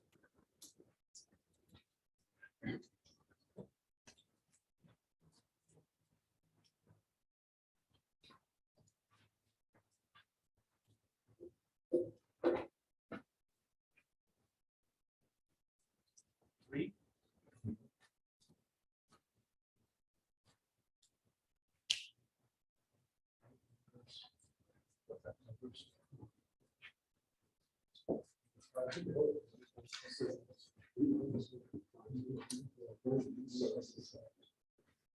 Was it that change?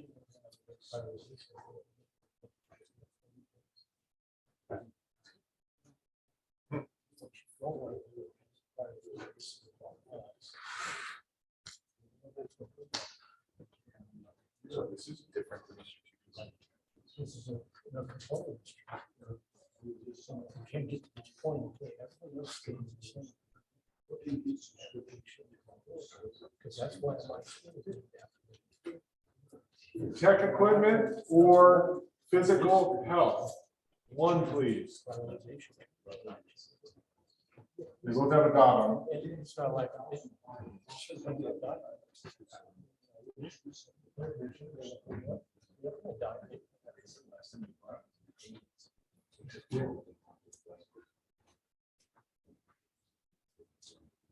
Are you both gonna come on this one? Okay, that's it.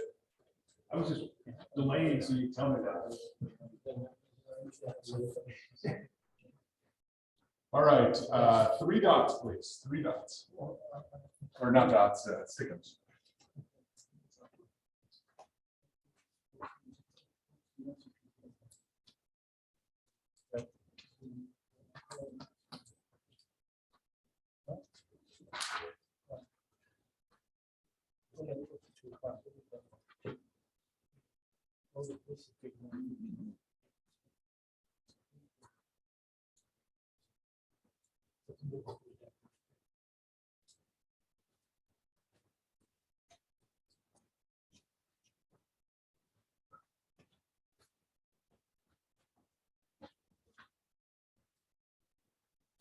Okay, come remove your stickum off of either physical health or decision making, please. No, we don't do it.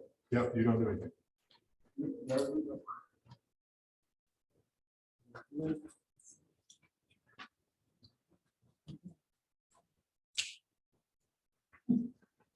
Okay.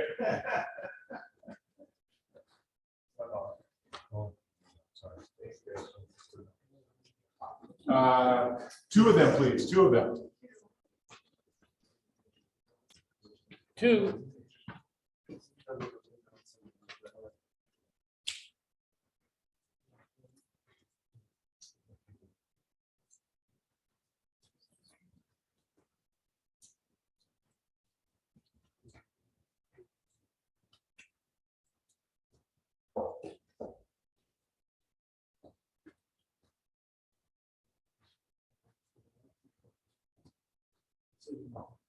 Okay, come remove 1, please.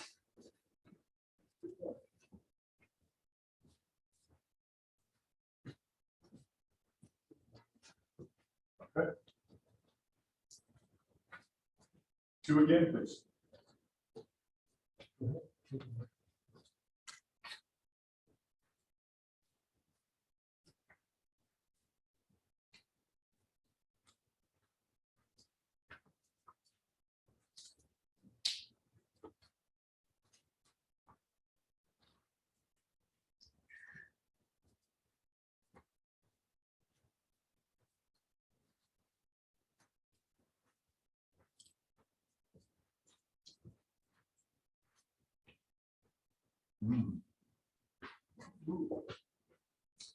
Can you remove 1, please?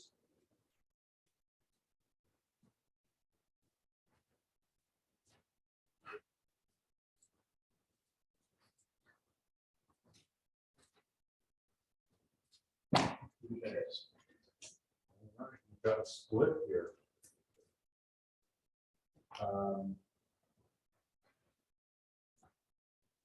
transitions and clean and safe facilities. I need someone to convince somebody Well, to I'll change. tell you why that's not really a big priority, because I just feel it's just compulsory, like, right? It's just gonna happen. What, clean? Yeah. Not if you have, if I've got a budget problem right now, if you have clean down here, I would be laying off custodians and having the custodians go looking at the roof. We struggle right now, just keep it. I think that what, in our mission statement, we're talking about a safe And clean. and what's the words, safe and supportive environment. I'm looking at the word safe there. Clean is important, safe too. That nobody gets hurt. And I think it does say something when you're walking around campus and you can tell when it's clean and put together. And I don't know. That's not, none of these are unimportant. But I kind of feel like this speaks to our, well, and imagine transitions could speak somewhere in our mission statement as well, being ready for college and career. But I think we've hit that on my number 2. And so, Did he Jim convince or- anybody? Well, I put up transitions. I think we have the challenges that Fred does is articulating with independent districts. So there's a transition issue there. Are they all coming prepared to be ninth graders the way you want them to be ninth graders? And then also we're looking at in our mission statement, the college preparation or career. So the emphasis there. It's what are the dollars given to transition? Like the pressure?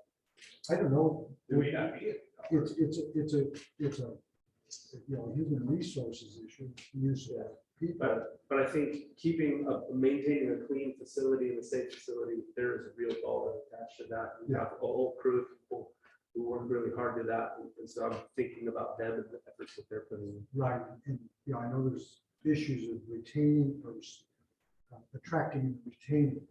So I'm not disagreeing with that. Proposal. The next one, and the one after So I you're can proposing, go with that.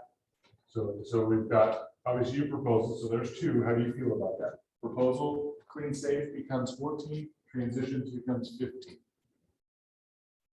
I assume you support it. Well, I don't know if you want Maybe, I transitions. don't know that I would have That's a good voted point. for transitions That's a on good the next point. one, so Thank you. I would probably go thumbs up. Your thumbs down, okay.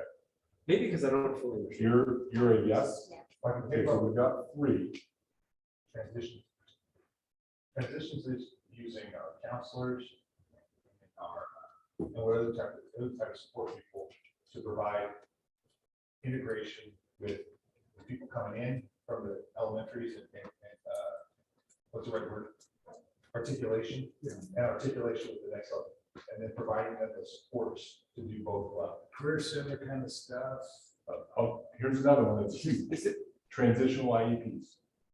Coming in from the 8th grade, coming into the freshman year, making sure that they're done and they're done appropriately and the kids are placed appropriately. who are the people Time. that we're paying in transitions? Counselors, special ed teachers, leadership teachers, because we do a whole thing called Sonora Friends that we're hoping to extend. I changed my vote. So I would put transitions, but now that I'm more understanding what that is, I would choose transitions over. So that puts 3 over there. Yeah. classroom set, in classroom set. I'm comfortable with that, swapping those, just like. He just changed. No, I'm saying, I'm So ready to we've take got my. 3. Yeah. Can I clarify my proposal, 14 and 15? But wait, I want to ask one question. Who was the other person? Was it you, Nancy? So the question is, do you still want to leave it here on this? Over transitions? You wanted 14 of these. Do you want to, well, I'm not ready to make that No, deal with you're that. right. About it. I'll put it on. You're gonna put it on transitions? Yeah. Okay, transitions goes down and we're opening it up. 2 dots, please. For stickers. With that? We got you. No, you said put classroom down. No, transitions went down. You leave this up. Yes. Oh, I'm sorry. You do, man, that's very important.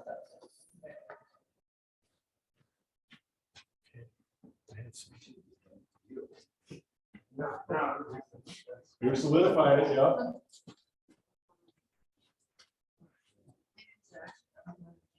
We've got all 4 colors on transition, so I'm looking at I thank you. Clean and safe. I'll let you move down. 2 dots, or 2 stick-ups, please.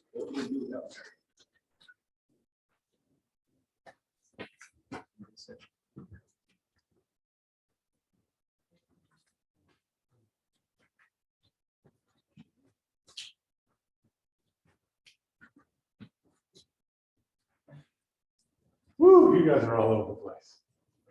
Not all over the place individually, I mean, just as a board right now. Yep, I agree. Take one off, please.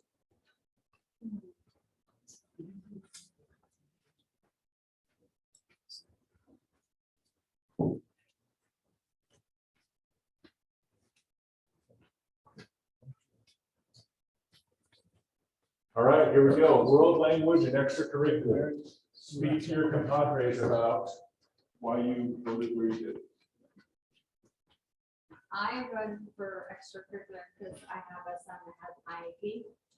And if it wasn't for sports, he probably committed suicide. Just because he was never heard of that kind of. I think extracurricular is very important to kids, especially if they have that gifting.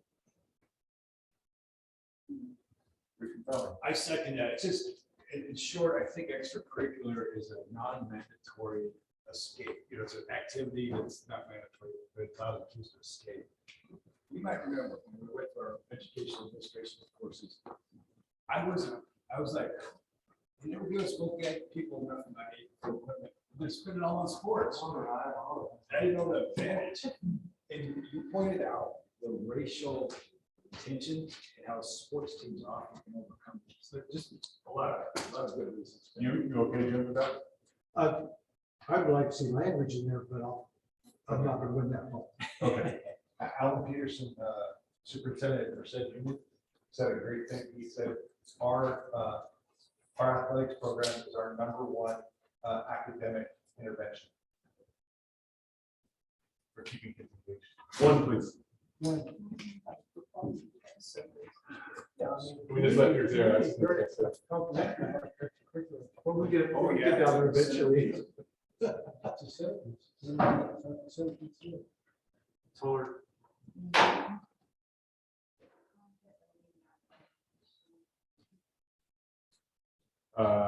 You okay to move one language down?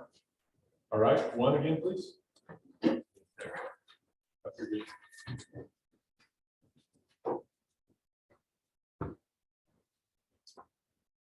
All right, y'all got some talking to do. I'll just say generally, I can't remember who said it earlier. I think we have a role there. There's a boy of family responsible, you know, deals with the student. If they're not doing that, I guess we have to step in something. I don't think that's our primary. Well, family engagement, when we're talking about that, we're trying to get families engaged in school. Not like that we're kind of like listening to families and I'm not sure what that actual objective says. But when I think of family engagement, it's that we can't get parents to receive Back to school night, That's part of it. That's what I came up. parents, responding to thought exchange, being involved in the student information system with their children's grades. It's generally it's communication. So anybody switching here? Yeah, anybody ready to make a switch? Now's a great time for proposals.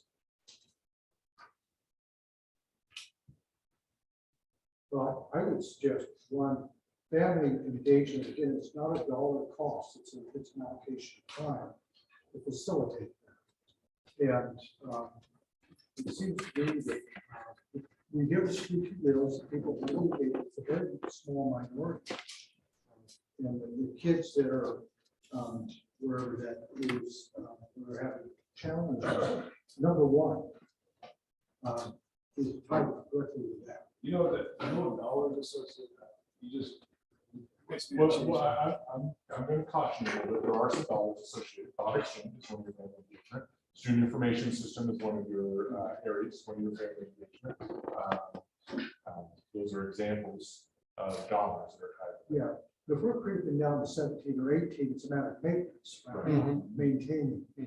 So I'm gonna. So if you change, go ahead, make a change. What I'm about to do is move family engagement down. Anybody gonna argue to not move family engagement down like that? So one, please, between PE and new model.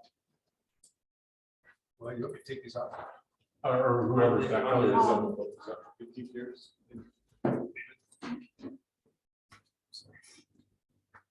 I have a question about our facilities and being new to the board. I'm unaware of issues that may be existing certain facilities that need updating or refreshing or rebuilding. Is that significant? In my opinion, there are two things, the dome and the ranch. Three things: the dome, the ranch, and the district offices in Paris. I would agree with that. The dome and the ramp, what are we updating the dome and the ramp? Well, some of the idea would be to sell the dome, move alternative ed down to maybe, and this is part of the larger plan. And there may be better places to build on the abandoned pool. And we could do something there. I told something to Jim that I think you all should consider as a board on the facilities is if I was a superintendent, recommendation I would make, I didn't run this by him, sorry, is I'd put a bond on that. And I would say this bond is for the community. If you support the school district, Bit of sour apple. no, I actually, give it out for a second. Community, this bond is written specifically to modernize the dome. If you want to fund modernizing the dome, we as a school district, we're gonna keep it, and we're gonna back you modernizing this dome. So take it or We're leave gonna own it. If you say no, we're gonna sell it. And so that provides you the escape of when you sell it, if people come in and say, what the heck are you doing? You can say, well, we hold the community to a bond to see if they want to do this. And they said, no. I sort of, you guys decide. That was worth the time by itself. But Okay, let's go. We gotta keep going. it just sounds like that when we're talking about new and modern facilities, you're talking about two facilities that we're talking about selling. That's different. So I'm like, So building, so then we have to build, if we don't do something up there, we have to build something for alternative ed here on this. That's how we put the building down. build alternative debt being. So Casino High School is up at the dome. Well, okay, I thought somehow Casino and the Dome are like somehow. We're trying, Is that we're not true? trying to make that happen. Well, When you say something Dome, you mean the whole property. Everything. And Solid David, I want water, to okay. point out to broaden that explanation, but the modern part. So, okay, yeah. Modern. So we have in the makings, a facilities master plan, which is sort of a planning of every building the district owns. This is gonna be the growth of 2028, something like that. So we can plan ahead, right, and have the money available. And so, by law, we have to put a certain amount of deferred maintenance, right? But maybe we decide based on this priority, put more every year into that. So I'm gonna pause for a second, because what I'm suggesting, this is so far down the list right now. You need a study session or a one-on-one with Ed to talk about this. And no, that's all right. And so I want to regroup us. Anybody willing to move right now or make a proposal? If someone wants to make a proposal, I propose doing water facilities next and physical education next. I'll pull you all and look for thumbs. So I propose the opposite. Yeah, I think that's an academic program. And again, you're proposing remember, this. it's a political process as well. We say PE is like the lowest priority. Thumbs, funds for Jim's proposal. With their PE teachers. Thumbs. You're not gonna make them happy unless it's. Hold on a second, because we've got some discussion about to go. Jim's proposal is this. I'm looking for thumbs to see if we can get 3. I think we've got it. 1, 2, 3, 4. Okay, there's our finance. Now, I've got a task for all of you. I want you to sit back. I want you to discuss with each other right now. Does this make sense? And I'm going to bring up some points on where I don't think it makes sense. And this is my perspective. It doesn't matter my perspective, but I just want to give it to you anyway, so you have a perspective. And then once I give my perspective, you look at them, Then we are going to hand you the community ranking and let you take a look at what the group of 40 or so people that are in here, how they ranked it. So that's the orders. Number one, I'm going to talk about it. Walt, I'm sure will chime in too, hopefully, I hope he does. Number three, number one, we're going to talk about it. Number two, you're going to look really closely at it and start formulating your mind. Number three, we're going to give you the community. And then number four, we're going to ask for proposals. Does anybody want to switch any orders? And then it takes three of you to switch the order. Y'all on board with what we're doing? Okay. With this being number one, the message you're sending to Ed is put a wellness center on the campus here. Get a social worker here. How many counselors do you have? 3. How many psychologists do you have? We have 1 county psychologist. Okay, so you're going to be hiring a psychologist. And we have a clinician. Okay. So you're going to be doing a lot of the things around social emotional health that are defining to support the outcomes of students who understand how to set and achieve academic and or personal goals. Students will understand and manage their emotions. You're going to be working really hard in this area. My question, and philosophically, Walt talked about this a little bit earlier, is that's a core mission of the school. We have to do it. I agree. But as a superintendent, I don't want that to be my core mission, because I want my core mission to be teaching students, not supporting their social emotional health. All right, so that's my soapbox for a second. I'm gonna come down here to VAPA. Your VAPA program right now, I don't think it's huge. Is that accurate? It is. So with this not being huge and you putting this above math and English, you're saying that you want to expand your visual and performing arts program. And you want to make sure, regardless of it, you only have 8 or 9 kids signing up for a class. You're going to expand that because you want to have a larger breadth of offerings. And what that is going to do in turn, in order to have a reasonable budget, it's going to drive the class sizes up in your core areas of math, English, and science. I count it. Yeah, my point, I'm not sure that's accurate. My understanding, music classes are large, drama, and the visual arts are all full. And so I would see more of maybe quality priorities, where you're fully, and the other ones aren't as, except for science, driven on equipment priorities. And what I read in what they wrote is really more of common assessments, emphasizing certain aspects, say English or whatever. That's a curriculum thing. Visual and performance arts is one that will take some physical, and it will also take, I think, some hard discussions. For example, and you guys are K-12 educators, you remember when CTE courses were allowed to count for fine arts and visual arts credit. I think they still do here. And so that, that might be a curriculum shift there, which if that's the case, it's going to increase the demand for those courses because students can't take a foods course, something like that, as a performing arts course. So the reason that I say it's going to be a pressure on class sizes is even if the classes are all full right now, you're going to expand your offerings. And the message that you're going to send is if you have 10 kids sign up for jewelry making, I don't know if you have a jewelry making program, so you don't, perfect. You're going to expand into jewelry making. You open jewelry making, 10 kids sign up for it. With this being your number 4 priority, you're probably going to want a class with 10 kids. Well, perhaps a concrete example would be they're looking at the clay program. They've got the facilities, they've got kilns over there. It's bad. I know a couple of years ago we got they needed some maintenance, and that occurred. It was a very popular program. These are all very strong. They have the potential to be very strong retention tools. Okay. So I'm not ready to give it up. No, I'm not. I'm just giving you perspective. I'm not making any proposals. I don't get to make proposals. So coming down here, a question that I would have is, how does a program, community outreach, end up in the middle of social science and science? Maybe it should be, maybe it shouldn't be. I'm just really not sure how that is.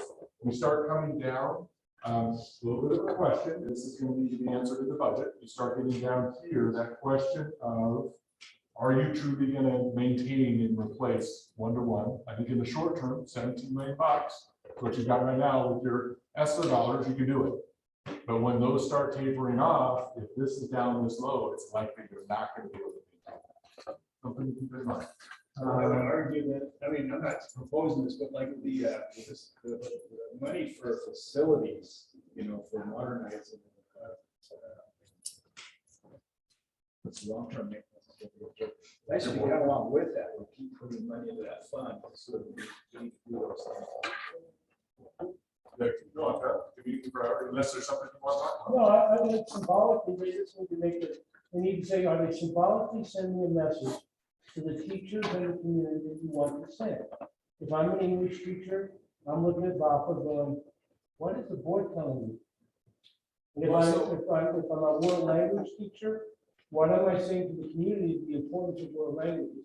You've got to look at the symbolic aspect of where things are in relationship to, and then HR is high. HR is extremely high. You're going to give a good point of leverage, not a bad thing, to the teachers in the collective bargaining. You have enough money to spend to do anything you want. I'm not going to do everything you want, you know, and you get to do, you know what I'm saying. The bottom line, you can only spend so much. You're going to spend. You should be able to define easily competitive salaries. You're going to probably make it. You're going to probably define what competitive means. It should be minimally the median. So you may get a push to make it higher than that, but you're also sending the same message that people are important. And so you've got a message of the kids important, you've got the message teachers are important. Symbolically, we have math, English, and science. Social science is extremely important. We have a lot of people talking about the citizenships and all that. I think you're sending a message there by having social science a little lower. And again, you know, those are things, they're close. You're not off. You're not off the norm in what you have here. Go ahead. I'm just going to say, you're not wrong. No. We're just providing perspective. And we're not here to try to convince you to do something different. So right now, yeah, perfect. Yeah. We're going to give you what the community said. Hey, if you want to know what a particular person is, the summary is the first 3 pages. The individuals are listed on the other, each of their individual input forms are there also. This is draft, this material is draft material for the National Center. It is not being given to you with your understanding that you are going to be having it. It's not final. The reason I'm saying that is the people that are giving you their input, we're not giving the option of not giving the names down. You need to get pointed into this, you got to invite them to the strategic planning committee, one of their point of view, and you can look at the different people there and their points of view. And if you want to correlate, and if you look at, you know, the first person on the list, you can see what they're the first person is number one. I think that's simple. And so if you want to know what someone particularly had to say, you can look at the backup form. My point of that is, I think I should take back and shred and get rid of anything other than the first 3 pages. Because each individual input for you is for your interest and for your understanding. But if I said, for example, if I'm a teacher and I said HR is 19, or I'm an English teacher and I said, or a parent of an English kid, and I put it down low, and that's my ranking, I don't think they should be held accountable for that. I don't think we should be publicizing people, right, to help people get in. The top sheet, you can keep, the bottom sheets I will take back and shred. By the way, I don't think we're too far off, except for the visual performing arts. No, I think Fred's point of view, and again, we committed to be done by 2 with you. Fred's next task will be to say to you, does anybody have a proposal to move? We've talked a lot. Fred's initiated lots of communication with you, debated and explained things. Unless there's a need for clarification, let's keep it brief to the point. I want to move something in here. I want to move number 8. the number here, and then we'll move it up here, and so that this is the new sequence. But it takes the majority of the people, which could be three, to make any changes. So let's keep the talking as brief as we can, including mine, and make your changes. If you want it, if you like it the way it is, somebody proposed, if you like it the way it is, no change. So I guess one concern I got, world language, right? Propose it. Yes. Well, I got a question though. So if this stays where it's at, a priority, yeah, is that, like say, force ed to make sure next year we've got All that Price says, class. all that says is 18, even though there's only 10 students. This thing right here is your program, not changing. okay, so it's not adding. No, But we already In have. my opinion, if I was a superintendent, what I'd be hearing is world language is fine. And maintain, okay. and I may increase class size because if I have 10 in the program, because it's not a high priority. If it's up here, I would live with a 10 in this class. Jim? Yeah, just a couple quick comments. One is, no matter how we move these around, the optics are going to be received. And there are going to be some people like it, some don't. Yeah. So that's just, we put a lot of work into this, and I support the work that was done. The only thing I feel it's missing, and I think we can see it around this room, is there is the objective for learning resources. This is a Special ed? very sad statement of the high school. Special ed? No. Learning resources, library, databases, so on. Especially if you juxtapose it against that beautiful aquatic center.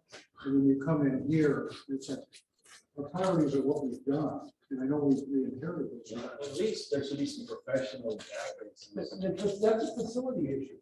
You know, It's an instructional. it's instructional equipment. Like Journals, ebooks, so on. Or kind of deal with Columbia College to have their students. use Yeah, theirs. there's tons like Columbia College. I don't know how many they got, 30 or, different databases. Probably there's some history sort of database. But that's technology. The technology is pretty In high. partnership with Columbia College's community outreach. I would argue that those are more instructional, more so than technology. I know they're related, but technology to me is that computer that naturally has to have Microsoft Word and stuff. Whereas instructional is very specific to the use. Because what I'm hearing is you have a facility factor, you have a equipment factor, you have funds to that, you have your learning resources required at a lot of these areas. Right. So, Yeah, in this case, it's a subscription. so if it's needed in English, to do English, then they should have it.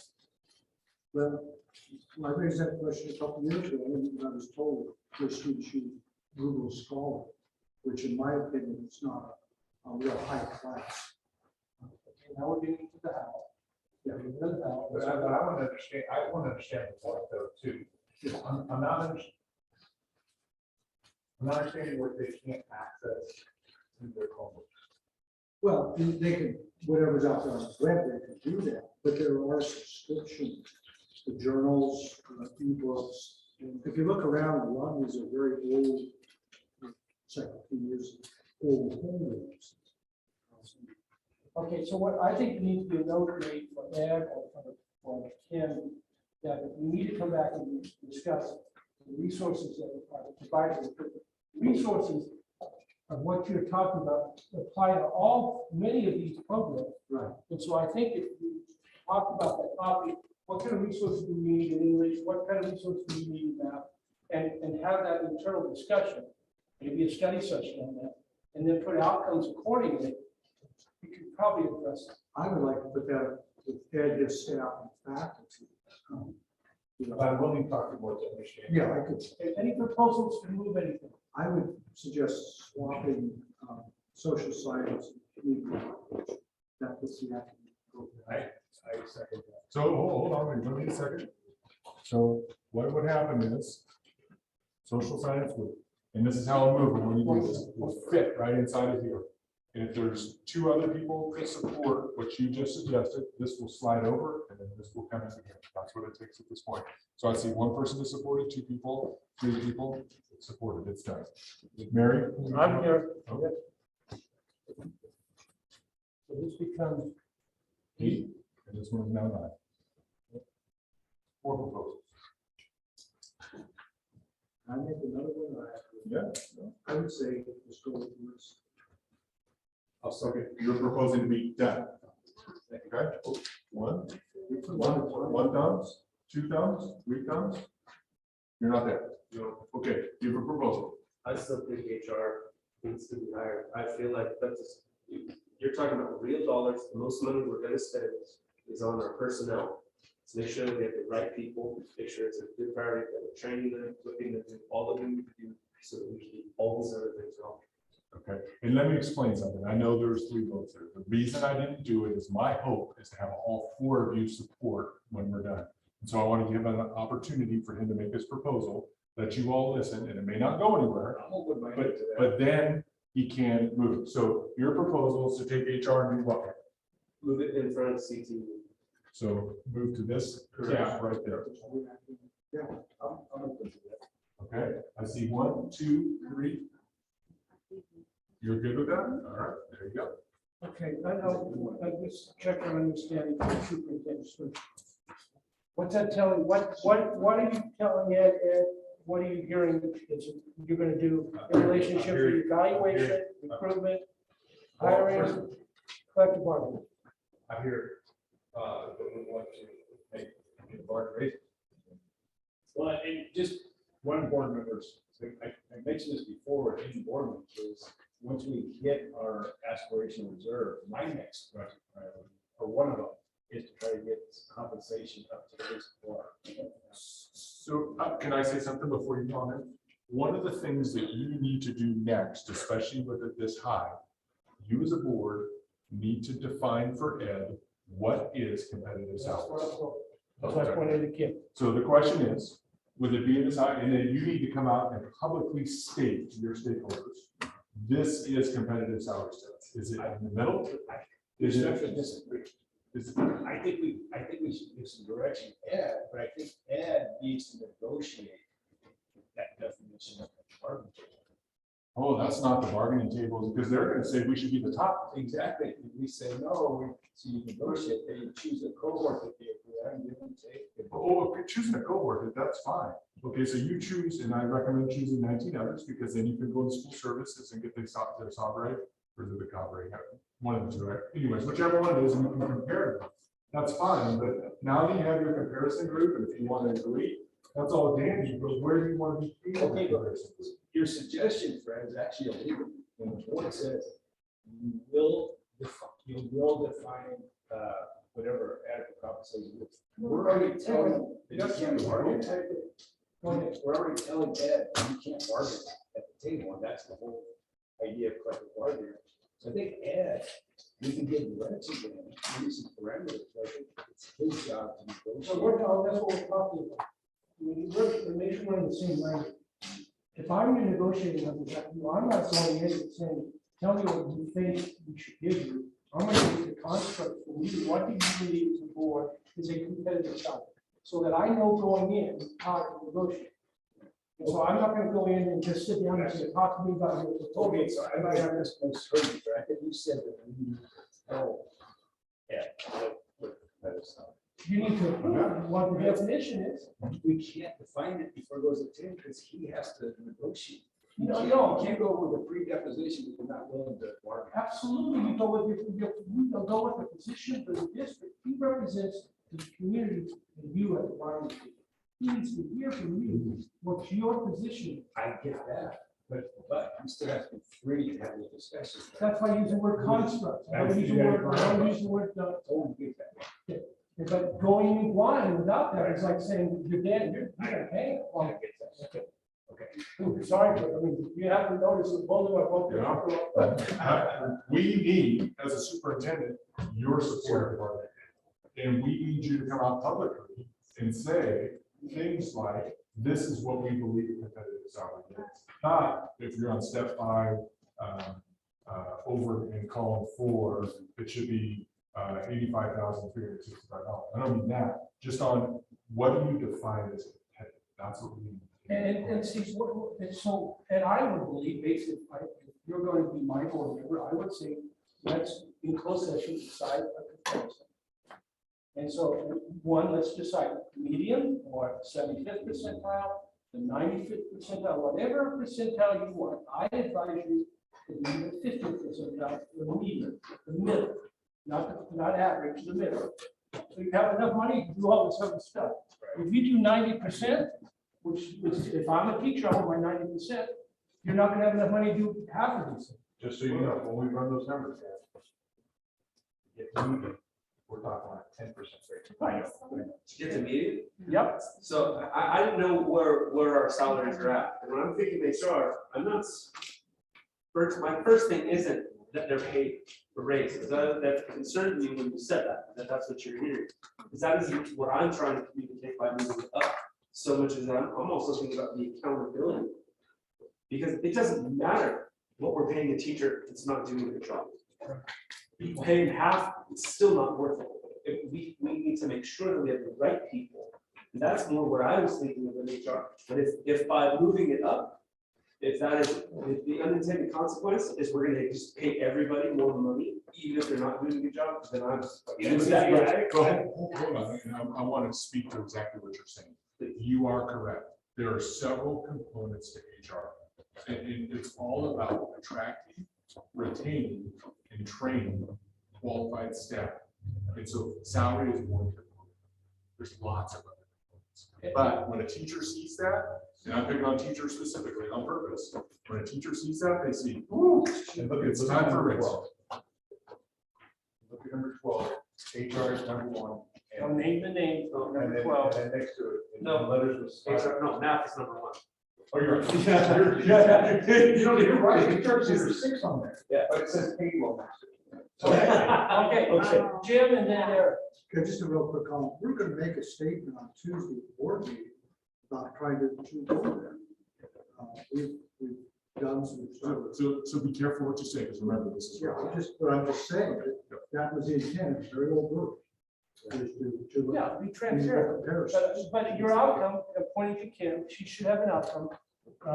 Outcome will be paid competitive salary. Then you're gonna have to, then a metric will be whatever we put up for that. But you're gonna define in closed session what competitive salaries are, because you don't need to have undermine your whole negotiation position publicly. You need to define it, then publicize it, say, these are, then I send it to the table and say to the union, here's our comparable district. You know, and so the data from that is used by CTA, the data is used by the district, it's the same data source called school services in California. So we'll pick 19, they'll pick 19, and maybe we'll negotiate. Maybe I wasn't as understanding as I thought. Okay, so the board's gonna say, this is comparable, or what would you say? Competitive salaries, effectively telling the unions what those salaries are. I would submit to you after, as superintendent, I'm gonna get to you, here's our comparison. Because guess what? The Teachers Association will pay probably the highest at 19 over time. You have to look yourself in the mirror and say, what 19 will you take? And I think we need to be transparent about that, be ethically. And so then he'll go to the table and say, let's get a comparison district, because one of the outcomes are, let's see if we can get agreement on comparison district. Okay, so it's not the board publishing this to say, this is now the fact, right? It's just saying this is our position. But once you define it, if you want to be transparent, completely transparent, which is somewhat, that's a concern, but completely, here's our 19 comparison districts. You know, one of the questions are, you always sort of get, what's your superintendent's salary, what districts you use as comparison? So you better factor those districts in. Here's our comparison, there's your comparison, we're looking for the meeting.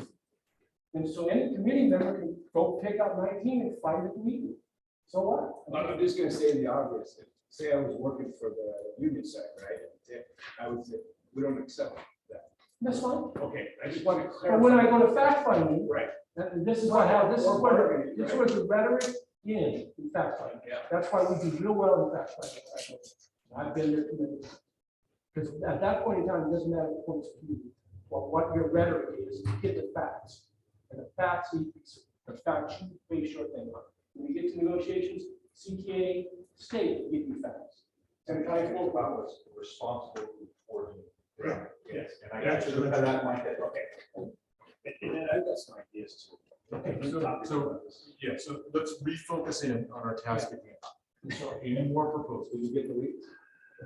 That's all right. Any, you hear. So any more proposals? Well, let me ask another question. Everyone was happy with this segment, right? 3 thumbs up. Are you a thumbs up now? What about the one I suggested? Yes. Maybe not. Okay. Is that, Give a you proposal. knew, I don't know that I have. Do you want to move, you still want to move this up in front? No, No, maybe no, not. now he's thinking- Hey, David, let me just, because I don't know how you're looking at that. I look at it as all encompassing, not mutually exclusive. So providing salary increases to the average or whatever we say goes along with retaining good staff. It goes along with that. It's not like mutually exclusive. So like it would include mentoring new employees, blah, blah, blah, evaluating them, providing them update training, and also providing this. So let me just say something else. This may put your mind on this as well, and I'll go straight to English and math. On here, one of the outcomes of English and math is all students will be grade level. Okay, pretty straightforward. It maybe says it's a little different, but that's basically what it says. Are all students at grade level right now? Is that your goal to get there? Yes. Absolutely. So it's going to be there. Let me say it a little bit differently about HR. Let's say you go into closed session and you take what Walt said and you decide we want our staff to be paid the median of these 19 other school districts. Are you there right now? No, probably not. He said 10% to get to that median. So you put in a goal as an outcome over time to get you there. So it's not like you snap your fingers, you put it here and you're going to get there. The key is that you define it and you're public about it and you acknowledge it you're under and you acknowledge you're going to work on it over time. Yeah. That's gonna build trust and cooperation. And that's the point of strategic planning, it's transparent. We went out to a got 2 on the spot like that. Son's student teaching, what was the difference? My son's student We'll teaching get mechanics. what was the We'll talk later. Okay, let's get this done. Okay. I want Cynthia and Ed to get home, they've been 24 hours there, so where are we at? I think we're there. I want to ask. Any more proposals? Thumbs, as it stands. One more thing before you call the vote. No, one more thing. Ed, are you uncomfortable with anything here? Uncomfortable with anything here? You're gonna have to come sell it. If I'm selling it, we're saying, we're going, our outcomes define this area, mental health. The outcomes will define it. It's not 17 more counselors needlessly, whatever it takes to do it, to do the outcomes we're gonna get. HR, same kind of concept. CTE is very important, everybody thinks so, BAFA, it'll be hard for me to explain, but BAFA is important, I need to get that in, that's a community thing. Math, English, social science, teach for me to do, community outreach is easy, and options is easy, tech equipment's good, physical health, decision making, transition, classroom. Clean classroom, I think that's an issue there, that's a little low compared to what this community has a great deal of pride in facilities. They think highly of facilities. If you're going to ever pass a bond, you've got to maintain the facility really, really well, because they won't pass a bond if you don't maintain what you have. So I think that's a little low, and sending a message about safety there. That's great there. Yeah, that's another political issue. Every football coach, all the people who rate by director curriculum, why did you rate that so low? World language, that's given family, physical education. That's probably, yeah, then, so that's my take. So what's your take? You have anything you need them to help you explain? We can expect to have this accomplished by. I think that important thing to understand was, as I was thinking about it, and I don't remember if it was something that one of you said, but the idea that when something's at the bottom or lower, like extracurricular activities, the thing is, it's not that it's just that budgetarily, that's what we value. That's a great place for the community to come in and put in money. Absolutely. This is where you're going to need to fundraise. Yep. But it's not going to come from our general fund. Right. And I think that makes sense. For it, but there's a clarity for wants. You're always going to supply the needs. You don't want to fundraise for needs for wants. Right. I would like to hear more about the in that case, So those classes aren't. Which ones? Performing arts. The drama is used. And I have a feeling you'll be hearing from each of us individually based on our particular. I'm gonna leave it, yes, I think it's a targeted one, it was very big several years ago, and I think it's an engagement issue as much as a curriculum issue. okay, if I'm superintendent, I'm gonna have a one-on-one conversation with him about what kind of outcomes he expects as a board member. I'm gonna show the other, all the board members, I'll ask, what kind of outcomes do you expect? Get some definition, so I can know how to understand. And then I'm gonna look at what my DAPA people said, take their input, and define your outcomes. Your outcomes are gonna set you up here, if you don't do well, set you up here. Your outcomes really define how the level of spending you're gonna have. I like including the DAPA people. Always include people. I just should expect. And I know Ed does a good job. I just. Much better than me. Yeah, just last comment to support moving HR where it is. It's really about high accountability and high support in all its forms. It's just not about salary or evaluations. You can't have one without the other to improve HR. So what I'm hearing. Can I say, I completely agree, and one of the things that we have done that I think is something Kim and I and Nancy around is gotten outside help to come help us. And it's one of the things that teachers are going, why don't we get that? We have to find more ways to get that for them. Okay. Yeah. Here's one of the things that I want you to think about. If I'm in your place, I would move this, you're so far up here, most districts have this down about here. You're so far up here, you're kind of a little bit, if you're gonna go this high, put your teachers and say to your teachers and your staff, we know that you're the core of what we're here to do what we need to do. We need to do all these other things, but you're gonna be the core. You're gonna be about mental health, you're gonna be out career tech, and flip it, because I don't think fundamentally it makes a whole lot of difference, but symbolically, you're saying emotional health is a foundation of your district as a top one. If it's number two, it's one of the things. Well, I'm sorry. well, if you look at this, there's about 5 to 6 people that have ranked mental, social, behavior, emotional, for the one. And they are actually right here in this district working. Yeah, but you have 5 other community Well, members there's ranking like in number 4. 19 and 18. Yeah. Because we had extremes, we looked at this going, whoa, the extremes, and then we did that, oh. But there's at least 4 people on here. I think at least 4 or 5 that are. Yeah. The comment I'd make about that, perhaps from counterpoint to what Walt said, you know, anyone will tell you the school is about the students. The teachers will tell you that. And we about the students, how do we get there? HR, good curriculum, and there's these other. To me, it's a continuum. And it's very unfortunate you have to even line them up. Right. Because they do scroll together. But hey, this is your roadmap, you understand what you're doing, lining them up, it's important. Okay, Fred, I'll get off the shit. No, I think it's time to see some colors. Are you there? Are you where you want to be? I see 1, I see 2, I see 3. Emphatically there. Ed, you got 1 year to get it all done. Okay. So. So, No, I was just gonna say, are we to a point to adjourn the meeting so we can shut this off? I want to make sure before we do that, we thank Cindy, Cindy for everything she has done. Yes. And the staff as a whole, We've worked on Cindy, hard. Ed, and Kim We've worked on- have been here. Cindy, Ed, Oh, there and she Kim is, right there. have been here. It's been a rock to us, and she's done 5 jobs in the last week, not just her job. So we. And I thank you all for your time. We appreciate the opportunity to serve you as the National Center. Thank you, guys. Yeah, thank you. Thank you. Yeah, what Walt, Mary, that really amazing.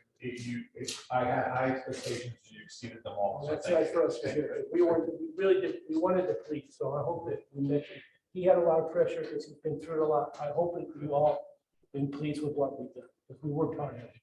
Thanks, everybody. Okay, so let's pack it up, close your meeting off, and then Cindy, you and I, Cindy. We're adjourned. So Cindy, you have a 2:56 adjournment. Cindy. 156, or 156, thank you. Thanks. Okay, so can you do a